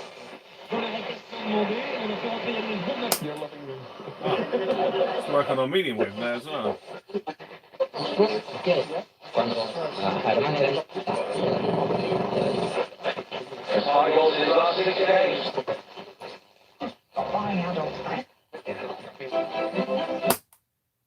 Still nothing on VHF though.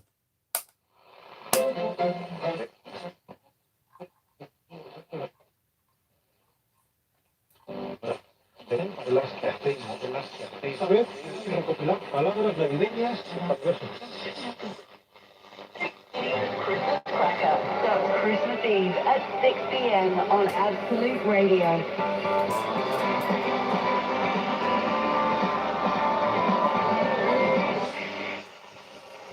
I was going to give it another squirt. I think Simon was right. It could have been the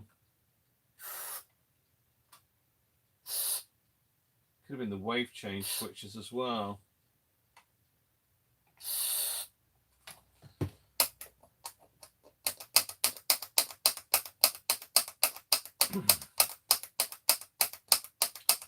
It's a combination of the wave change switches and that bottom AF117 there on AM, definitely.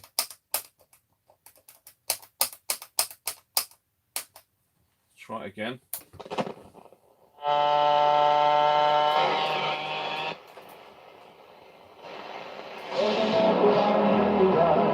Le Père Noël, justement, quand est-ce qu'il est...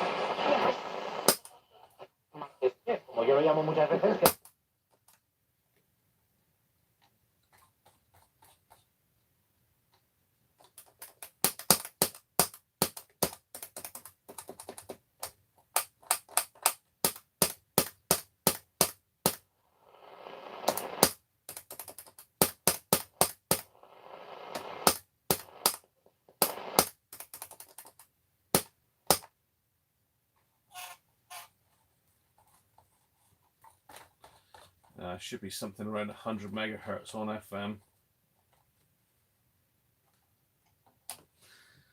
So there's definitely something wrong with the FM side here.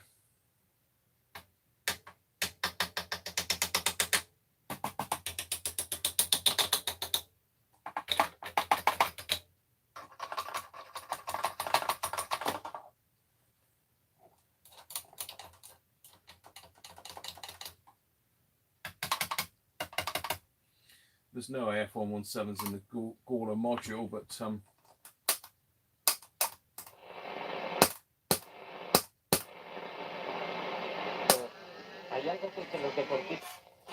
Dans le prototype, c'était plus âgé, il avait genre 21-22 ans.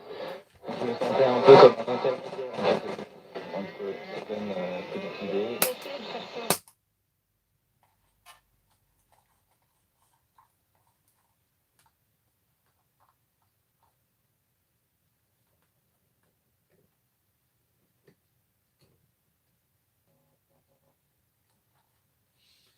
no.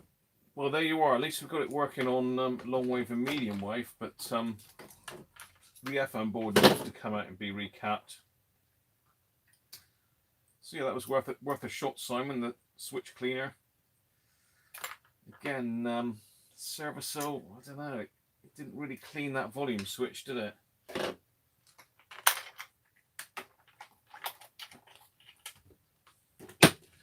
So there you are. Sovereign 1 RP18 white dial. Very rare. Fairly rare anyway. Worth looking out for. Right, let's see what we're doing on the chat. It's made no difference, Chris. You sure?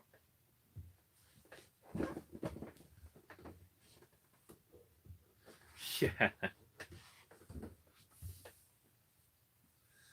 Sounds like the AGC's being clamped. It could well be, Simon. It could be a diode gone in it even.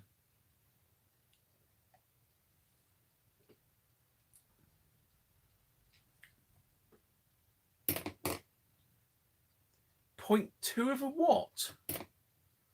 I thought you said it was doing 3 point something watts, Chris.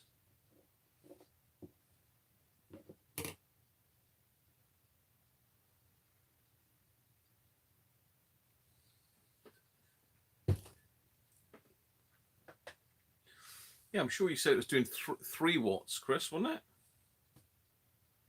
Oh. Eh? How does it jump from 0.2? Oh, what you're saying is okay, right. So you gained 0.2. Have you tried trimming the transmit on it yet or not? Have you tried trimming it? That's the key. Cool. End of my fingers suffering from that. There, I've got a nice pinch on the end of my finger there from that blimmin' pliers.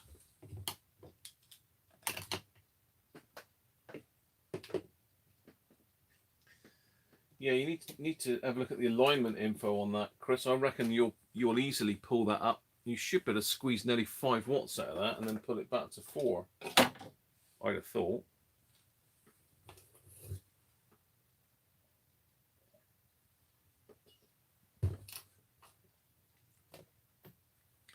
So you've got 0.2 of a watt in CB world. That's mega.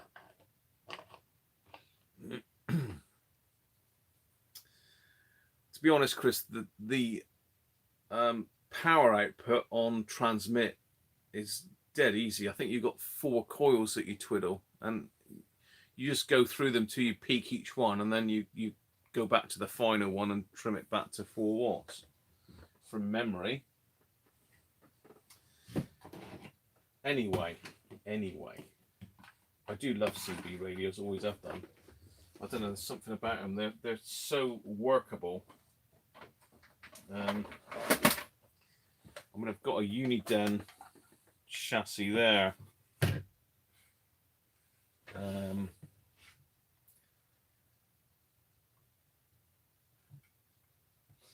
think you'll find it's these coils really, Chris, up the top here. I mean, this is a different chassis to what you've got there, but certainly the caps need to go. If you've got any of that conductive glue, there's a couple bits of it here that's probably rotted through stuff.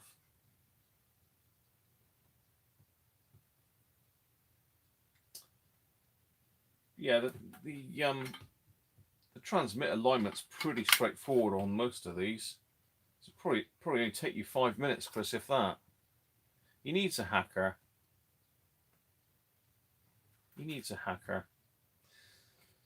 But yeah, I think one of these pots is your low power setting. There, it's actually marked on here, that low power on this board. I might be able to lay my hands on it at Midland in a minute, Chris. You never know. I've got AM at Midlands in my box of goodies. I'm sure I have. But yes, it doesn't take a lot, Chris, to just trim it. You're not going to hurt anything as long as you get the right cores. Just remember where you started from. So, does anyone want to see any more radios, or have you all had enough and you want to go to bed?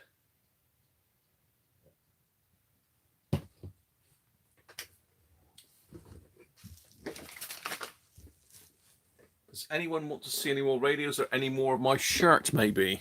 Let's do a bit more of my shirt, because I know you like that. Whee!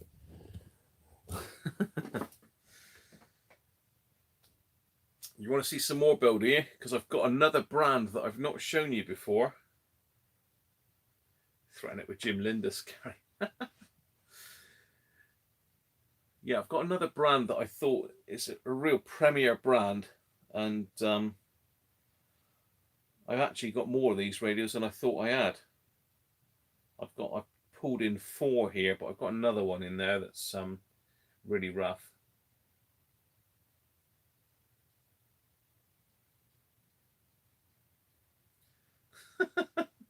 More radios if it's a choice against the shirt. I think you'll just stay with the shirt for a bit, Chris, because it's nice. Got a little gingerbread man, look. Little stockings.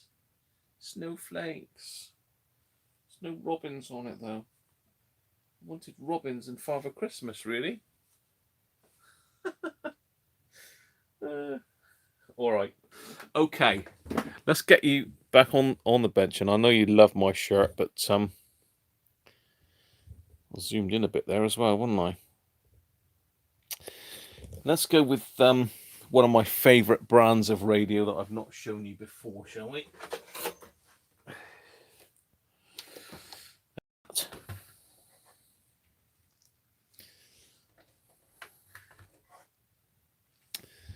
Let's alter the camera a little bit.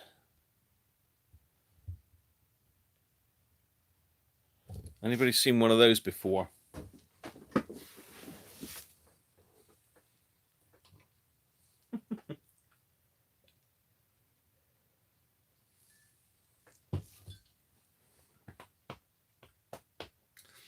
Being this is a Christmas special, yes, you're bang on there. You might be able to read that or not, Tony, but this is a Biolit 600 from Bang & Olufsen.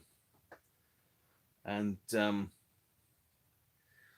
Bang & Olufsen, you either love it or you hate it, I suppose. It's a bit like Bose. Some people slag Bose off, but for me personally, I like the sound that Bose puts out. I like Bang & Olufsen. It is. Let me just get you up. Now, I have restored this one as well. So this is one that I paid quite a lot of money for this. It certainly was 3 figures. Biolit 600. Bang & Olufsen. Really, really good quality sets. Now, there is an issue with this one, and that is the speaker.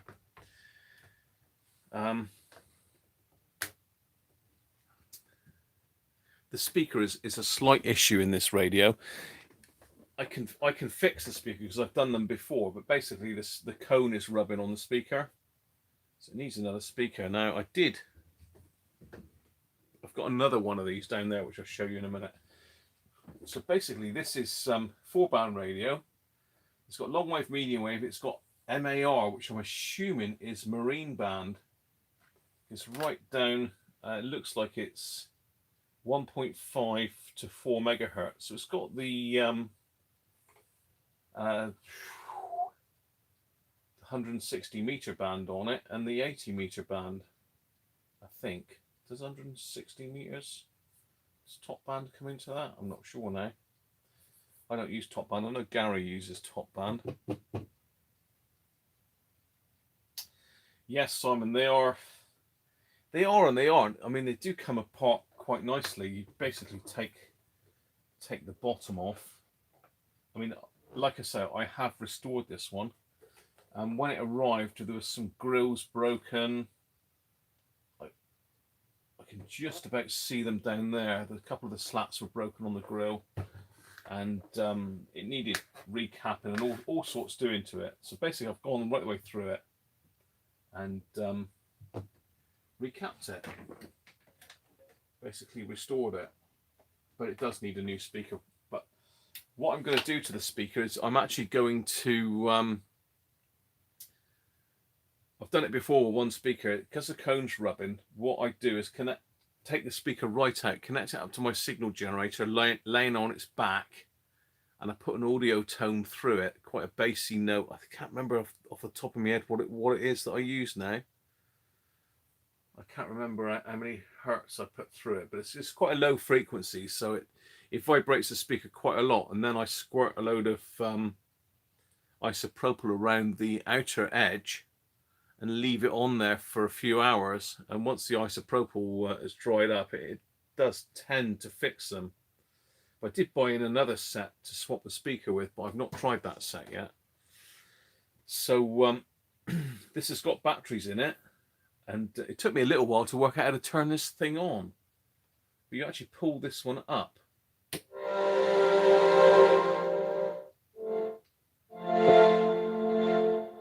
And one of the things, it's got a weighted, look at that, it's got a weighted tuning dial on it. It's amazing, so well engineered. So we've got FM, let's pop the area up.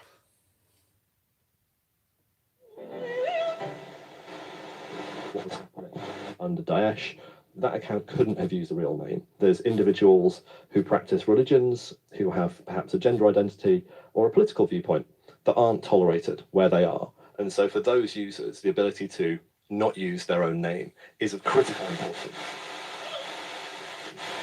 Because the power is not mine, I'm just gonna let it fly.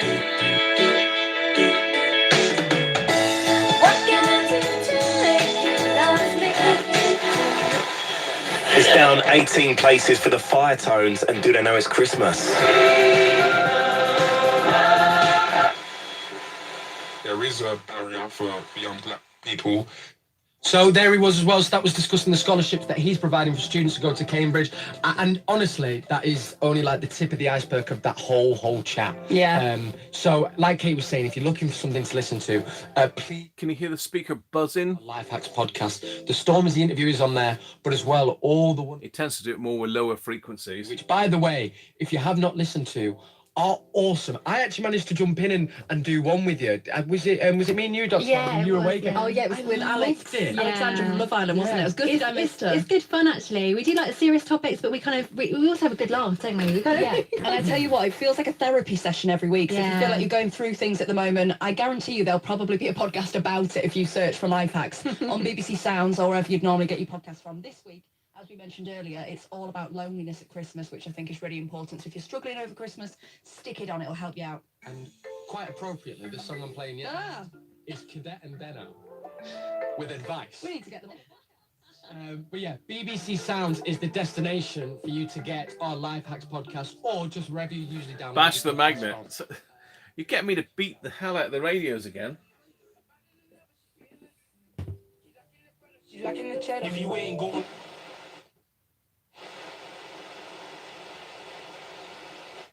It really is a pleasure to use this radio. It's a lovely radio.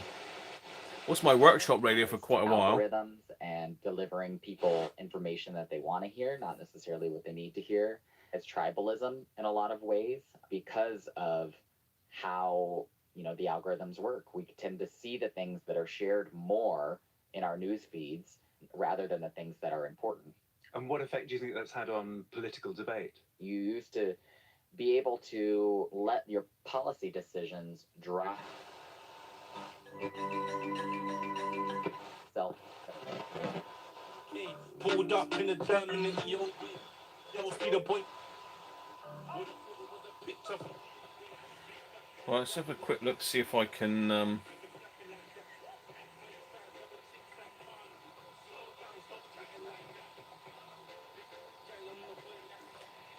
My computer's on a go slow now.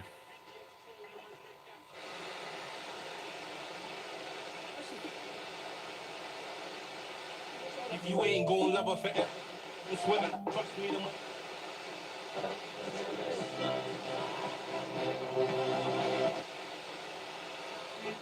When you gotta take things for, she broke my heart. When you taking the for, man, I don't care if she's. What we think is important is moving beyond. But she gon' make Spirits bright. What fun it is to ride and sing a sleighing song tonight. Jingle bells, just jingle bells. So at the moment, I got Michael Bublé playing through my iPad into the radio using my FM transmitter. So earlier we spoke about Sean, and unfortunately he's left us now. But I'm going to play a little clip that Sean sent me earlier. I'm going to send him a message letting him know I'm going to play his clip, if I can play it, that is. Sean sent me a video earlier of him playing the guitar. Now, he's a really good guitar player. I hate me saying that.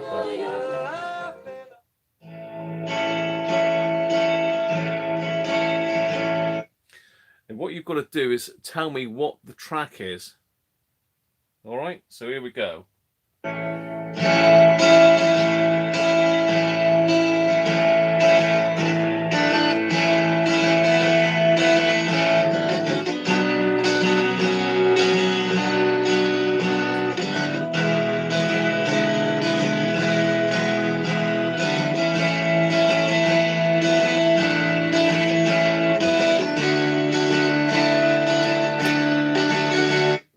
Oh, I stopped it then. Bugger.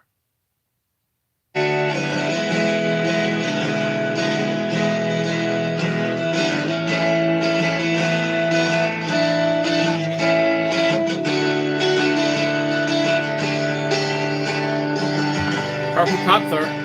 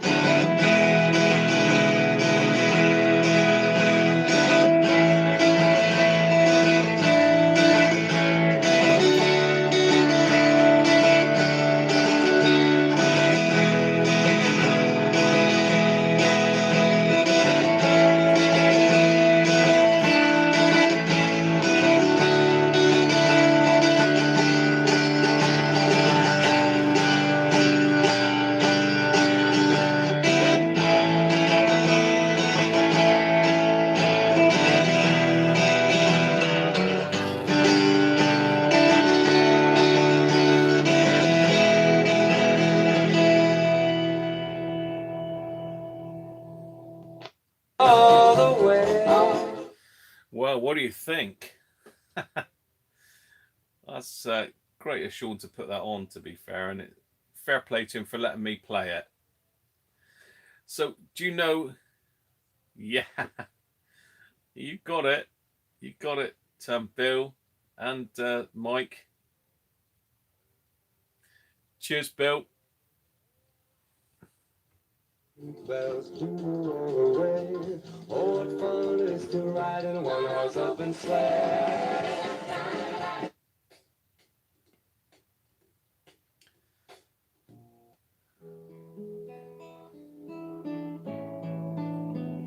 I like a bit of ¿A Bublé. dónde sea que yo esté?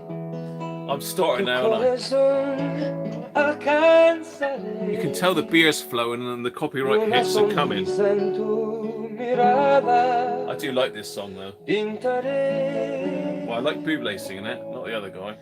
No habrá distancia entre los dos.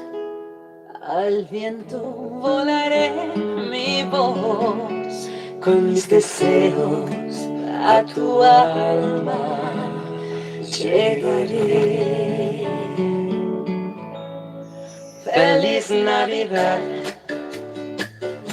feliz Navidad, feliz Navidad, próspero año y felicidad. Feliz Navidad, feliz Navidad,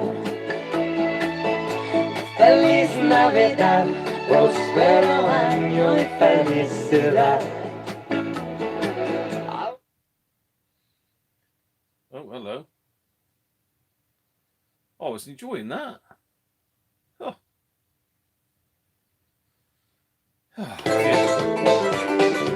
Oh no! What's happened?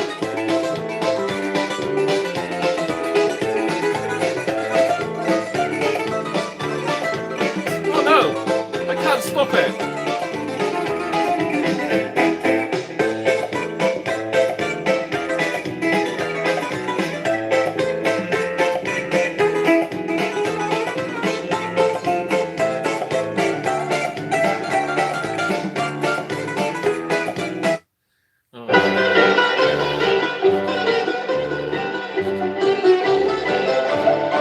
Oh no! I can't stop it!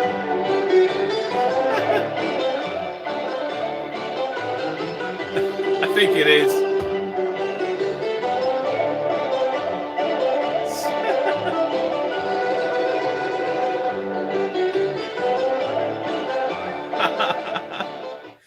Oh dear. Simon, have you switched off? I think Simon's left us.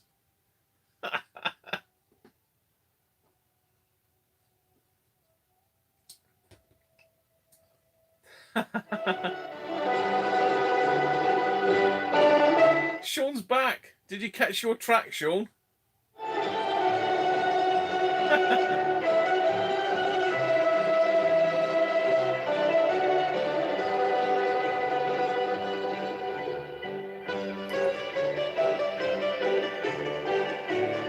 You've got to love it.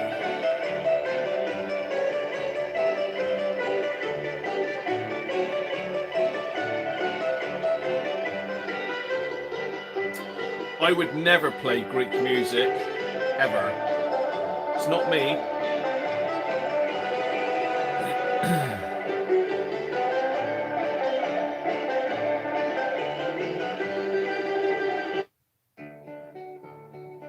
Oh, hang on. That's strange. Out in the west. I don't know what happened there. Texas town of El Paso, I fell in love with Can't beat a bit of Marty Robbins though. Why is it coming on? Nighttime would find me in Rose's cantina. Music would play and 30 new world. Blacker than night were the eyes Well, of that's the strange. wicked and evil while casting a spell. My love was deep for this Mexican maiden. I was in love, but in vain I could tell. Did I play the guitar tune, Sean? Of course I did. You mean this one?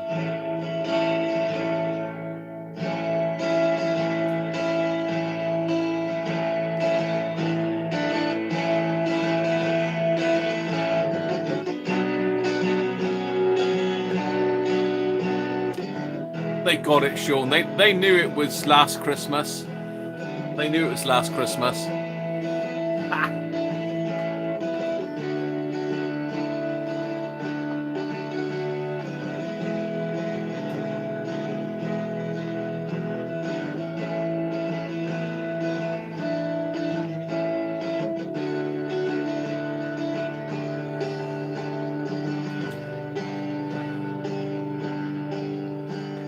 What they can't see is Maggie lying by the fire. Look. So let's show them.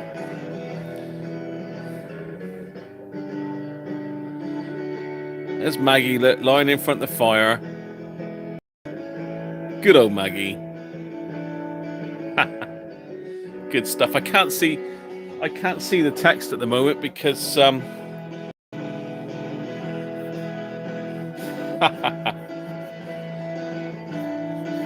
I can see the text on the back of the phone. Do you want to see a Christmas shirt? Christmas shirt?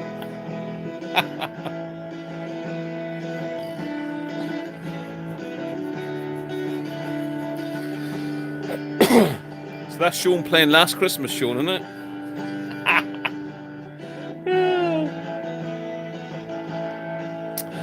Sean, you haven't got a bouzouki, have you? I'm sure you could play the bouzouki, Sean.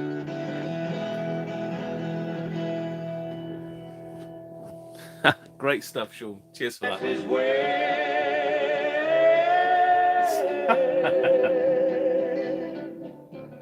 Dashing and daring, a drink he was sharing with wicked Felina, the girl that I love. So in anger, I challenge his right for the love of this man. Sean, I think you need to get a bouzouki, mate. I'm sure you can play one, can't you? Come on.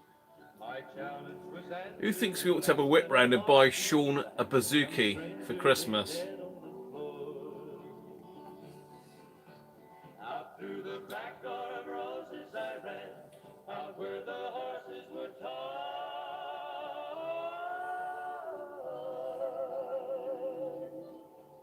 I caught a good one, it looked like it could run up on its back, and away I did ride, just as fast as I could from the West Texas town of El Paso, out to the badlands of New Mexico. Back in El Paso, my life would be worthless. Everything's gone in life. So what else have we got that we can play you through this? Before I'll show you some more radios in a minute, but I thought we'd have a bit of My love is stronger than my fear of death. music. Let's see if I can find my Christmas playlist. Here we go. That's Graham's Christmas playlist.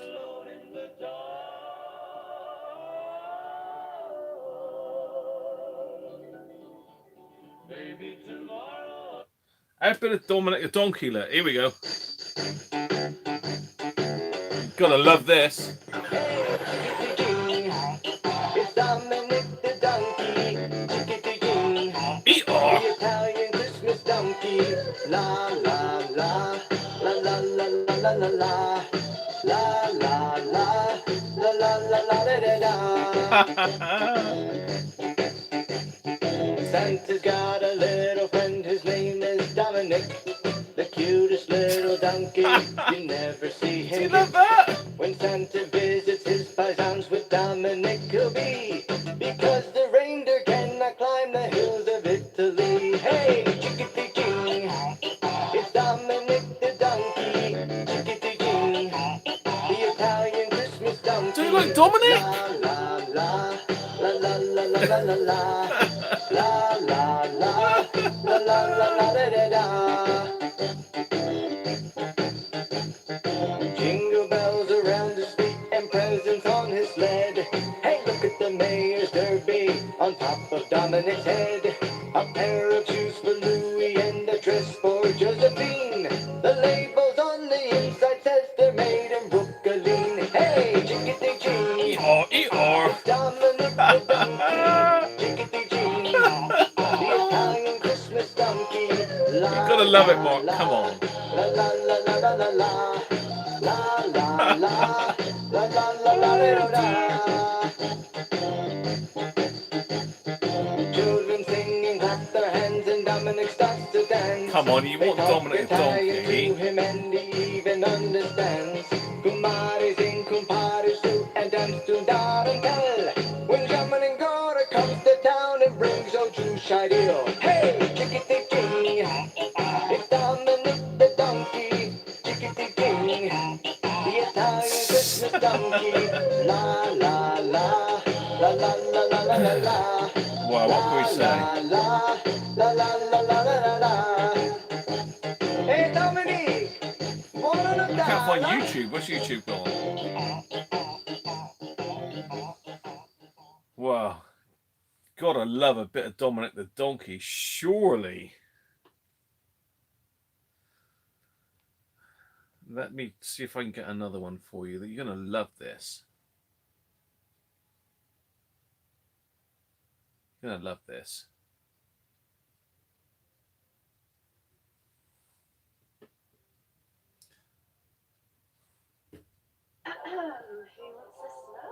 Oh, hang on, we've got an ad. We've got an ad.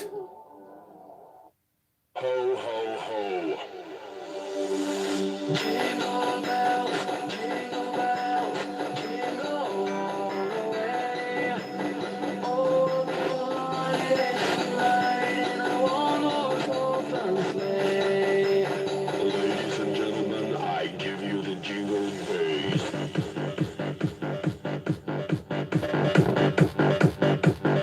Cool. That's ruining the speaker.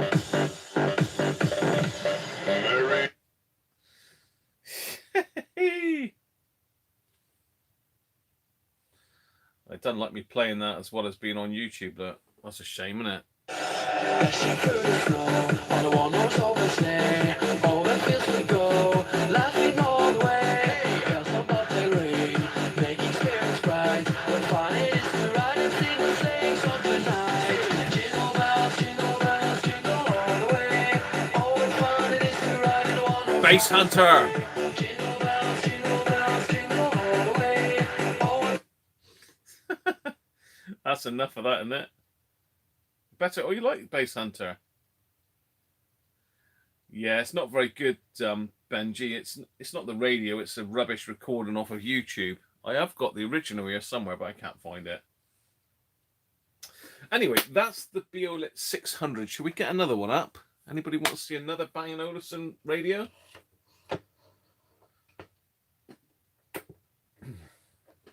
Oh, I did say I've got another Biolit 600. Let's have a quick look at that one. I have got another Biolit 600. Now, I bought this one as a spares radio, really, to rob the speaker out of. It's in pretty rough condition. You see, it's a black version. It's got a slightly better handle, mind you. The on-off switch is absolutely jammed. So this one needs a complete strip down and refurb. But it differs slightly in that it's got, instead of the marine band, it's actually got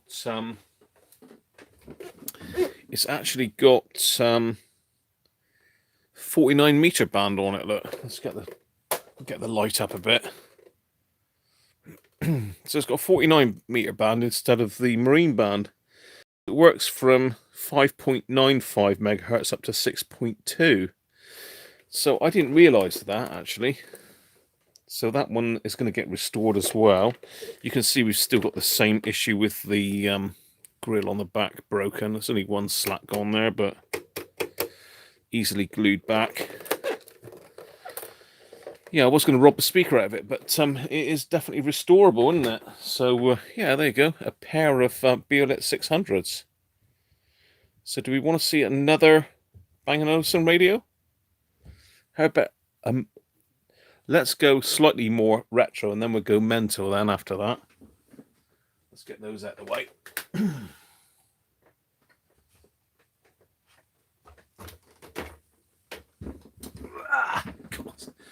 One thing with Bang & Olufsen radios is they are blimmin' heavy.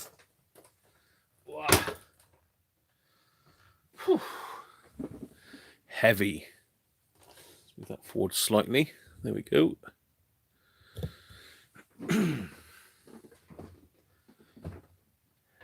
So what do we know about this one then? You got a green one, Tony, have you? Yeah, they did a blue, I think. It was blue, black, green and beige, I think. That was the different ones. So anyone know what this one is? You can probably read it off the top, but this one again is in need of restoration. I've not done this one yet. I think I'm lagging slightly on the chat, to be honest, because stuff's coming in. Yeah, this is, I mean, the Swedish are famous for their their wood furniture and that, aren't they? And this is no exception. Now this is a Biolette 800. Again, it's got 49 meter band on it. Hi Harvey, happy Christmas to you as well, mate. Off to your sister. Your sister's mad, mate, by the way. Harvey, your sister's mad but lovely. Wish her a Merry Christmas from us. Yeah, you're right, Sean. It's like IKEA, isn't it? So yeah, it's a Biolette 800. It's a heavy radio. Heavy radio. Yeah, it's got batteries in it. Danish furniture makers on the bottom sticker. Quite rare. I've not seen many of these. Again, anything with Bang & Olufsen in it, unfortunately, you've got to pay through your nose for, and I don't think this one was particularly cheap, but it's only got one of the station markers left, but hopefully I can 3D print some more of those. It's got a weighted tuning dials as well.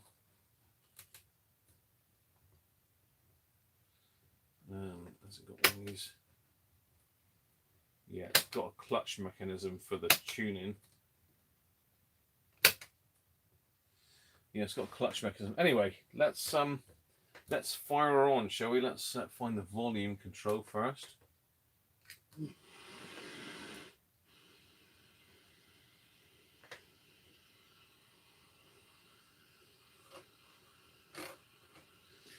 It's a nice radio. It needs cleaning. I think the only issue is it needs cleaning. This will benefit from some Danish oil, definitely. Danish oil for a Danish radio. That. Yeah. So with Danish oil, the front, the top panel's got to come off and be cleaned. Let's it's got 2 aerials on it. It's got an FM. In fact, it's got 2 FM aerials on it. What's going on there?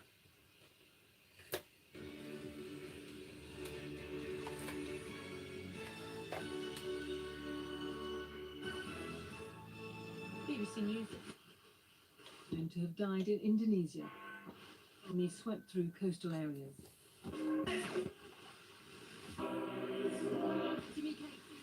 Let's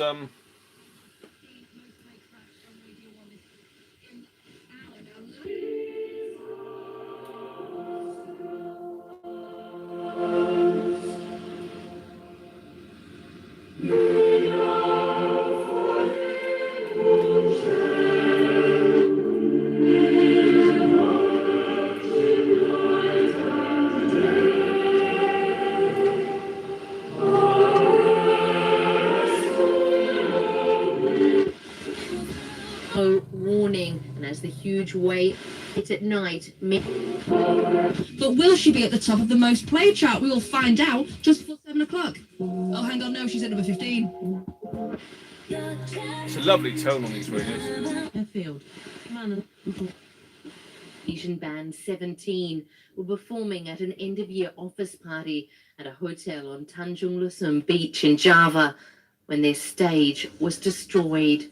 The moment was recorded by a fan on a mobile phone.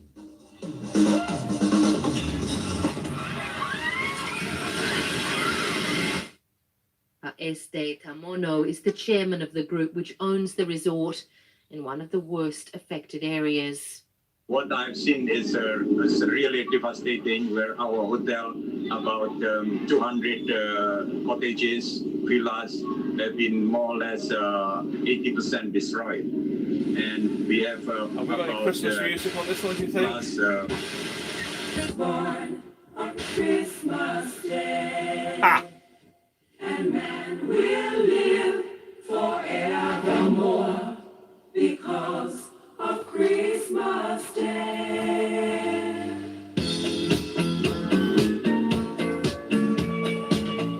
Boney M. Long time ago in Bethlehem, so the Holy Bible said, Mary's boy child, Jesus Christ, was born on Christmas Day.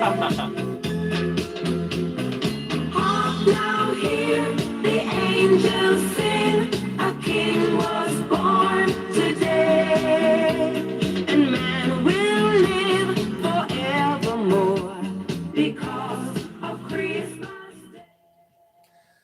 So this radio is an amazing sound. You liking this, Chris, are you?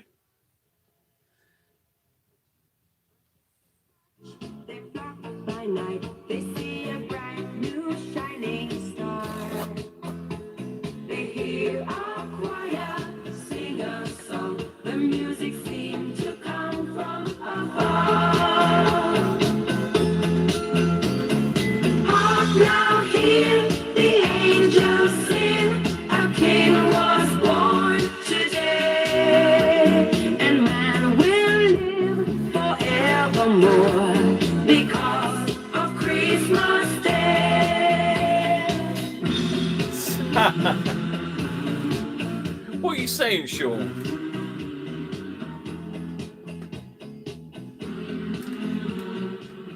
So BLA 800 is lovely radio. Bang & Olufsen would definitely give Hacker a good run for the money. If not, shall I say it? Is Bang & Olufsen better than Hacker? What's the general thought there?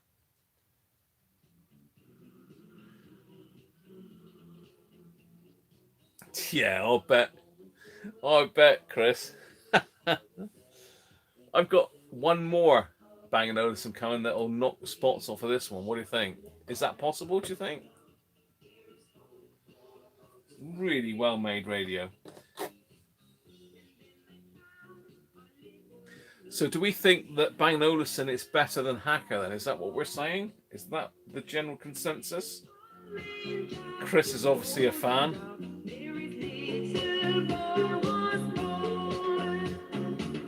I don't think Technics make this type of radio. Sean, do they? Let's try something else through it. Let's try, what can we try through this?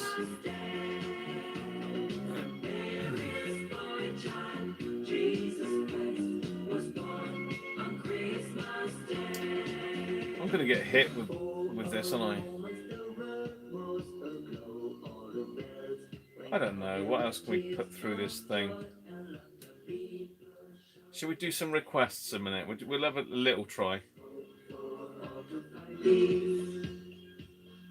Oh my Lord, you sent your son to save us. Oh my Lord, Honey, you gave us. Oh my Lord. I don't think Grundig's as good as Bang & Olufsen, to be fair, Chris. I don't think it is. I've got plenty of Grundigs here and they do sound nice, but this is the dogs. I don't know what Bang & Olufsen have done. Again, I've not done anything to this radio.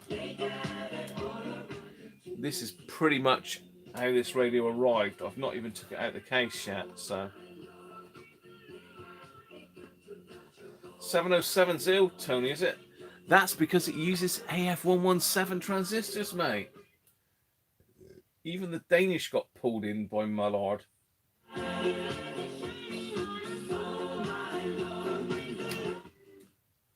So do we want to see another Bang & Olufsen radio? The final one of the day. Shall I go and get more beer and get absolutely bladdered and carry on into the night? What do you think? Sean,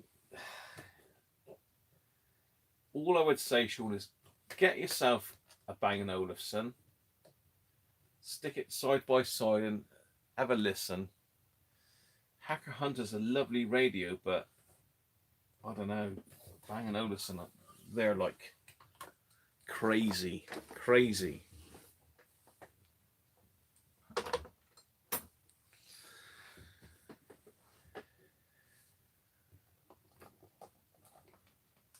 Go for more beer. Oh dear. Are you ready for another Bang & Olufsen radio? I've got one, well, I've got two more, but I've only got one that works. And I particularly like it. It's a bit modern for me. It's not that modern, but it's fairly modern. I would say it's probably 1970s, possibly 80s even.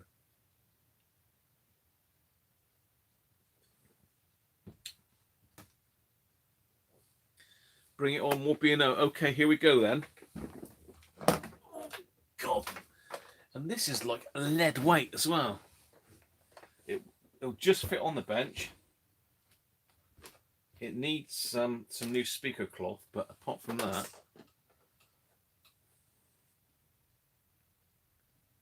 ho.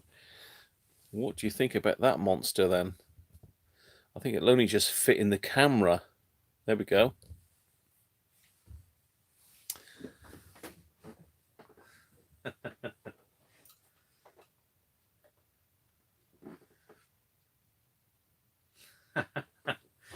Benji's getting excited about this one.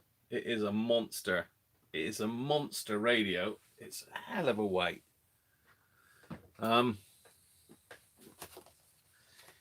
It needs some work. I will admit this needs some work, and it's going to get some work because it is an amazing radio. It's got a cassette deck, and unfortunately the cassette deck, for whatever reason, won't eject. It's probably because Bang & Olufsen use belts for everything, and I expect the belt to eject the cassette door is gone. But this is a BO System 10. I mean, look at the size of the thing. Jesus. Where's me ruler? And if we're working in old money, 12 inches,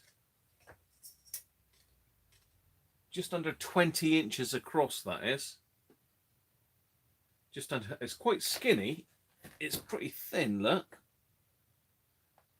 Oh, God, but it's bloody heavy. Ugh. Batteries, how many batteries does this monster take? I've probably got half my battery collection in this one, have I? 2, 4, 6 D cells, look. We've got auxiliary in, we've got phono. It's got speaker sockets, so you could connect this up to speakers. In fact, we could do that. I have speakers that will fit into this.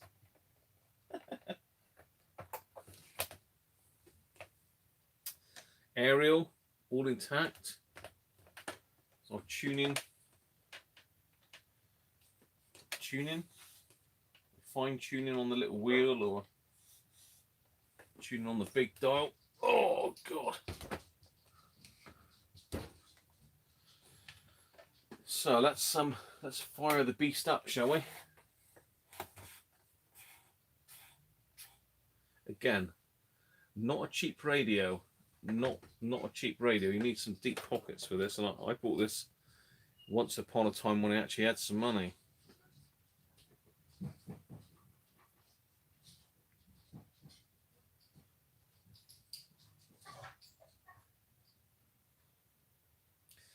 Yeah, length isn't everything. Really, Chris?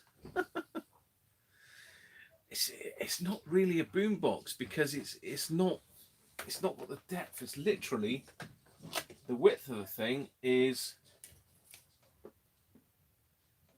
it's not even 3 inches wide. It's just over 2.5 inches wide. But God, you wouldn't want that on your shoulder. I don't know what they've got inside the thing, but obviously it's pretty mental. as I say, the cassette deck won't eject at the moment because I think there's a belt inside it. If we pop this down, inside there we've got a load more controls. We've got presets for 3 FM stations. We've got stereo, wide stereo, which a wide stereo does sound pretty amazing. This obviously does ferric, chrome dioxide and metal tape. We've got balance control. We've got acoustic mode, whatever the hell that is. But I suppose the thing is you want to know what it sounds like, don't you?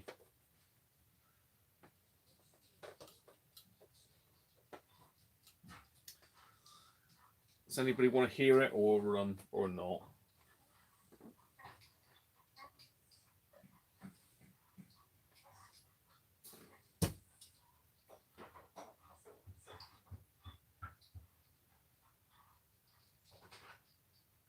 It's definitely stereo, Mike. It's spatial stereo as well, I think, isn't it? What does it say? Wide stereo as well.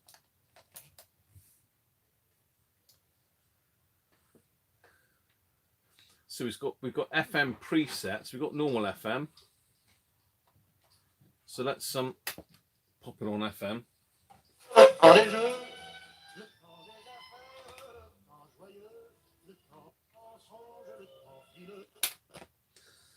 The little light comes on as well.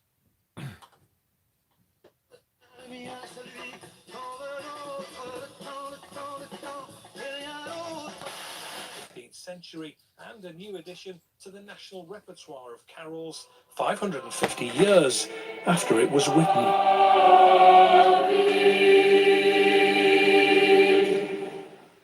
Now sport, and in the day's only Premier League game, Tottenham Hotspur kept up the pressure at the top of the table with a 6-2 demolition of Everton. Harry Kane scored twice. Spurs remain third.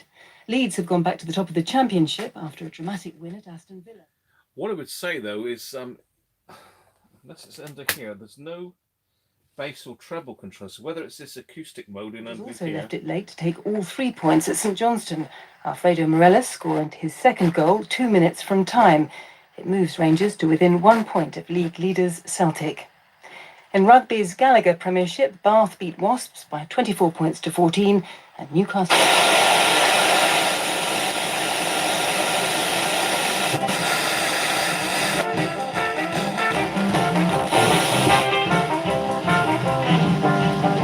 Run, Rudolph! Santa's gotta make it to town.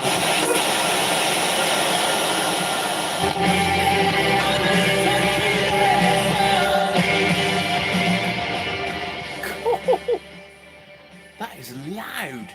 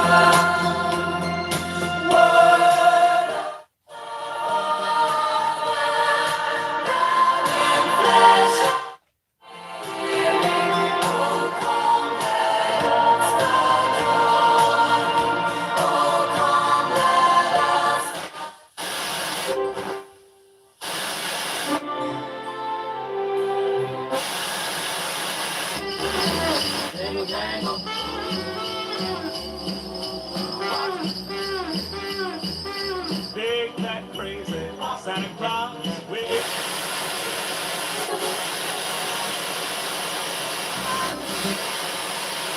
Sweet chiming Christmas bells, sweet chiming Christmas bells.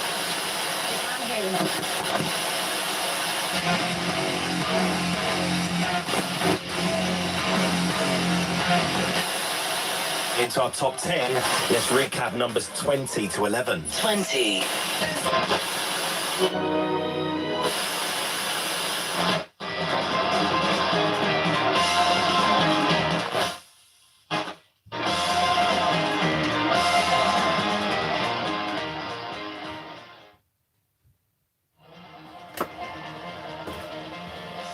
cow? Huh? Still on it. Are you alright? Huh?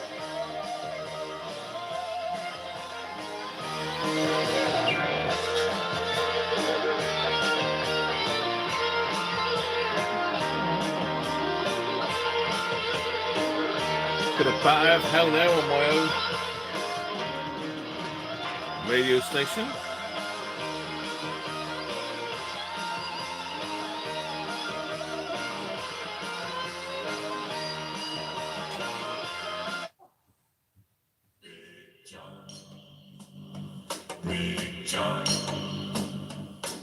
Every morning at the mine, you could see him arrive. He stood 6'6" and weighed 245, kind of broad at the shoulder and narrow at the hip.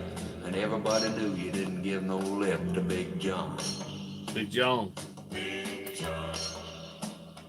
Big John. Big Bad John. Big John.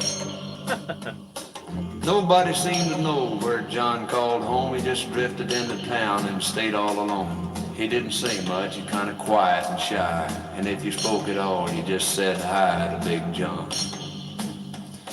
Somebody said he came from New Orleans, where he got in a fight over a Cajun queen, and a crashing blow from a huge right hand sent a Louisiana fella to the promised land. Big John. Big John. Big John. Big Bad John. Big John. It's a Bang & Olufsen though, Sean. Then came the day at the bottom of the mine when a timber cracked and men started crying. Miners were praying and hearts beat fast, and everybody thought that they'd breathe their last except John.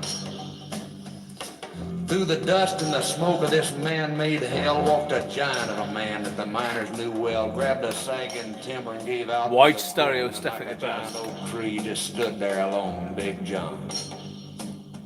Big John. Big John. Big Bad John. Big John. But a Big John. And with all of his strength, he gave a mighty shove. Then a miner yelled out, "There's a light up above," and 20 men scrambled from a would-be grave. And now there's only one left down there to save Big John. With jacks and timbers, they started back down. Then came that rumble way down in the ground, and as smoke and gas belched out of that mine, everybody knew it was the end of the line. A bit of Johnny. Well, my daddy left home when I was 3, and he didn't leave much to Ma and me. Just this old guitar and an empty bottle of booze. Now, I don't blame him because he run and hid, but the meanest thing that he ever did was before he left, he went and named me Sue. Well, he must have thought that it was quite a joke, and it got a lot of laughs from lots of folks. It seems I had to fight my whole life through. Some gal would giggle and I'd get red, and some guy'd laugh and I'd bust his head. I'll tell you, life ain't easy for a boy named Sue. Well, I grew up quick and I grew up mean. My fists got hard, my wits got keen. Roamed from town to town to hide my shame. Yeah, it's not for everyone, Sean, is it? Moon and stars, I'd search the honky tonks and bars and kill that. It's like a hi-fi though in a radio. That's the thing with this stuff. It's I thought I'd stop and have myself a brew. At an old saloon on a street of mud, there at a table, dealing stud, sat the dirty mangy dog that named me. Yeah, I don't know, Mike. Well, I knew that snake was my own sweet dad from a worn-out picture that my mother had. You want Little Donkey, do you? On his cheek and his evil eye. What was Little Donkey, look? Gray and old, and I looked at him and my blood ran cold, and I said, "My name is Sue. How do you do? How you gonna die?"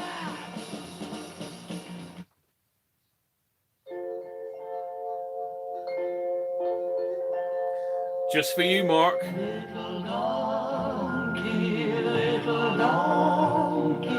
on the dusty road. Got to keep on plodding onwards with your precious load. Been a long time, little donkey, through the winter's night.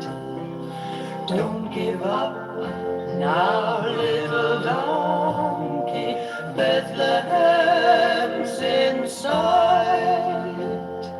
Ring out those bells tonight, Bethlehem, Bethlehem. Follow that star tonight, Bethlehem, Bethlehem. Little donkey had a heavy day. Little donkey carry Mary safely on her way.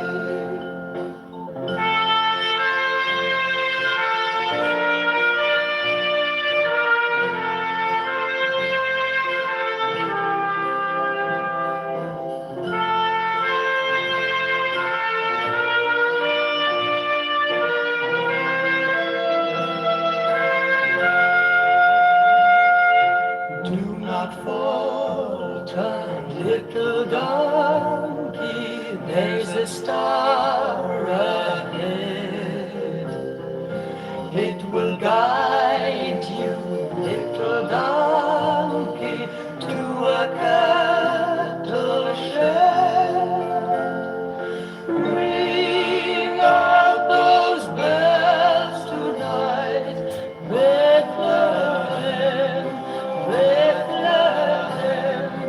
Follow that star tonight, Bethlehem, Bethlehem.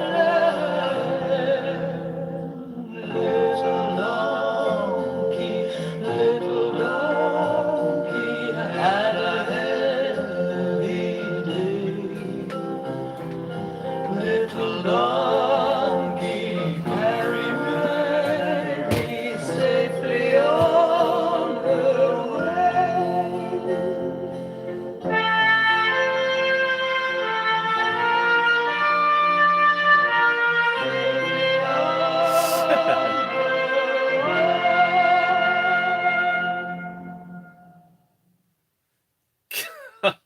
Sean is not a fan, are you? So we want 1812 Overture, do we? Okay. Let's see if I can get 1812 Overture on there. Tchaikovsky.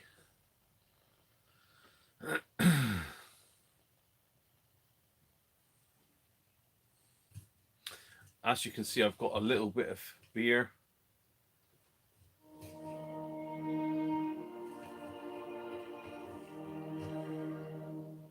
Doesn't sound quite tuned.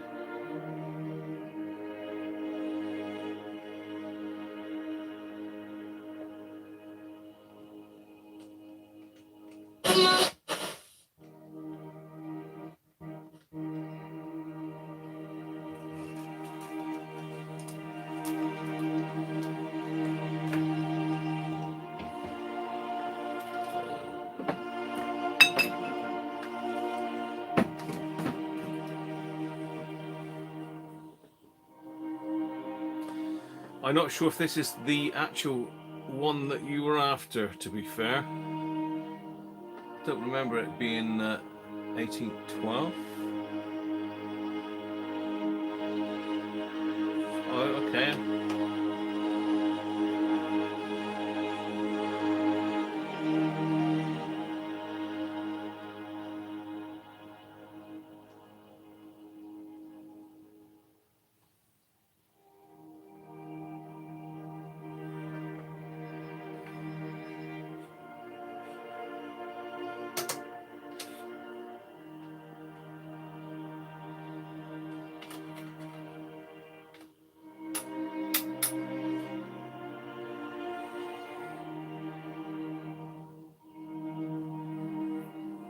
There's cannons going off, is there?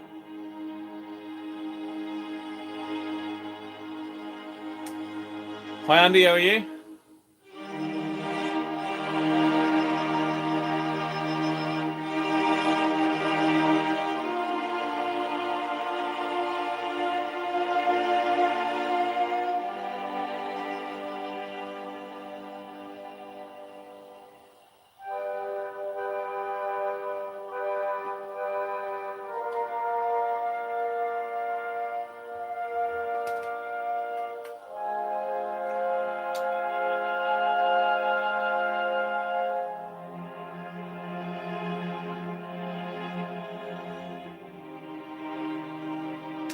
We've done our little fiddler rant earlier, Andy, so I think everyone's unsubscribed.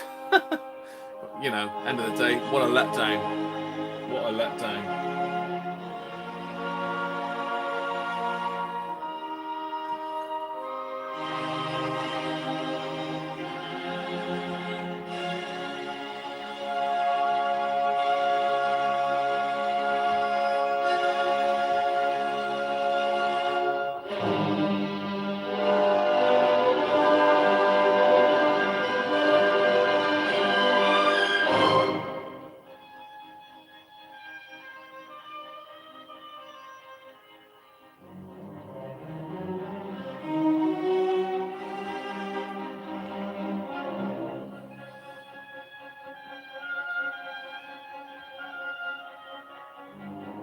I don't know where the cannon fire is, Gary.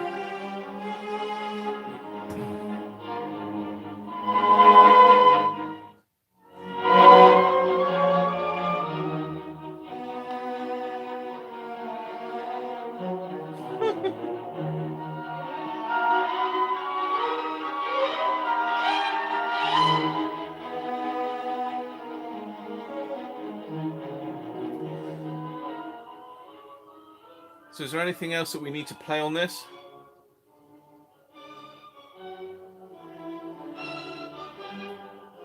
When did the cannons come in, Gary? We need the cannons.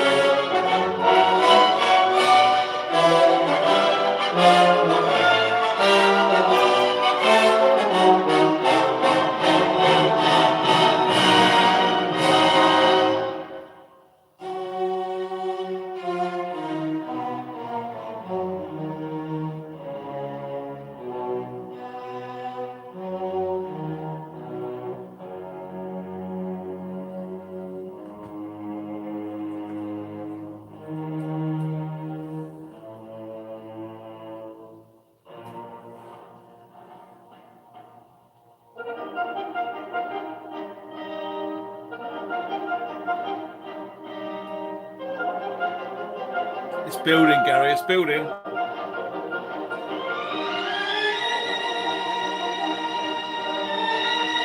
I remember the cannons now, actually.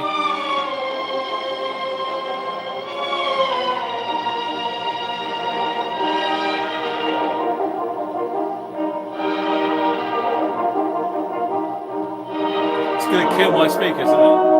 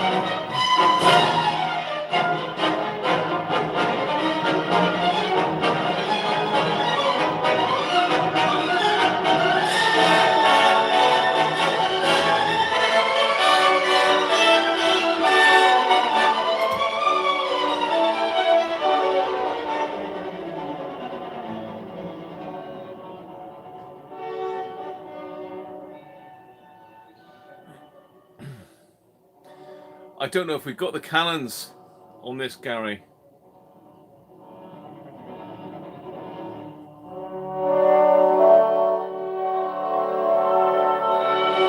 You wake the dogs up downstairs, though.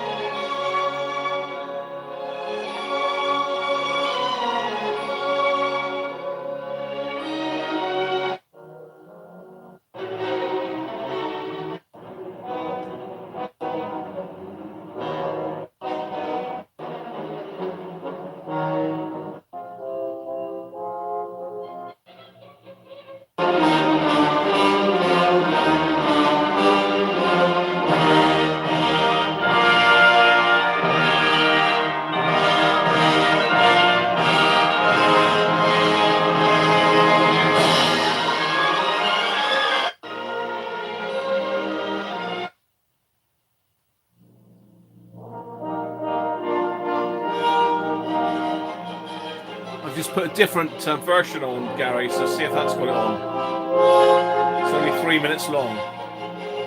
It's a finale, apparently.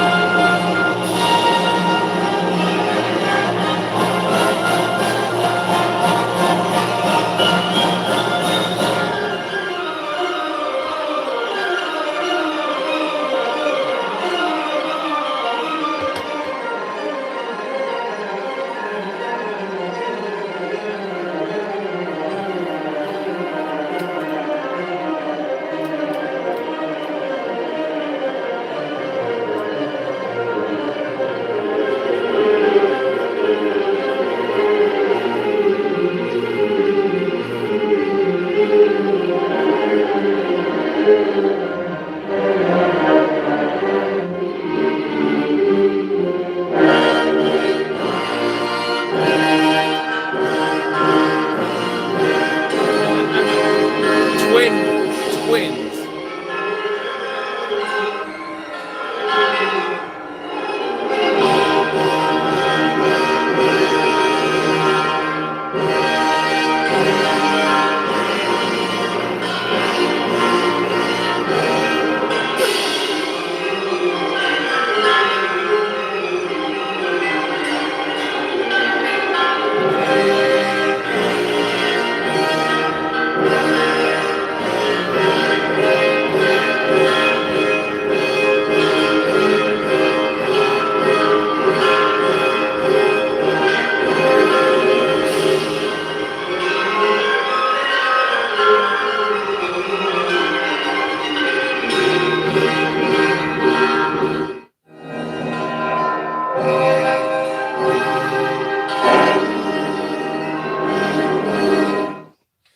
Well, there you are. I think that's woke the dogs up downstairs now. Cheers, Andy.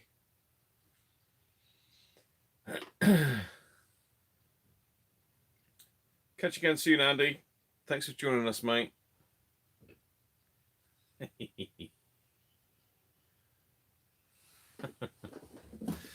I'm going to have to put this as an adult one now, Andy.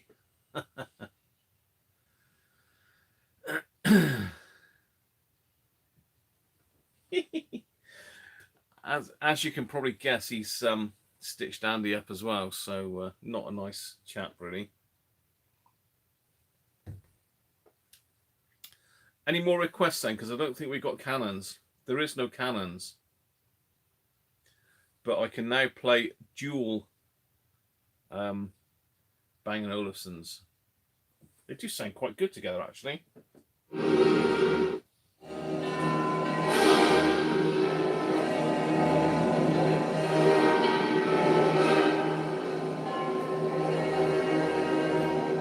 Happy Christmas, Andy, anyway.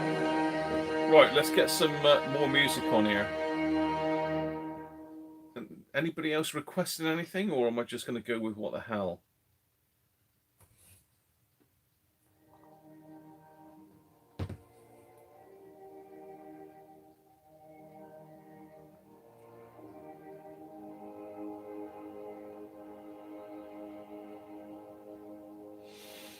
Is anybody still with me? It's all gone quiet all of a sudden.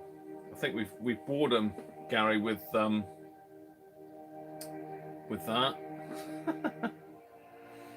Let's find something to just up the spirit a bit, shall we?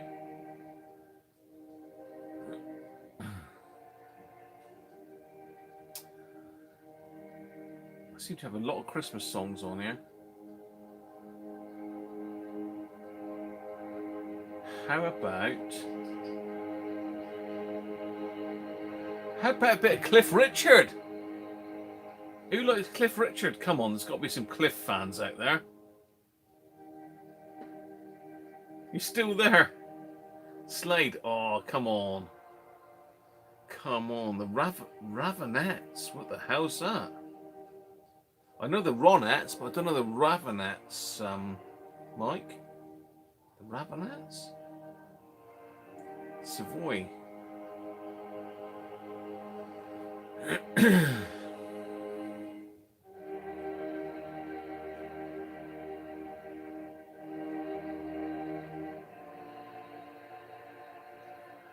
I think we ought to have a bit of Cliff Richard, don't you? Let's should we have a bit? Let me find one of my favourite Cliffs. Come on, Cliff, you can do it for us. I've got 57 Cliff songs on here. Let's go with this one.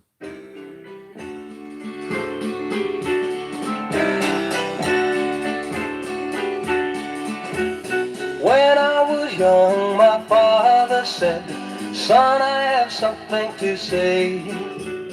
And what he told me I'll never forget until my dying day. He said, son, you are a bachelor boy, and that's the way to stay. Son, you be a bachelor boy until your dying day. Cliff!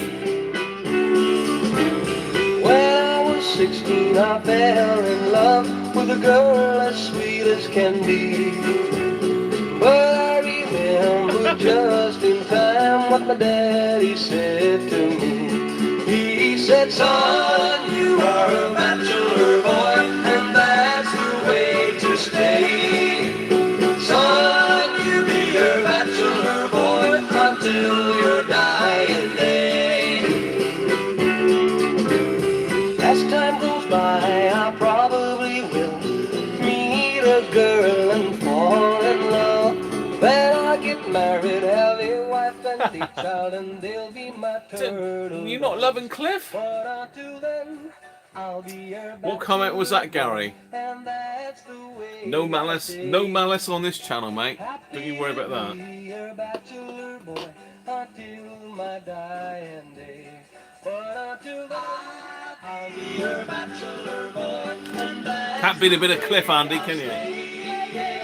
happy to be your bachelor boy until my dying day. did I hear that you want more Cliff? More Cliff? You're more Cliff. Should we have a bit of a theme for a dream then? You are my theme for a dream, yes you are, a rare and lovely theme. You're a theme for a dream. A dream. One thing I will say is the Biosystem 10 has definitely got the edge on audio over the Biolit 800. Together they sound really nice because this is slightly more bassy, but this is more true. The Biosystem sounds amazing.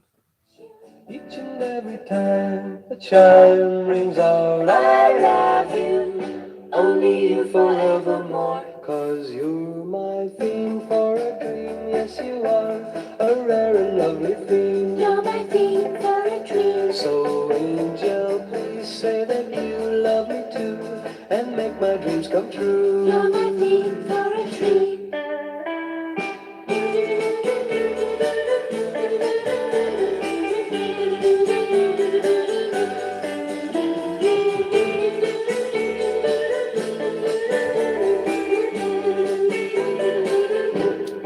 When I dream I kiss you,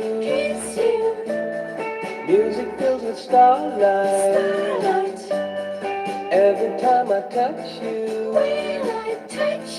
each and every time a chime rings out, I love you, only you forever. Cliff is early, that's early.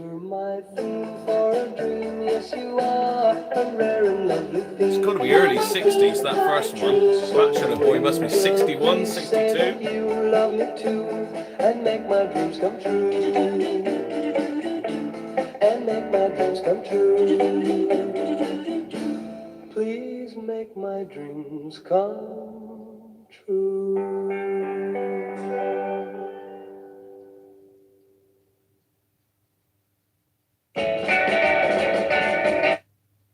7A. What number is this, Chip? 7A. Okay, don't get excited, man. It's because I'm short, I know. Your wish is my command, Clive. Oh, I could hide neath the wings of the bluebird as she sings. The 6 o'clock alarm would never ring, but it rings and I rise, wipe the sleep out of my eyes. My shaven razor's cold and it stings. Cheer up, sleepy Jean, oh, what can it mean to a daydream believer? So that's the Biolit 800.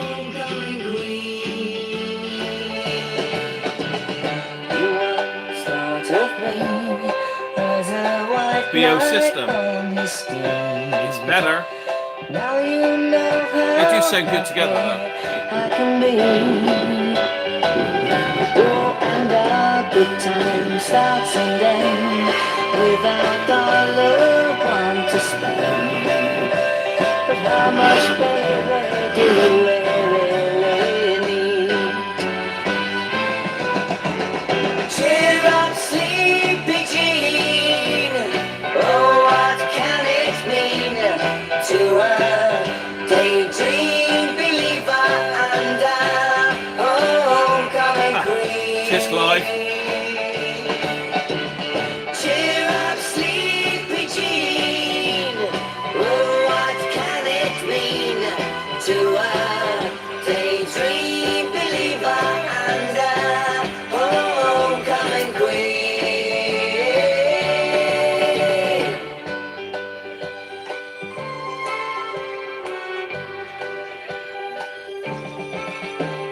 Cheer up, sleepy Jean.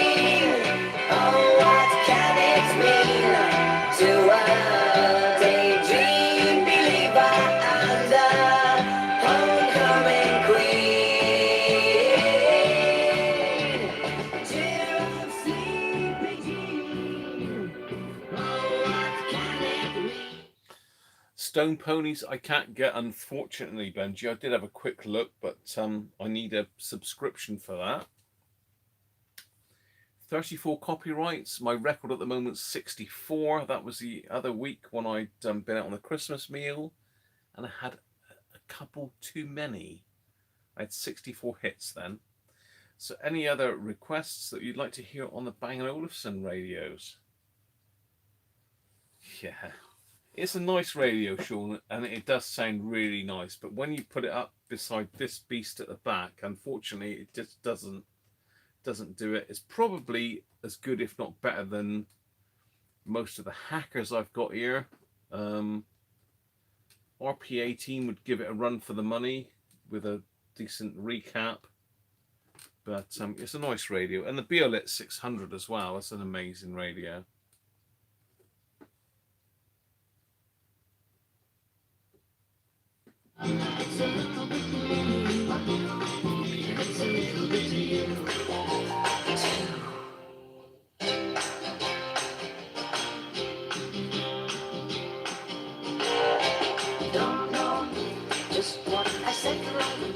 There you go, Gary, bit of Monkeys again.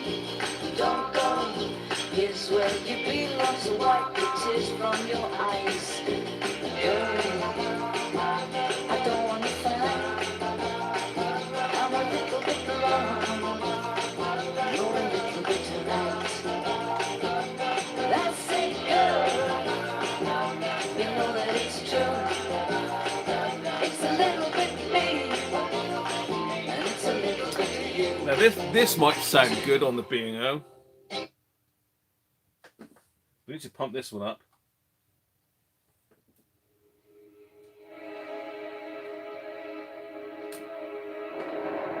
I'm definitely going to get some copyright hits for this little night. Whoa!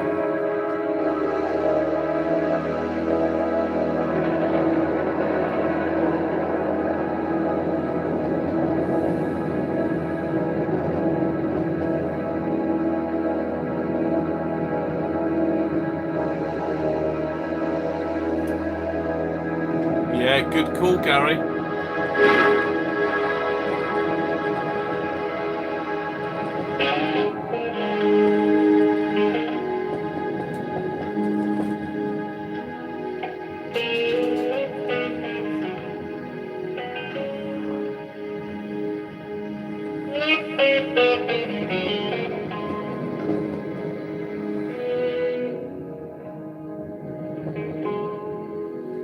Biolit 800 doesn't like this. It's rattling the speaker a little bit.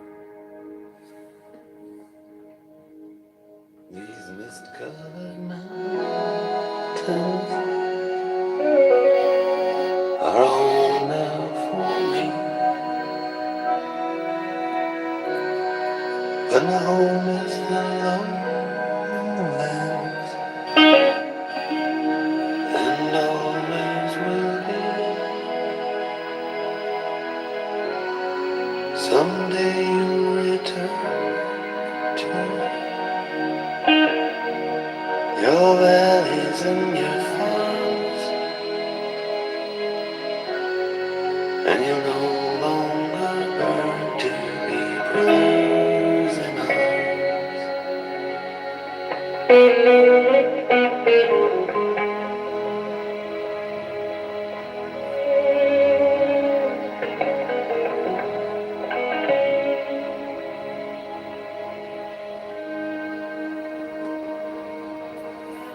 through these fields of destruction, baptisms of fire, I've witnessed your suffering as the battle reached high. To be honest, this one at the back. In the fear and the sound that's coming out, that's amazing. They do compliment my brothers in arms.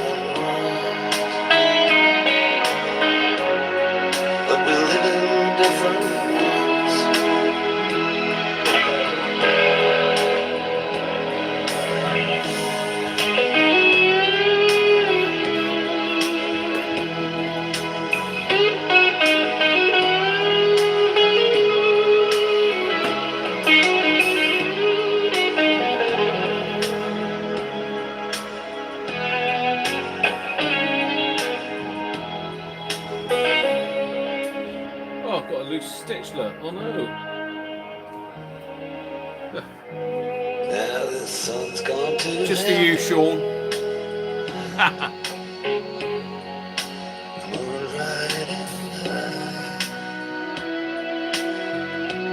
Let me bid you farewell. Every man has to die, I am a bit of a Dire Straits fan, to be fair. but it's written in the stars. In every line in your palm, we're fools to make one, all our brothers in arms.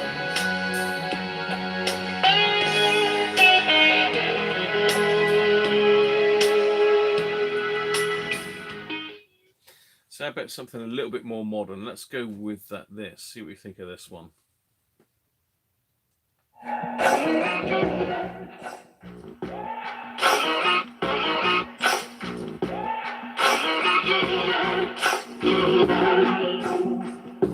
Maybe I'm foolish, maybe I'm blind, thinking I can see through this and see what's behind. Got no way to prove it, so maybe Oh, doesn't like the bass on this. Does not like the bass on this. I'm only human after all. I'm only human after all. Don't put your blame on me. Don't put your blame on me. Woohoo! Take a look in the mirror. What do you see? Do you see it? A bit of something from the West Country then.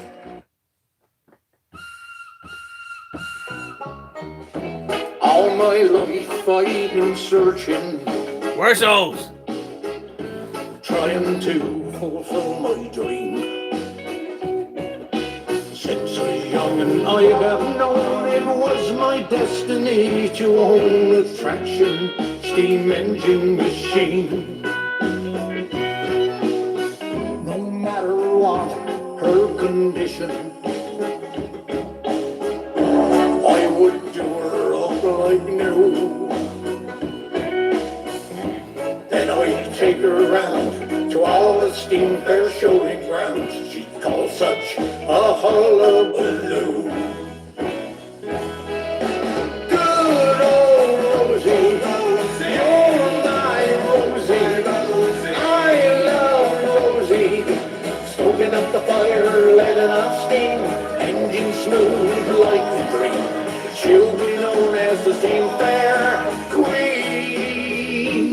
Oh, Rosie. Out of the blue came a vision. Well, Gary has asked for one of my favourites actually, and so Jimmy Nail. And I love a bit of Jimmy Nail, but my favourite has got to be Crocodile Shoes.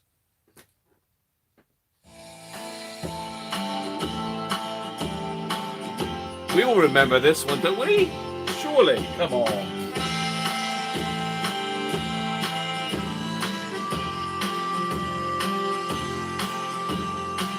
Wine, beer, and spirits all the time. Oh yes. Though I held you, still she's all. It's got to be our signature tune, Sean, isn't it? The rain falls down. I'm soaking through. Benji don't like Jimmy. Inside your mouth soon. My crocodile shoes are crying too, for they know how much love I have. You're welcome, Chris.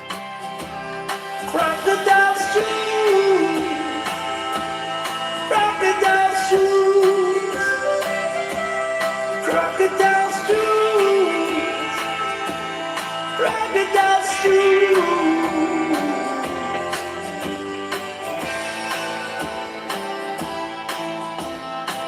Wine, beer, and spirits take me down. The lights are low. I remember that. There's no one else I remember that, around. Mike. Rosser Hughes, wasn't it? Waitress sure looks pretty that's a bad sign. I smile at her, still you're always on my mind. With your crocodile shoes, crocodile shoes, crocodile shoes, crocodile shoes.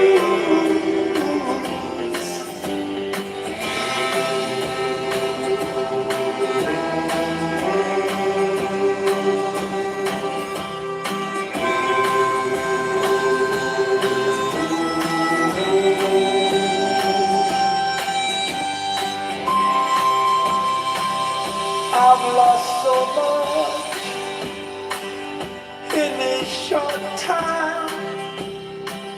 Gotta love a bit of Jimmy, ain't you? Gotta love a bit of Jimmy now. Come on.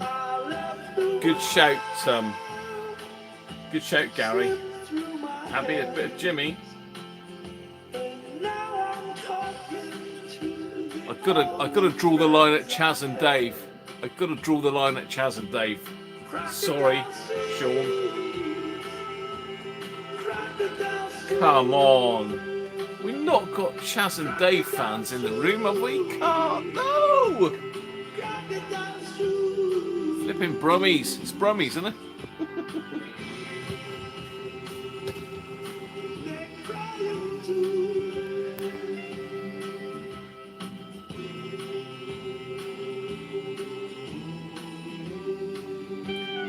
Oh, are you going to make me play Chaz and Dave, are you?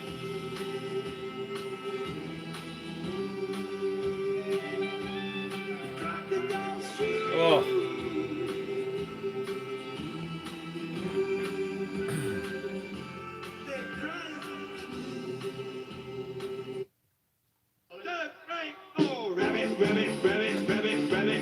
Why? Why? Why?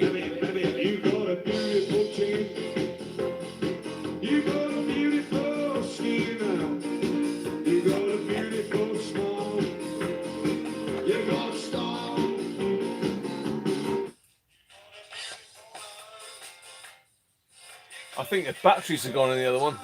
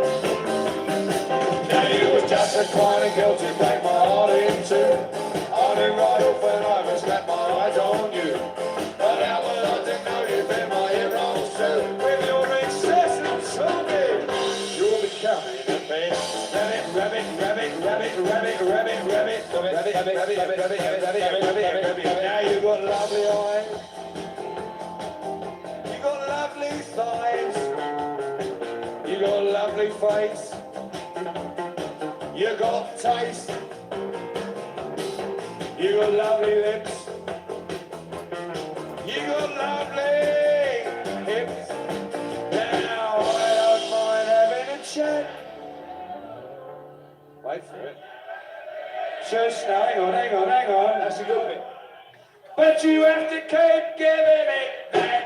No, you won't stop talking. Why don't you give it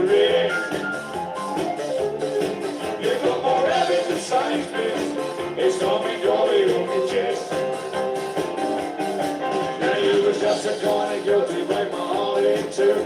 I do right when I was set my eyes on you.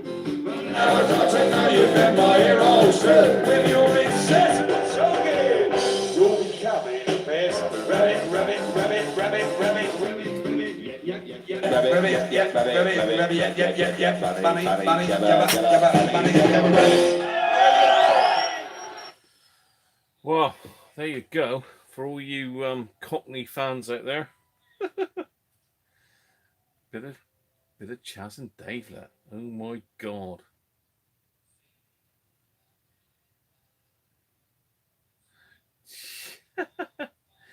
What? What is shooting? You're the one that said it, Sean. What's Benji want? Bit of Bob.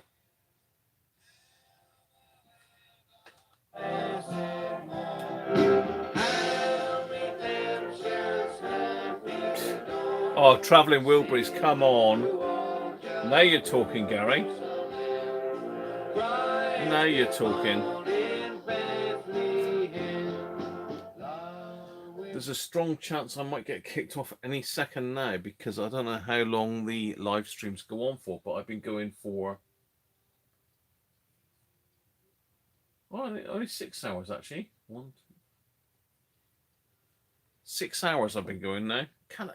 Surely not. Travelling Wilburys. Good shout, Gary. I'm going for that. Travelling Wilburys. I love a bit of travelling. Well, I'm a bit of a Roy Orbison fan, aren't I? Obviously. So let's have a look. Got to be handled with care, isn't it? Oh, joyful news today. Wherefore have ye left your sheep on the lonely mountain steep? How thou ever blessed Lord, how redemption's happy dawn, sing through all Jerusalem. Christ is born in Bethlehem. As we watch that dead of night, lo, we saw a wondrous light.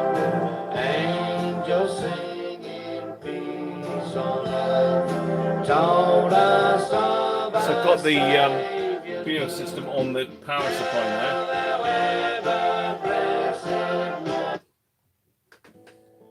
Bit of Travelling Wilburys now.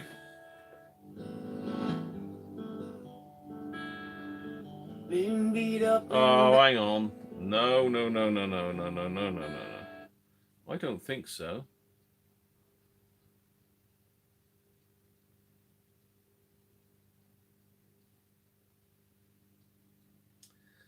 Oh, we can't get Travelling Wilburys. It's only a tribute band.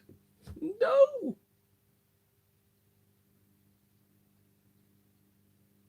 Wow. What a bummer. So I think we're going to have to just go with we're just going to have to go with a bit of Roy Orbison, I think. I love a bit of Roy. Love a bit of Roy Orbison. So let's see if we can find a decent Roy Orbison song.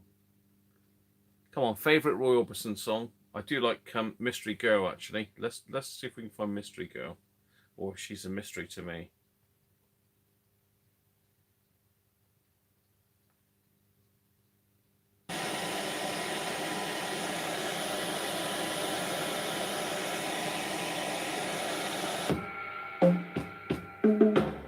Oh, that one doesn't like it.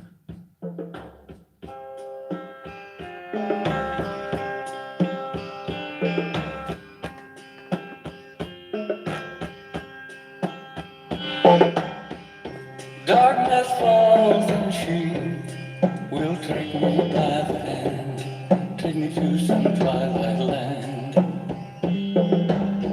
where all but love is gray, where I can't find my way without her as my guide.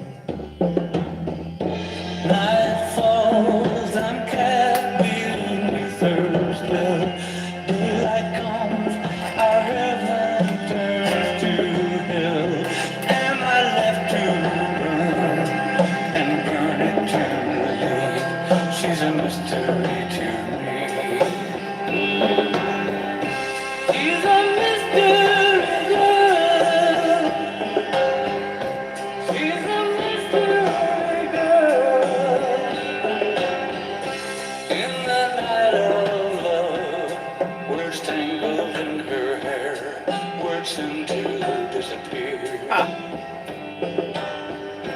love so sharp it cut like a switchblade to my heart. Words tearing me apart. She tears again my bleeding heart. I wanna run. She's pulling me apart. Fallen angel cries, and I just melt away. She's a mystery. Hi, Resonator from Arizona, mate. She's a mystery girl. Welcome, Resonator. You woke up to some donkey stuff, did you? Did I wake you up to Dominic the Donkey, eh? Gotta love it.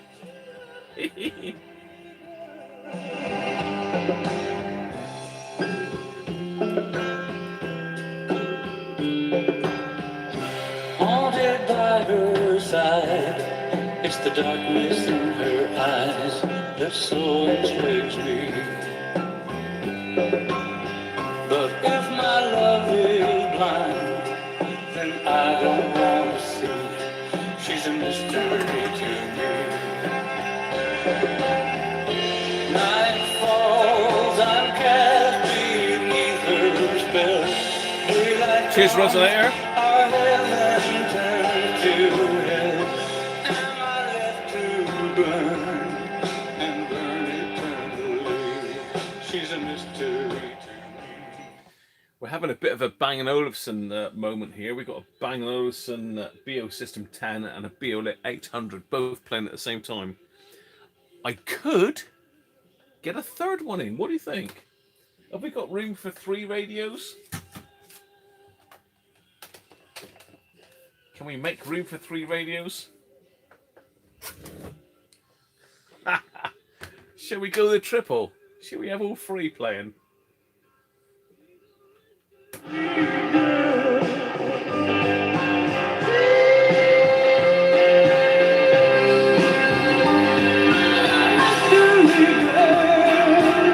Oh my God.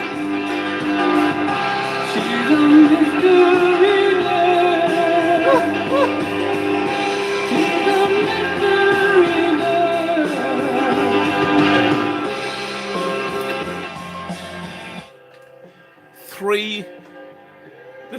I'm going to do the triple on you.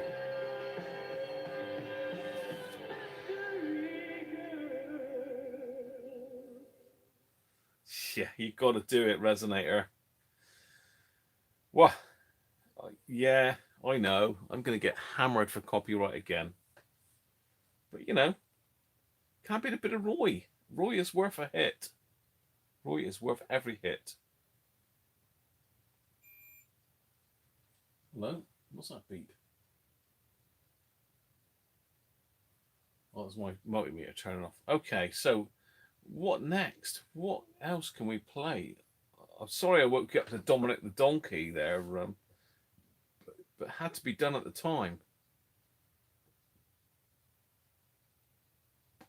We've done bit of Crocodile Shoes. Oh, no, come on. You won't let me have the Eagles.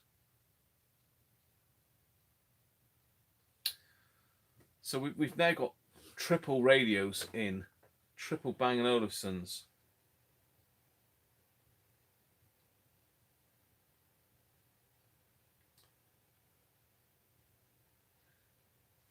Let's have some other requests then. Come on. Mercy Beat. What's up, Benji? Come on, Benji. You must like something. Get a Zenith D7000. You think that's better than these, Gary, do you? Dave Clark 5. Oh, yes. Like a bit of Dave Clark. Bits and pieces, I think. Bits and pieces or glad all over? Come on. Gotta be one. That's the only ones I know, to be honest.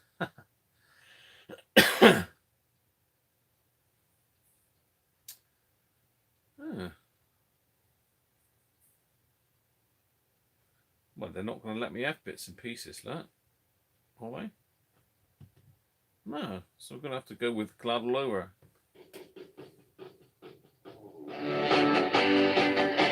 You say that you love me, say you love me all of the time, all of the time. You say that you need me, say you need me. You'll always be mine, always be mine. I'm feeling glad all over you, glad all over, baby. I'm glad all over, so glad you're mine. I'll make you happy.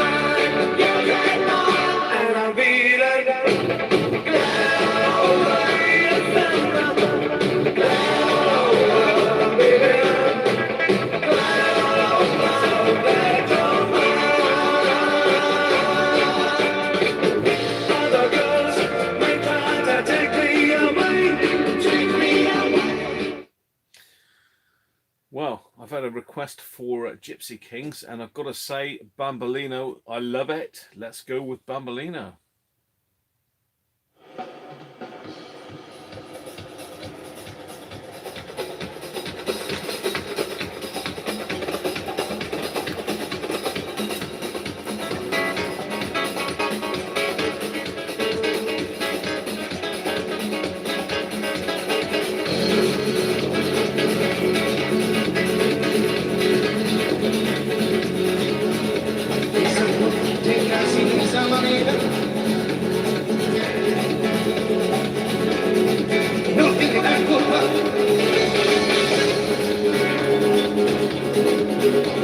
Birdie song. You're having a laugh.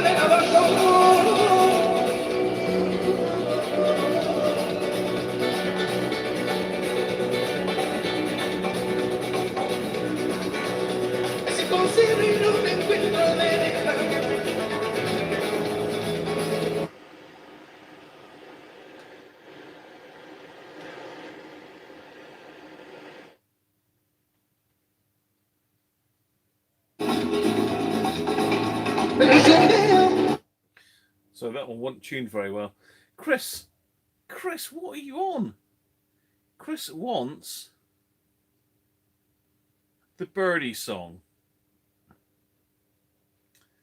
Chris, I'm going to have to punish you now. Chris, I'm going to punish you now for wanting the Birdie song. This is for Chris. Just special, just for you, Chris.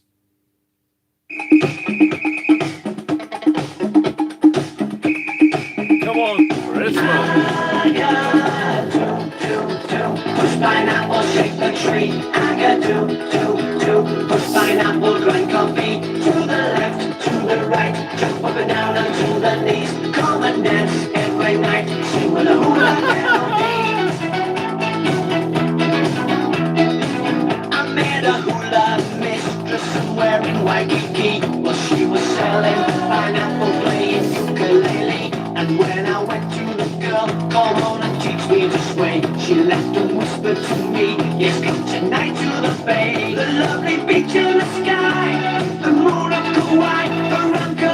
soon we'll all be singing this song.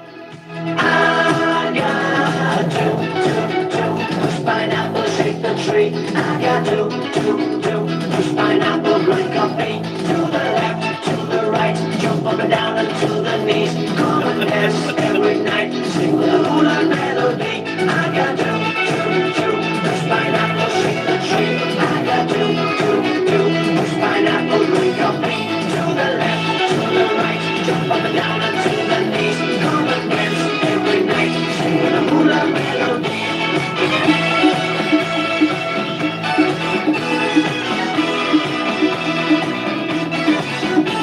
And down on the shore, they gather romance. She showed me much more, not only to dance.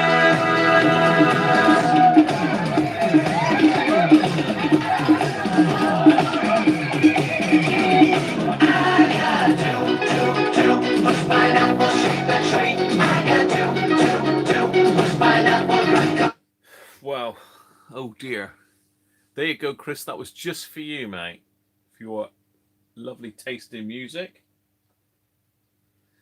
So, yeah. Oh dear. Can't be a bit of Agadoo though. Floral dance. Yeah, I don't think we're gonna get Chubby Brown on here.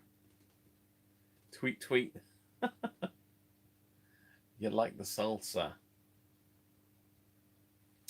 Oh, Mavericks, come on. Mavericks, I've actually got the album Mavericks, so they might, well, they will hit me with that. But, you know, I do like a bit of Mavericks. I have the album here somewhere. Where is my Mavericks album? To be fair, there's a lot of good songs on the Mavericks album. And it's not turning up now, so why isn't that? Oh, shush. Doesn't like it because I've not played anything for a minute. I'm going to have to go and have some tea shortly, you know.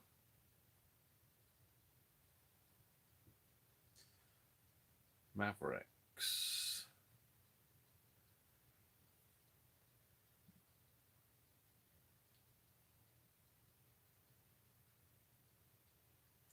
I do like the Mavericks actually. There's a few songs I like from the Mavericks, but gotta be that one, isn't it?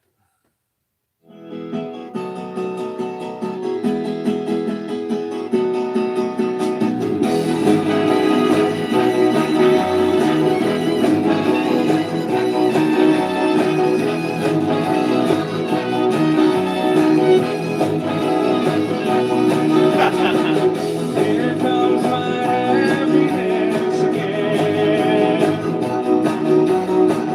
Right back to where I should have been. 'Cause now she's gone and I'm free. And she can do the thing to me. I just wanna dance my way. Where senoritas look and sway. Right now tomorrow's looking bright. Just like the sunny morning light. And you should You're welcome. see her. Please let her know that I'm well, as you can tell. And if she shouldn't tell you she wants me back, tell her no. I gotta go. I just wanna dance the night away. Another favourite Mavericks. I love this one.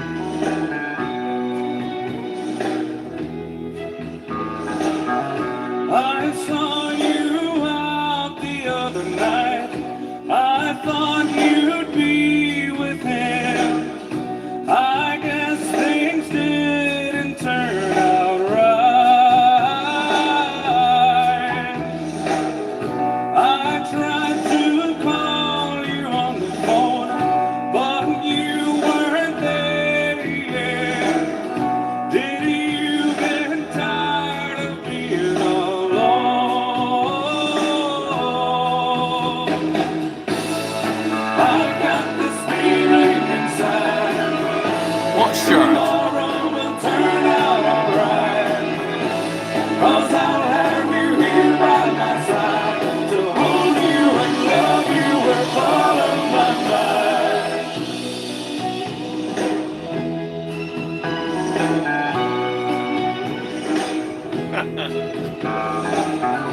You told me you were over him, and I believed in you.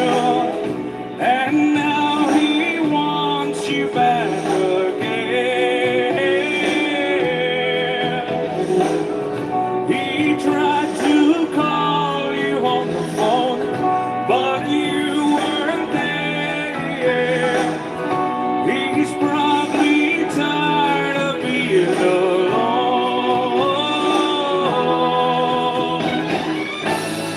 I've got this feeling inside. Tomorrow will turn out alright. 'Cause I'll have you here by my side to hold you and love you with all of my might.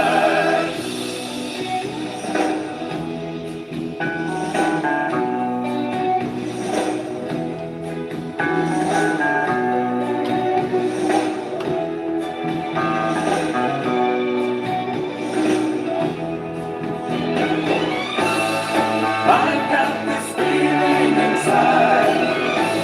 Tomorrow will turn out alright. 'Cause I'll have you here by my side to hold you and love you with all of my might. I've got this feeling inside. Tomorrow will turn out alright. 'Cause I'll have you here by my side to hold you and love you with all of my might. Hey baby, you know I love you. Hold you and love you with all of my might. But I love the Mavericks.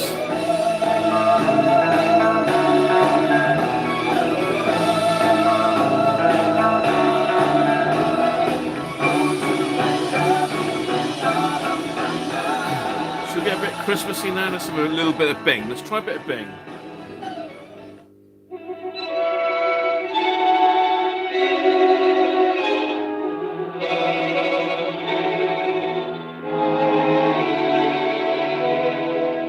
I'm dreaming of a white Christmas, just like the ones I used to know, where the treetops glisten and children listen to hear sleigh bells in the snow.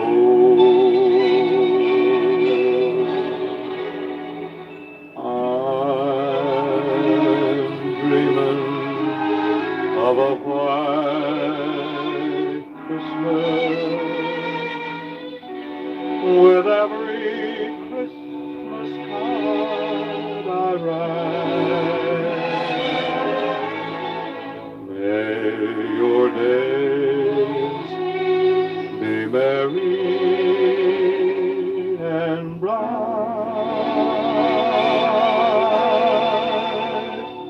and may all your Christmases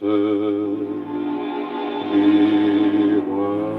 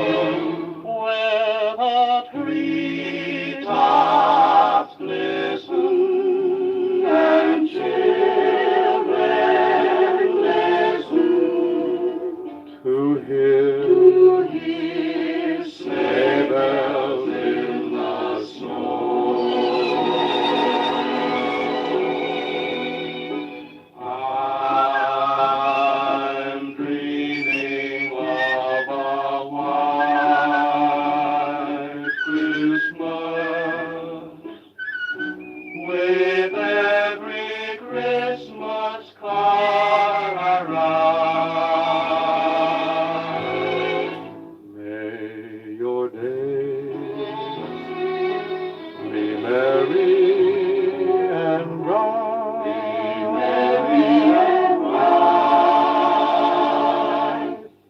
And may all your Christmases be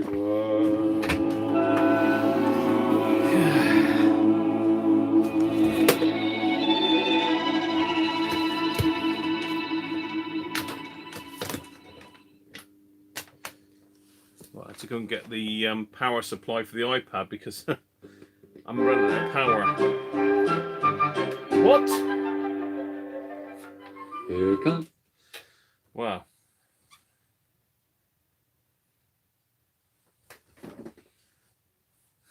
Simon's back with us. We're still here, mate. Simon, I think Sean is actually in love with you. I'm not sure what's going on there, but I think you need to get a room. Get a room, Sean.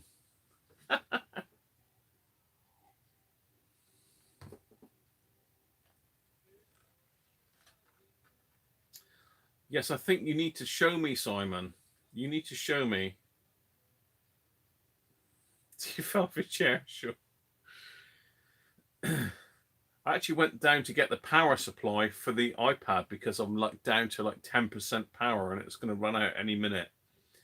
And while I was doing that, the missus insisted on me pouring her a port. So I think she's on her way downstairs. All good fun. So any more requests for my massive Christmas, my huge Christmas copyright hit time? We've got some classics on here. Come on, we've got Connie Francis, Eartha Kitt, Elvis, Dean Martin, Doris Day, Frank Sinatra, Louis Armstrong, Nat King Cole, Sammy Davis, Peggy Lee, Frankie Lane. Come on.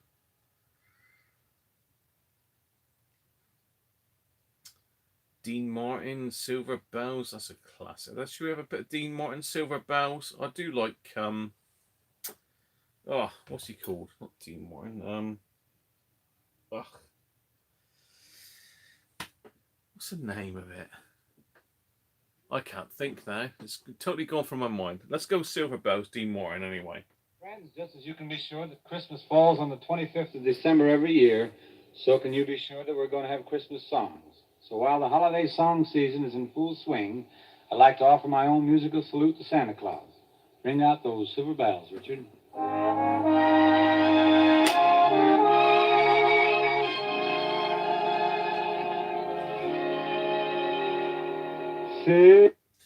Simon, if you didn't suss it, I've actually got 3 Bang & Olufsen radios all going at the same time. I've got a BO System 10, a BOLET 800 and a BOLET 600, all tuned in to my FM transmitter, which is probably getting quite low on power by now. It seems to be going okay. So yeah, that's what's happening. It is sidewalks, busy sidewalks, dressed in holiday style. In the air, there's a feeling of Christmas. Children laughing, people passing, meeting smile after smile. And on every street corner, you hear silver bells, silver bells. It's Christmas time in the city. Ring-a-ling, hear them sing. Soon it'll be Christmas Day.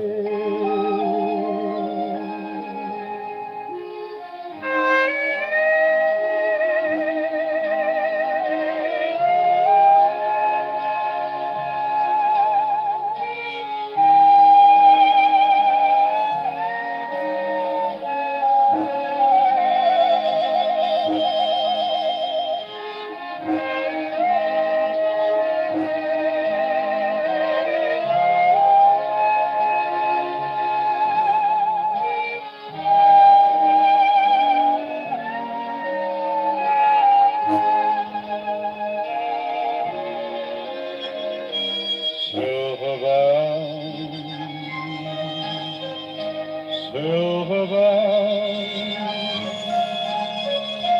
it's Christmas time in the city. Ring-a-ling, hear them ring. Soon it will be Christmas Day.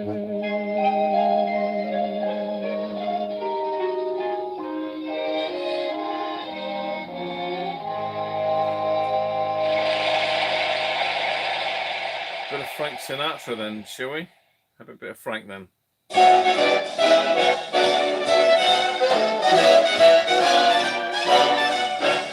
You better watch out, you better not cry, better not pout, I'm telling you why. Santa Claus is coming to town.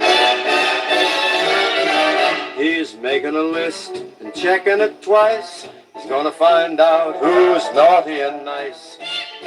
Santa Claus is coming to town. He sees you when you're sleeping. He knows when you're awake. He knows if you've been bad or good, so be good, for goodness sake. Oh, you better watch out. You better not cry, better not pout. I'm telling you why. Santa Claus is coming to town.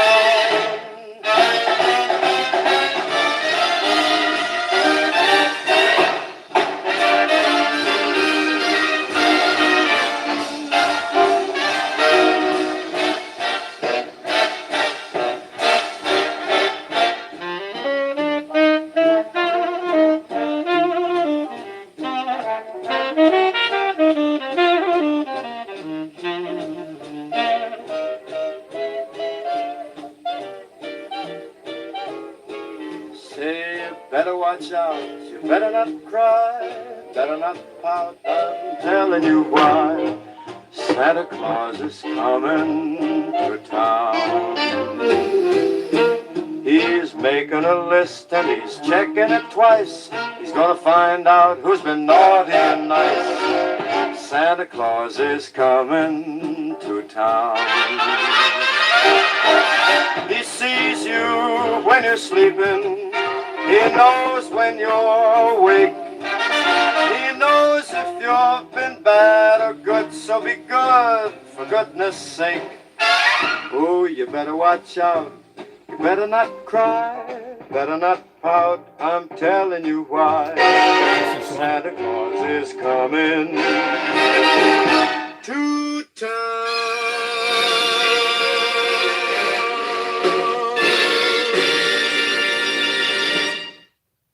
There you go. So Sean wants a bit of Bryan Adams. That's not really the season, Sean, is it? It's Christmas, not the summer. But just for you, mate, because you've done that guitar solo for us. Here we go.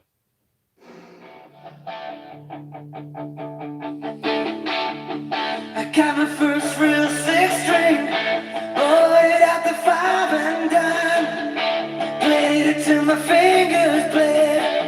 Was the summer of '69. Me and some guys from school had a band and we tried real hard. Jimmy quit, Jody got married. Should've known we'd never get far.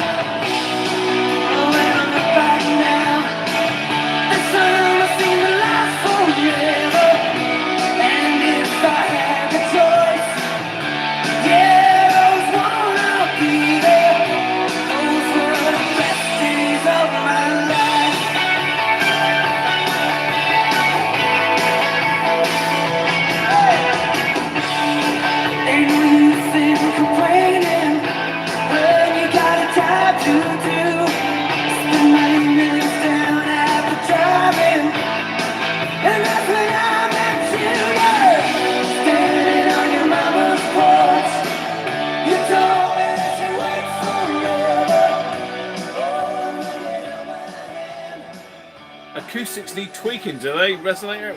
In what way would you say?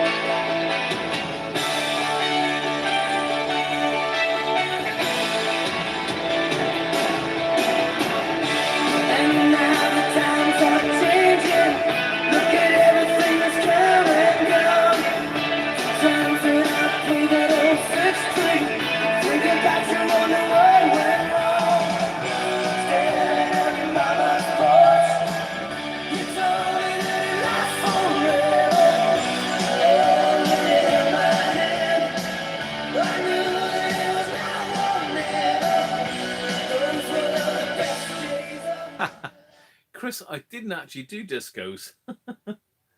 But, you know, I'm just demonstrating radios to you all. And if you want to hear certain tracks through these radios, then I can do that for you.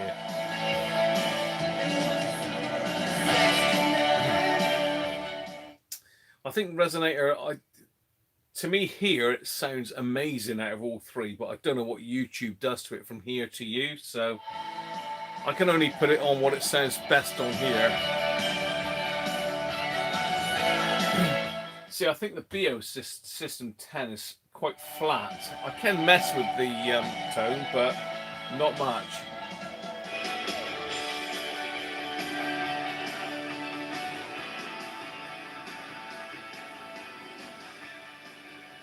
What are you saying, Benji? Too much mid-range. Oh, okay. Too much or too much? Yeah, you're probably right, Simon, because at the end of the day, this is all coming through a phone, don't forget. That one doesn't sound...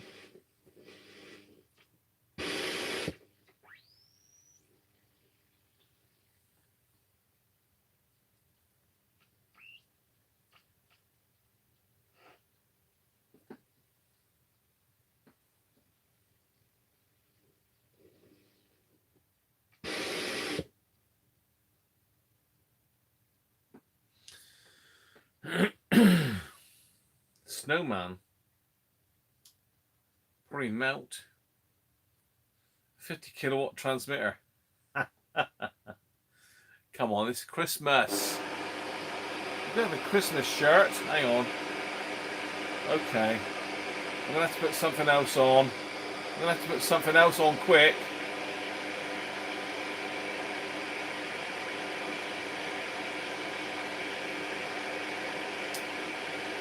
Come on.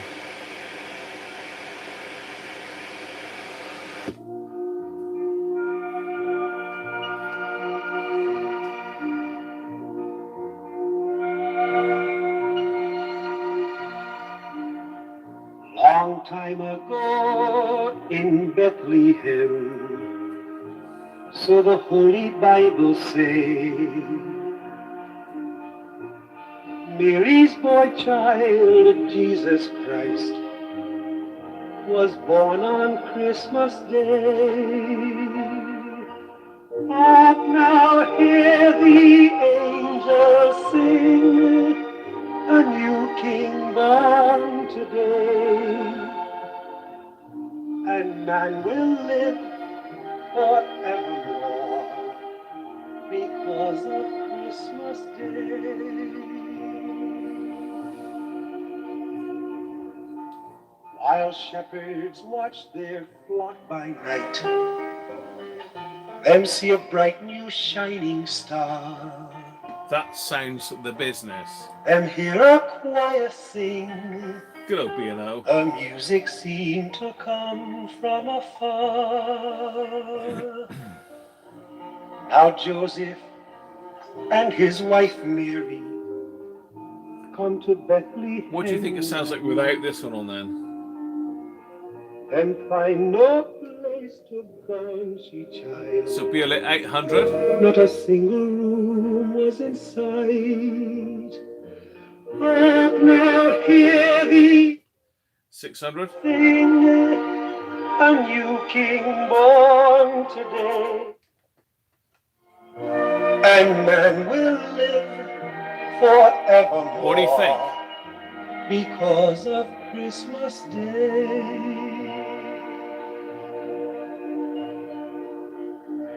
By and by, then find a little nook in a stable all forlorn,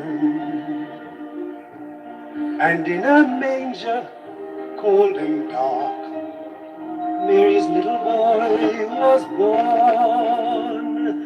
Hark now, hear the angels sing, a new king born today, and man will live forevermore because of Christmas Day.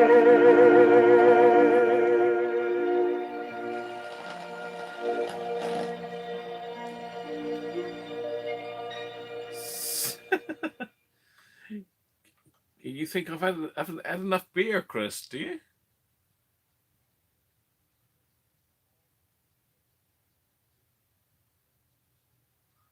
Yeah, you like the 800. No resonator. I've got plenty of beer left yet. I've got one more can of Abbott, and then I've got to go downstairs and get more. But you know, I might have to restock in the week, I think. I see what you're saying, Simon, but to me here that it sounds absolutely fantastic. There's a feeling of Christmas. Bit of ABBA, Chris. I love a bit of ABBA. Children laughing. How about? People passing, meeting smiles. Let's have a look. Smile, and on every Let's have a look. What have we got? corner. I like this song. She leaves home in the early morning, waving goodbye with an absent-minded smile. I watch her go with that search of that well-known sadness, and I had to sit down for a while. The feeling that I'm losing her forever, and without really entering her world, I'm glad whenever I can share her laughter. No. That funny little girl, slipping through my fingers all the time. I try to capture every minute, the feeling in it, slipping through my fingers all the time. I really see what's in her mind each time I think I'm close to knowing. She keeps on going, slipping through my fingers all the time. Sleep in her eyes. Believe it or not, that's a tribute band. It's not actually ABBA, which, you know, okay. But let's get a hit for an actual ABBA. Let's get a copyright hit for an ABBA song. So let's go with one of my favourite ABBA songs, Fernando. You can't beat this. Cher done it nice in the, but, you know, you can't beat the ABBA version.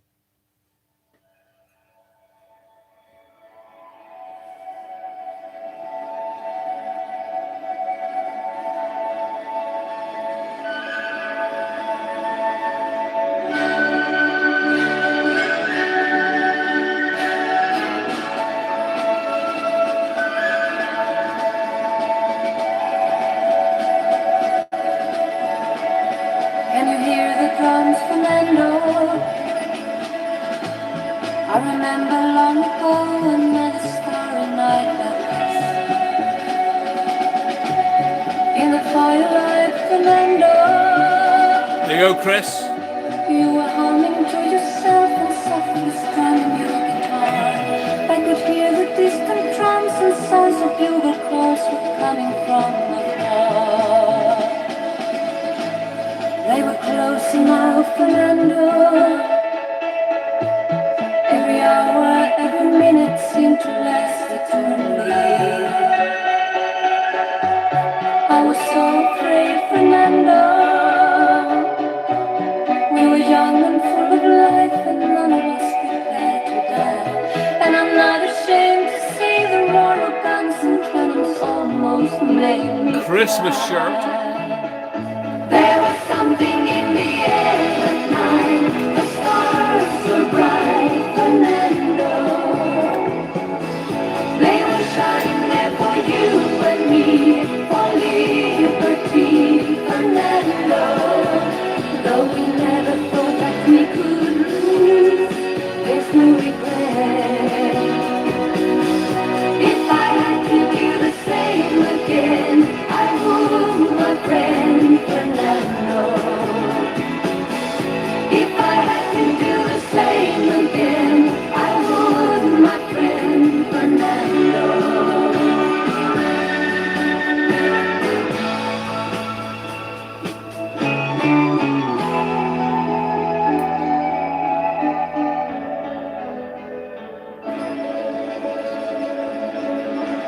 Now we're old and brave, Fernando.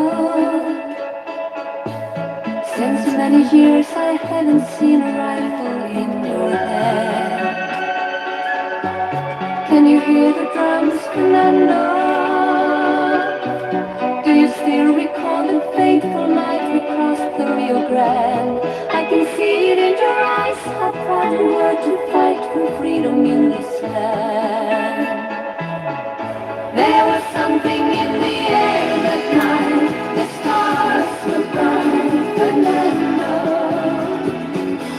They were shining there for you and me, for liberty, Fernando. Though we never thought that we could lose, there's no regret. If I had to do the same again, I would, my friend Fernando. There was something in the air that night. The stars were bright, Fernando. They were shining there for you and me, for liberty, Fernando. Though we never thought that we could lose, there's no regret. If I had to do the same again, I would, my friend Fernando.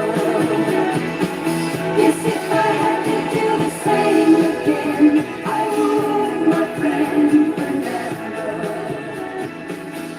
If I had to do the same. Oh, hello. Who's vibrating? Come on.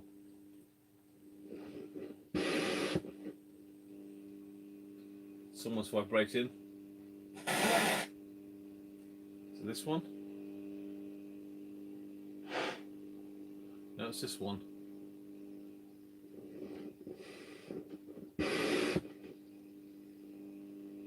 Oh well. So I'm a super trooper. Albatross. Oh, ho, ho, ho. Yes, I have worn this shirt in public, Resonator. The chain. Oh, Christ.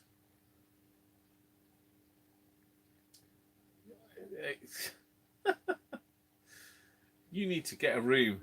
Simon, you need to get a room with Sean. Come on. Oh, my.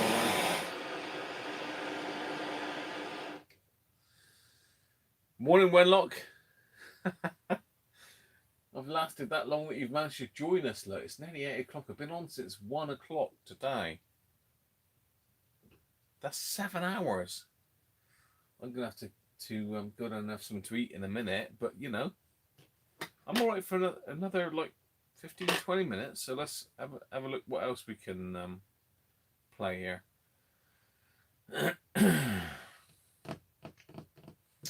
What are we going to do now? What are we going to do now? We're going to have some Christmas stuff.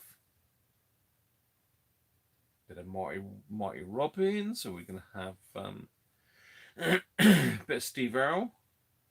Bit of Johnny Cash. Cliff Richard. The Clash. The Clash. Oh yeah. Adam and the Ants. Meatloaf. Who knows? You're still raw. What do you mean you raw, Simon?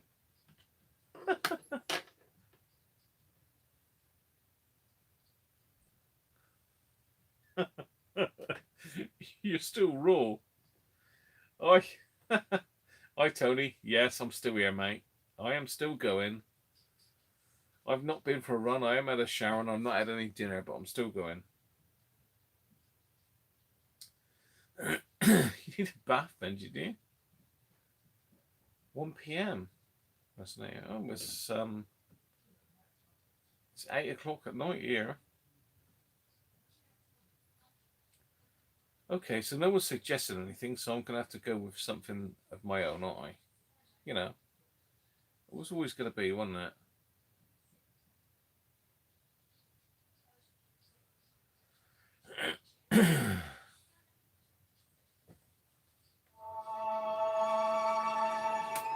Let's go a bit Christmassy.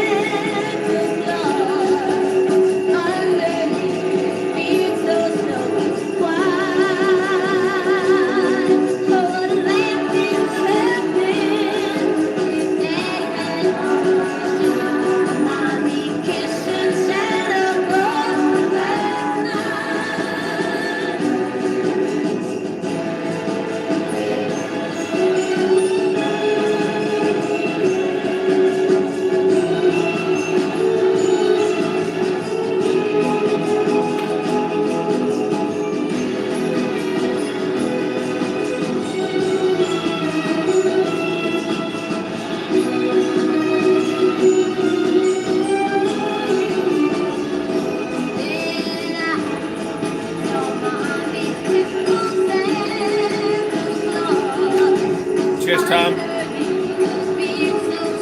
Christmas shirt.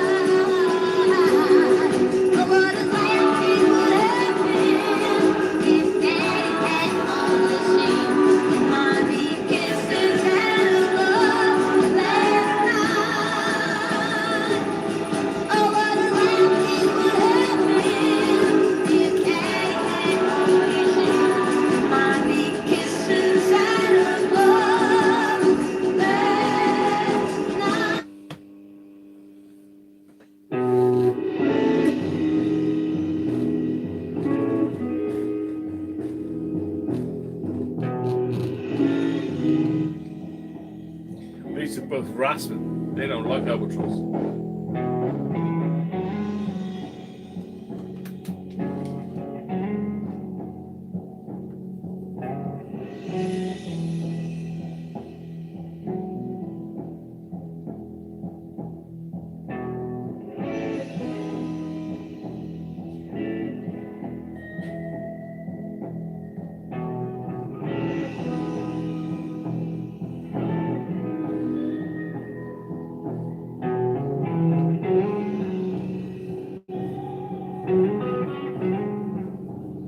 I expect Sean can play this. Sean, you can play this, surely.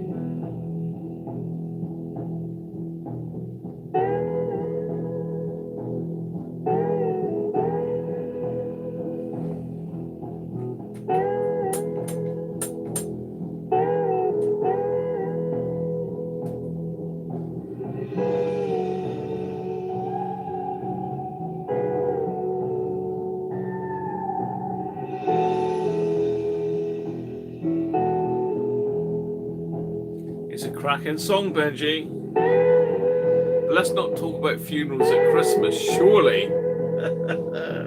You animals. You're worse than me. I'm going to have to go in for the last can of ABBA.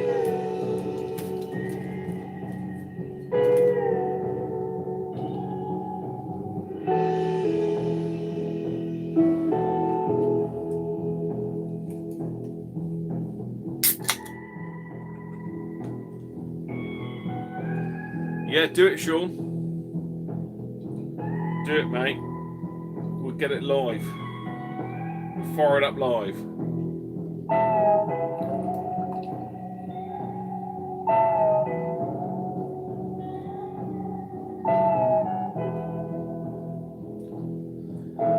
Last beer of the evening.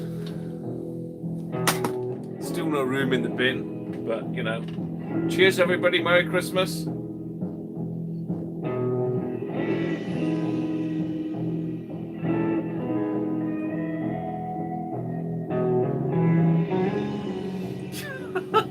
Benji, what are you on? Get off the funeral thing. Cheers, everybody, and Merry Christmas to you all.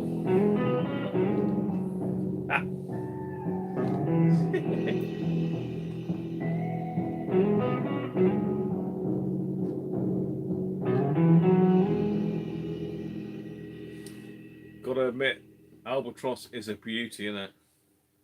Want to put a bit of Eagles? Anybody like the Eagles? Anybody like the Eagles? I like a bit of Eagles, you know. They did do a Christmas song as well, but gotta be Hotel California, isn't it? Come on.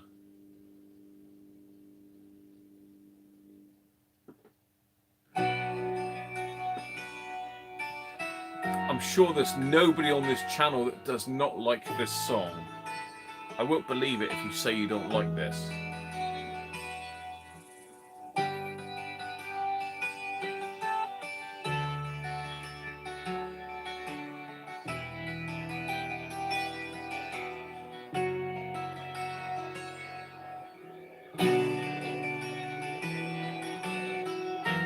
There's nobody that don't like Hotel California. It's a classic.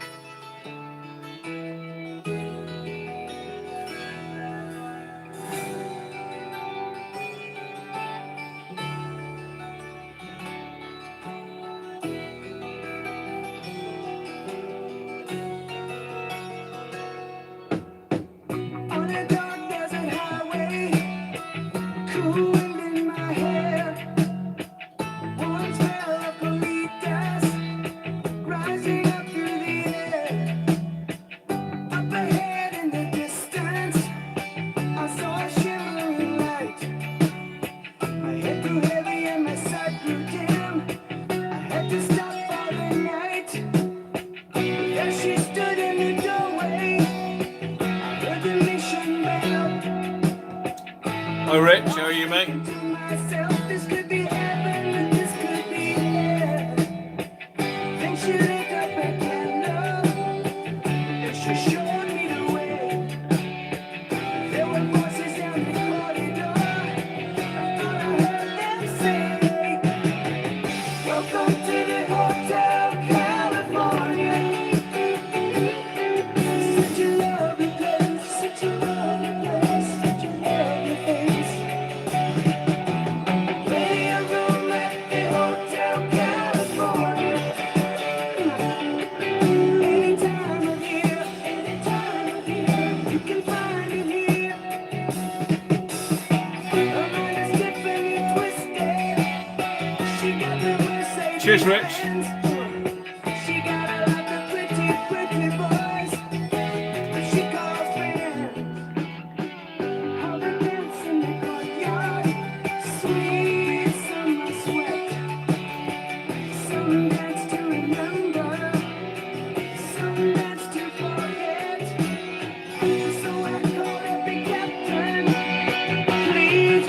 me my wine. He said, we haven't had that spirit here since 1969. And still those voices are calling from far away. Wake you up in the middle of the night just to hear them say, welcome to the Hotel California. Such a lovely place, such a lovely place, such a lovely place. They're living it up at the Hotel California. What a nice surprise, what a nice surprise. Your alibis. Mirrors on the ceiling, they pink champagne on ice. Rig Welter's good stuff. We are all just prisoners here of our own device. And in the master's chambers, they gathered for the feast. They stab it with their stealing eyes, but they just can't kill the beast. Last thing I remember, I was running for the door. I had to find the passage back to the place I was before. The lights at the night man. That's enough of that. Goes on a little bit, that, but it's a cracking song. How about I think Gary's just suggested a bit of Jerry and the Pacemakers. What about a bit of Ferry Across the Mersey? Come on, you all love that one, surely.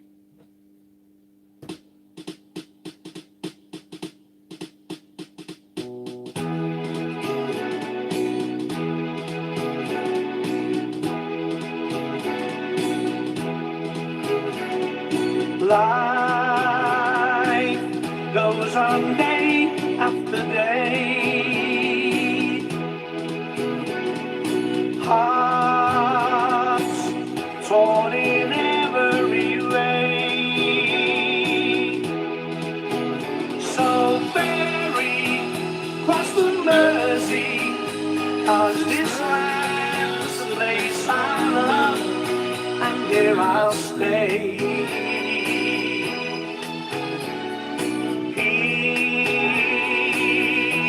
They rush everywhere, each with their own secret care.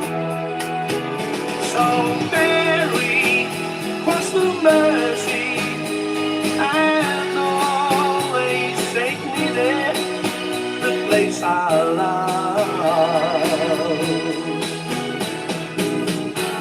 Around every corner, they seem to smile and say, we don't care what your name is, boy, we'll never turn you away.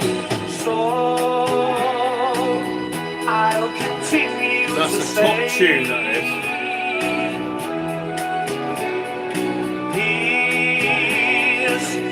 where I always will stay. So ferry just to prove it, Mersey, 'cause this land's the place I love, and here I'll stay. And here I'll stay. top tune. Here I'll stay.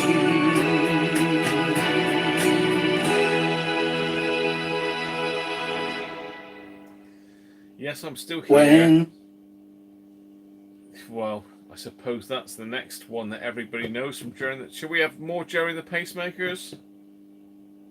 Something's not tuned right here. Is it that one?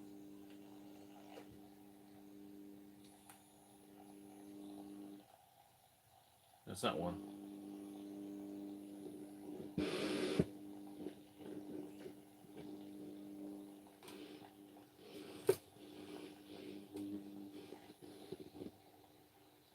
That's better. That's better. Should we go for a bit more Jerry and the Pacemakers? Never Walk Alone. You walk yes. Hold your head up high and don't be afraid of the dark.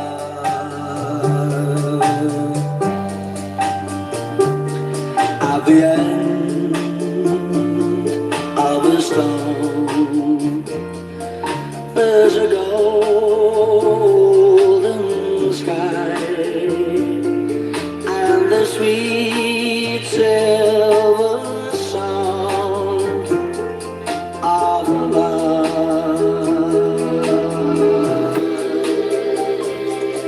Walk on through the wind.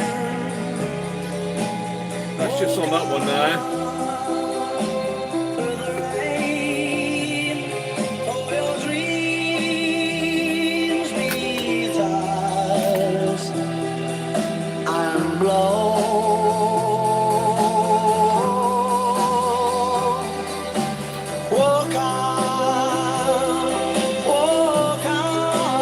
How's that now?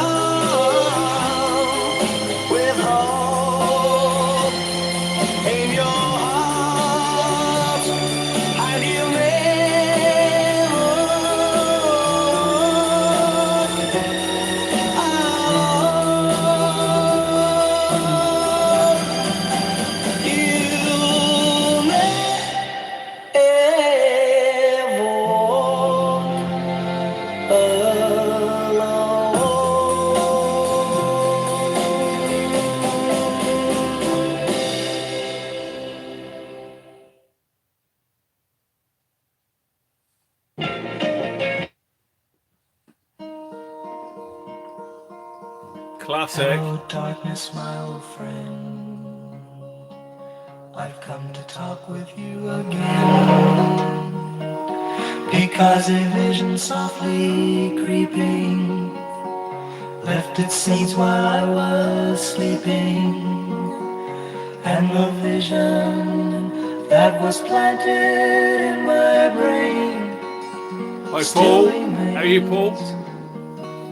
Within the sound of silence, in restless dreams I walked alone. Narrow streets of cobblestone, neath the halo of a street lamp, I turned my collar to the cold and damp. When my eyes were stabbed by the flash of a neon light, it split the night and touched the sound of silence. And in the naked light I saw 10,000 people, maybe more. People talking without. It's a tough one, really, because it's what I'm hearing here is obviously different to what you're hearing there, because YouTube compresses it, I'm sure, and the sound coming from here to you is certainly different than what I'm hearing here is absolutely amazing. So I don't know. As I say, the only controls I've got on this are the acoustic mode. I think like in the middle it's going to be like, I suppose to the right is more treble, to the left is more bass, so in the middle is the best of both. But I mean, I do like music quite trebly. I like to hear all the voices and the cymbals and that sort of stuff, and I'm not overly, I like a bit of bass, but that's just my preference. But from what I'm hearing here, it does sound pretty good. Dynatron's all right, to be honest, Paul. Dynatron Sapphire's a lovely radio. Let's get back to a bit of Simon and Garfunkel then. People hearing without listening. People writing songs. Hi Jess, how are you? Never shared. No one dared disturb the sound of silence. Fools said I do not know. Silence like a cancer grows. Hear my words that I might teach you. Take my arms that I might reach you. But my words, like silent raindrops, fell and echoed the wells of silence. And the people bowed and prayed. I definitely think Simon ought to take the baton now. Come on, Simon, go live. And the sign flashed out its warning in the words that it was forming. And the sign said the words of the prophets are written on the subway walls, tenement halls, whispered the sounds. Come on, Chris, that's no excuse. You've got a mobile phone. All you need to do is get the mobile phone on a tripod, hit the button, and you are live. So, anyway, to be fair, that song there by Simon and Garfunkel is amazing. And if you haven't watched it, there's a YouTube video with them playing that live not that long ago. And to be honest, Art Garfunkel's voice is amazing. Paul Simon, he's all right. He fills in, but Art Garfunkel, what a voice that man has got. It's just amazing. Anyway, you don't have enough subscribers, Chris. Come on. I hope everybody is subscribed to Chris, All the Gear, No Idea. If you're not, you need to now. But, Jess, I totally agree with you. I totally agree with you, Jess. I love Bright Eyes. That is a classic as well. Should we see if we can get a bit of Bright Eyes? I like that song.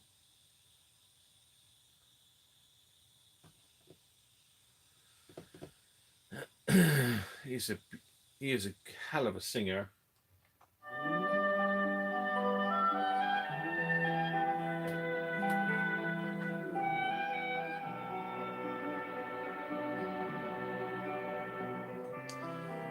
Chris, just excuses, Chris. It's excuses. I'm live streaming with my mobile phone connected to my Wi-Fi net. I'm still getting HD video, I think.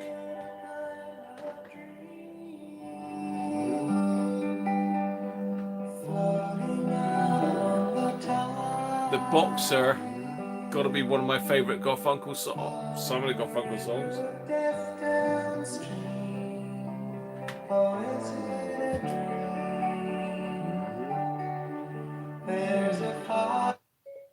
Whoa. A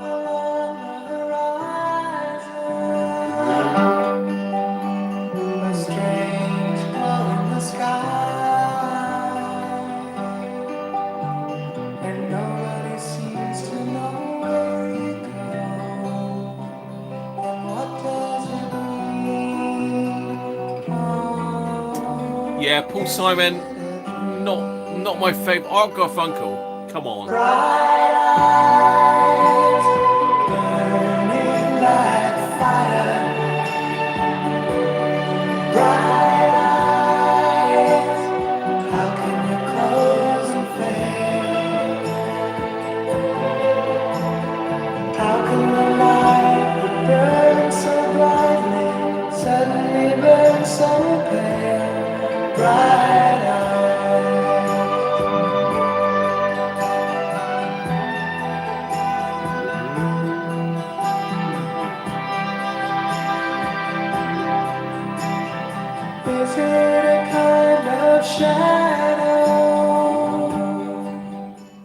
And they trust me with live streaming, Chris. They trust me at over 1,000 subscribers live streaming, but you can't get on. What is all that about? Never mind, mate. You can't be far off. I don't know what your subscriber count is at the moment. I'm sure everybody here is subscribed to Chris, All the Gear, No Idea. If not, you need to.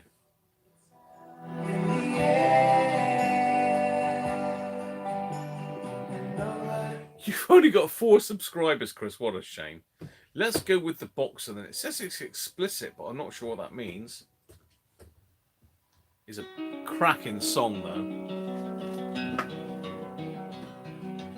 I'm just a poor boy, though my story's seldom told. I squandered my resistance for a pocket full of mumbles, such are promises. All lies and jest, still a man hears what he wants to hear and disregards the rest.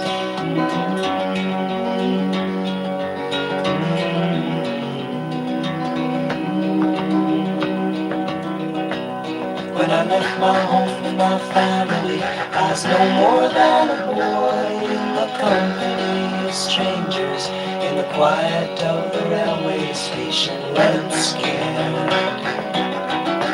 Laying low, seeking out the poorer quarters where the ragged people go, looking for the places only they would know. La-la-la,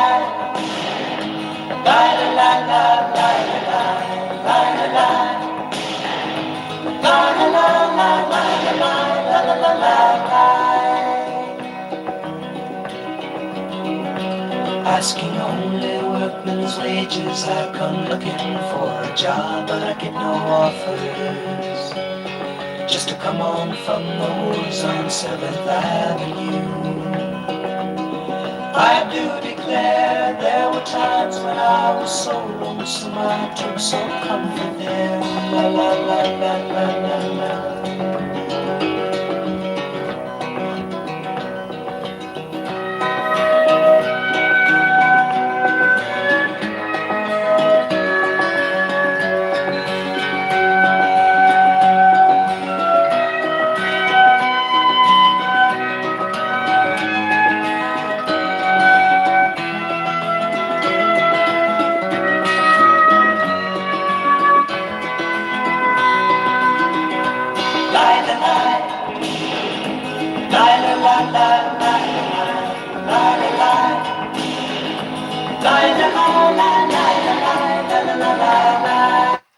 You've been watching 50 Shades Resonator, haven't you? When I'm laying out my winter clothes and wishing I was gone, going home, where the New York City winters are bleeding me, bleeding me, going home.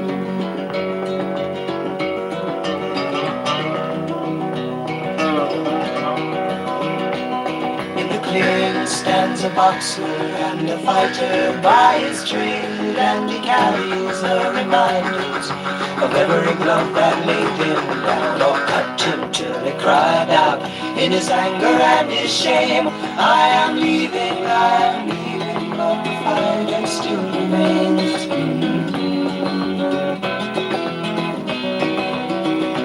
Lie, lie, lie, lie, lie, lie, lie, lie, lie, lie, lie, lie. La la la la la la la la la la la. La la la la la la la la la. La la la la la la la la la. La la la la la la la la la.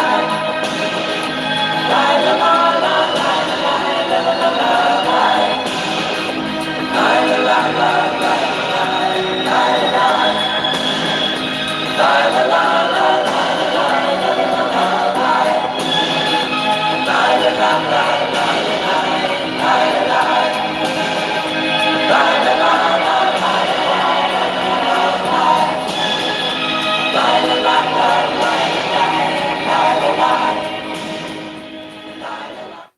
Cheers, Simon. Cheers, mate. Have a good Christmas. Merry Christmas to you, mate. And what I think we ought to try and do at some stage, I mean, I've got enough viewers on here that have got their own YouTube channels. We could do a 24-hour marathon, couldn't we? So we've got people all over the world. So, you know, I could do a stint, Simon. I mean, surely we can do that, can't we? Yeah, I think so. We could do a 24-hour marathon, couldn't we? Just everybody do a few hours each and just pass it on and pass it on. I mean, end of the day, if we're playing copyrighted music, you know, you're not going to get your video monetized, but end of the day, the copyright holders are earning money off your videos. So what the hell? I'd rather play some nice music than all this blimmin' copyright-free rubbish. Yeah, just a thought. Just a thought. We could set it up. But definitely I'll do a New Year one. Of course I will. As long as it falls on a Sunday. Well, it doesn't matter if it falls on a Sunday. So a couple more songs and then I think I'm going to have to call it a day because I've been on for like God knows how long now. Everybody's falling asleep. Everybody wants to eat. So come on, let's have a couple really good songs. Let's have some recommendations and I'll pick the couple that I like best. There you go. You're Ofcom after you, have you? Yeah, you got to watch it up there, Gary, because to be honest, Ofcom are red hot up that way, mate. You'll get pinched in a moment up there, right next to the airbase.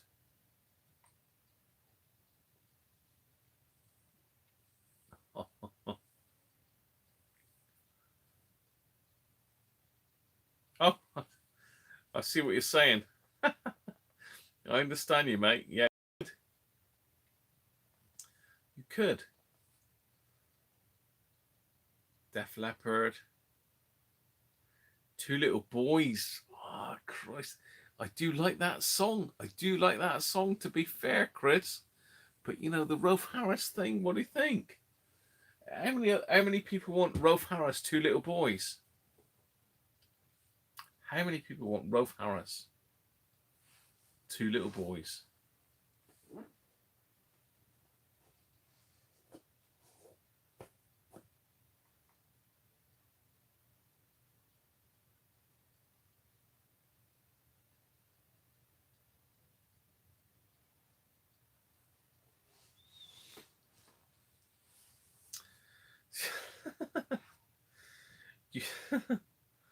Oh my God.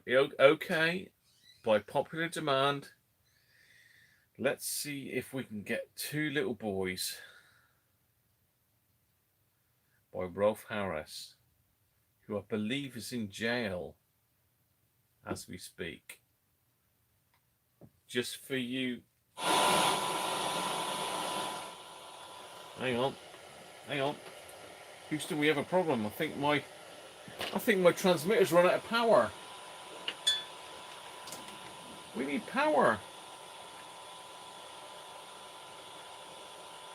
Yes. Would you believe it? My transmitter's run out of power.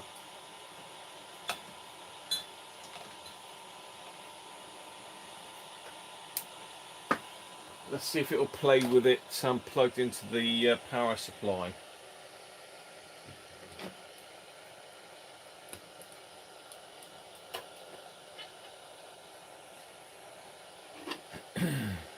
If anyone's wondering, this is my FM transmitter, so it's just literally an FM transmitter in a little module with a stereo jack plug on it. I'm just plugging it into the side of my iPad.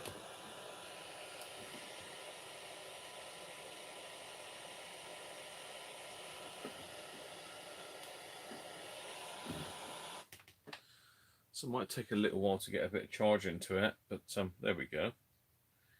So do you really want Rolf Harris, do you? I may be arrested. Jake the Peg. Jake the Peg, Chris. I haven't heard that at all. Yeah, you can run AM with an amateur license. You're right, Gary. But your amateur license doesn't permit you to transmit music, does it?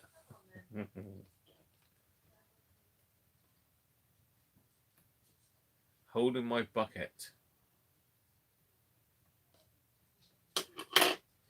See, I can transmit on AM, no problem at all. In fact, I think you can transmit on AM with a CB license now, or SSB, or can you do SSBN AM? I can't remember now. But in fact, I don't even know if you need a CB license anymore. I think CB license has gone out the window.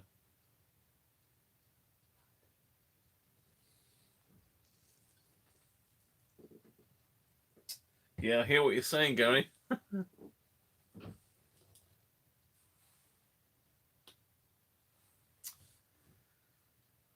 So I don't know if this is going to actually transmit with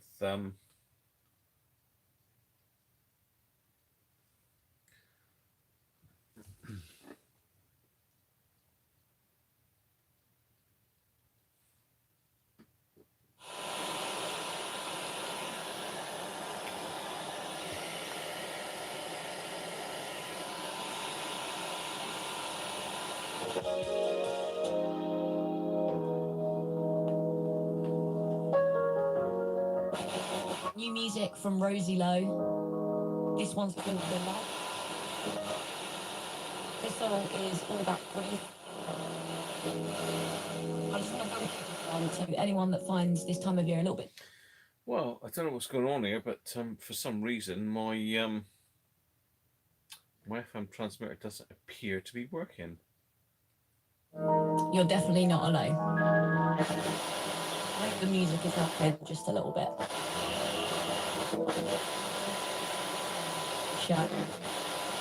My name is Abby McCarthy, and I'm with you until 9 o'clock tonight. Playing one of soothing tunes, music to relax. Broke off his horse's head, wept for his toy, then cried with joy as his young playmate said, "Do you think I would leave you crying? Oh my God. When there's room on my horse for two. Climb up Really, here, Chris? Jack, Really? and don't be crying. I can go just as fast with two. When we grow up, we'll both be soldiers, and our horses will not be toys. And I wonder if we'll remember when we were two little boys. Long years passed, what came so fast? Bravely they marched away. Cannon roared loud, and in the mad crowd, wounded and dying lay. Up goes a shout, a horse dashes out, Rolf Harris, out really? from the ranks so blue. Gallops away to where Joe lay, then came a voice he knew. Did you think I would leave you dying when there's room on my horse for two? Climb up here, Chris, Joe you're an will soon animal. be flying. I can go just as fast with two. Did you say, Joe, I'm all a tremble? Perhaps it's the battle's noise, but I think it's that I remember when we were two little boys. Did you think I would leave you dying? There's room on my horse for two. It was a classic back in the day, I'm Chris. up I'll give you that. here, Joe will soon be flying back to the ranks so blue. Can you feel, Joe, I'm all a tremble? Perhaps it's the battle's noise, but I think it's that I remember when we were two little boys.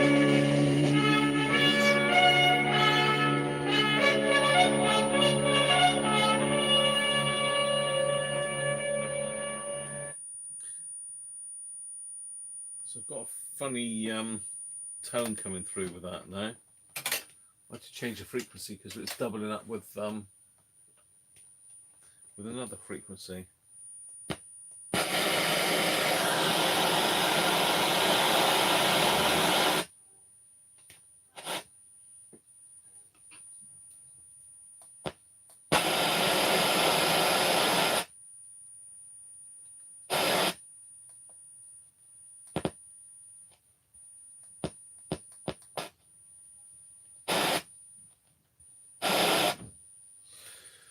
Okay, one more, then I'm going to call it a day.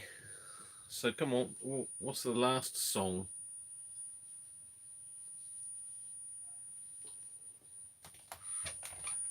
Last song, and then that's it from me.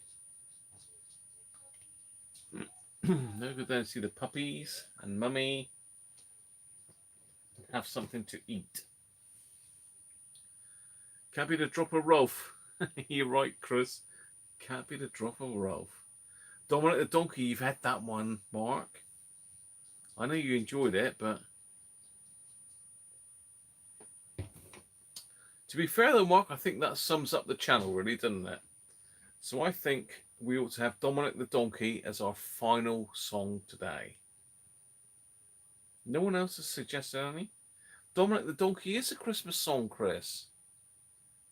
You've got to love Dominic.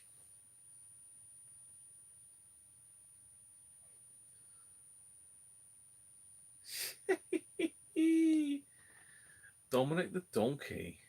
Really? See if I can find it again. It's on my playlist. Christmas. We could have Little Drummer Boy, can we? But no, we need Dominic the Donkey, really.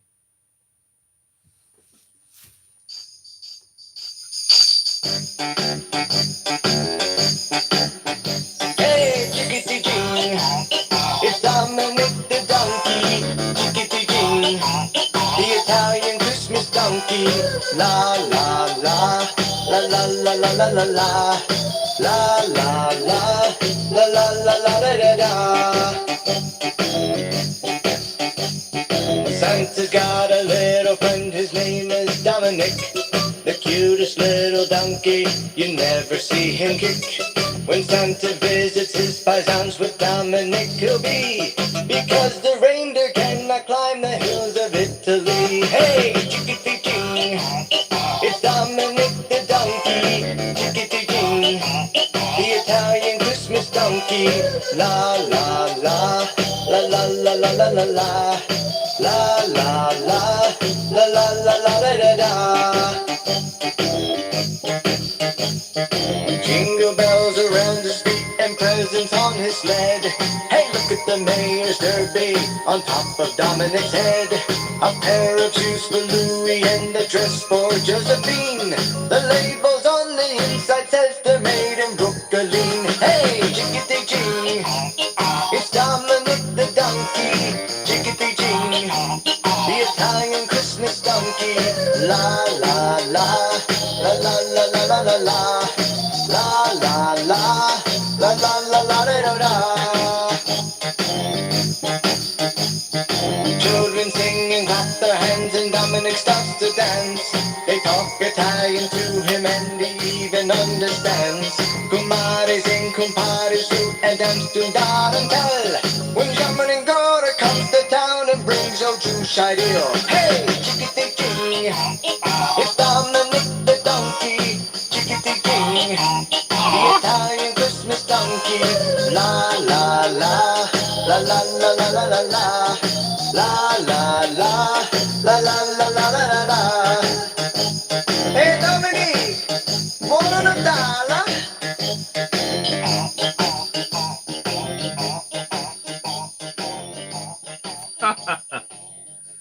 Oh dear, you gotta love a bit of Dominic the Donkey.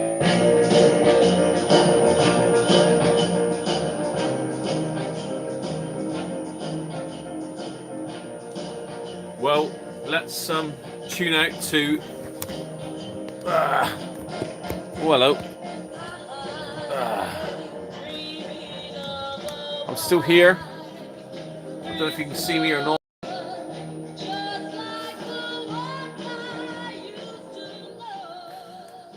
So Thanks to everybody today that's watched. Enjoyed it. I broke loads of copyright things and, you know, all the rest of it, but I hope you loved the shirt. I put it on specially for you today. I think, who knows. I hope you've enjoyed it. I've had fun. I've had quite a few beers. In fact, I've probably had about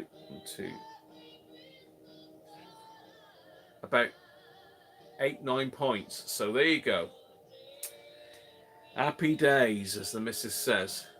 Have a great Christmas, everybody. Love you all. Hope you have a good one with all your families. And I will catch you next Sunday. And we'll do a New Year special. I don't know.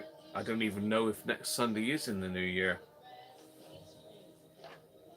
Is next Sunday in the New Year? Let me just check my calendar. If I get off this music. I broke so many copyright hits today. It's unbelievable.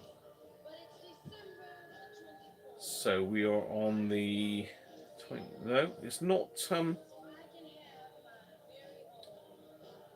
It's New Year's Eve on Monday and New Year's Day on Tuesday. So I'll do a live stream on Sunday anyway. But should we do a New Year's Day live stream on Tuesday, do you think? Let me know. Do we do a live stream on Sunday and another New Year's Day first of the year live stream on the 1st of Jan? Let me know. Let me know your thoughts. So let's just go back through. Paul Taylor Jackson, cheers mate. Thanks very much for joining me, and thanks for the info you sent me on the Phillips. Wenlock. Yeah, you're showing off now, Wenlock, aren't you? It's going to be absolutely hammering down with rain here and cold. But, you know, if you want to be in the sun, fair enough. Resonator, thanks very much for joining me today, mate. Don't forget, Chris, All the Gear, No Idea. Make sure you subscribe to his channel. It's the Monday, Chris, is it? Have I got my days wrong then, have I?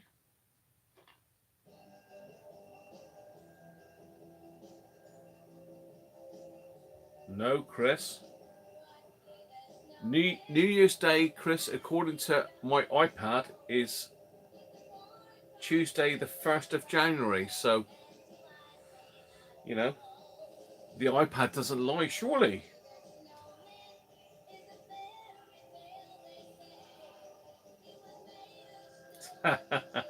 It is Tuesday, you are wrong.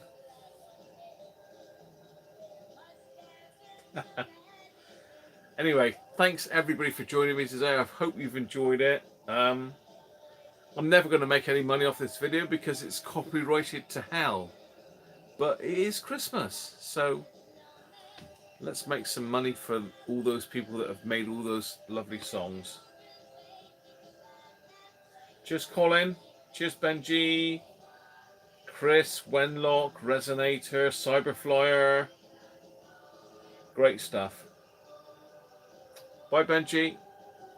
Cheers to everybody. I hope you have a great Christmas. And we'll catch up next Sunday. You can let me know what you've got from Father Christmas. Be a big Christmas present extravaganza next weekend.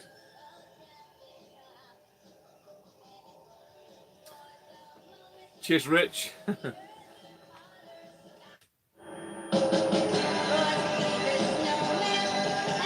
Bye, everybody. I'm gone. Have a great Christmas and Happy New Year. Catch you next week.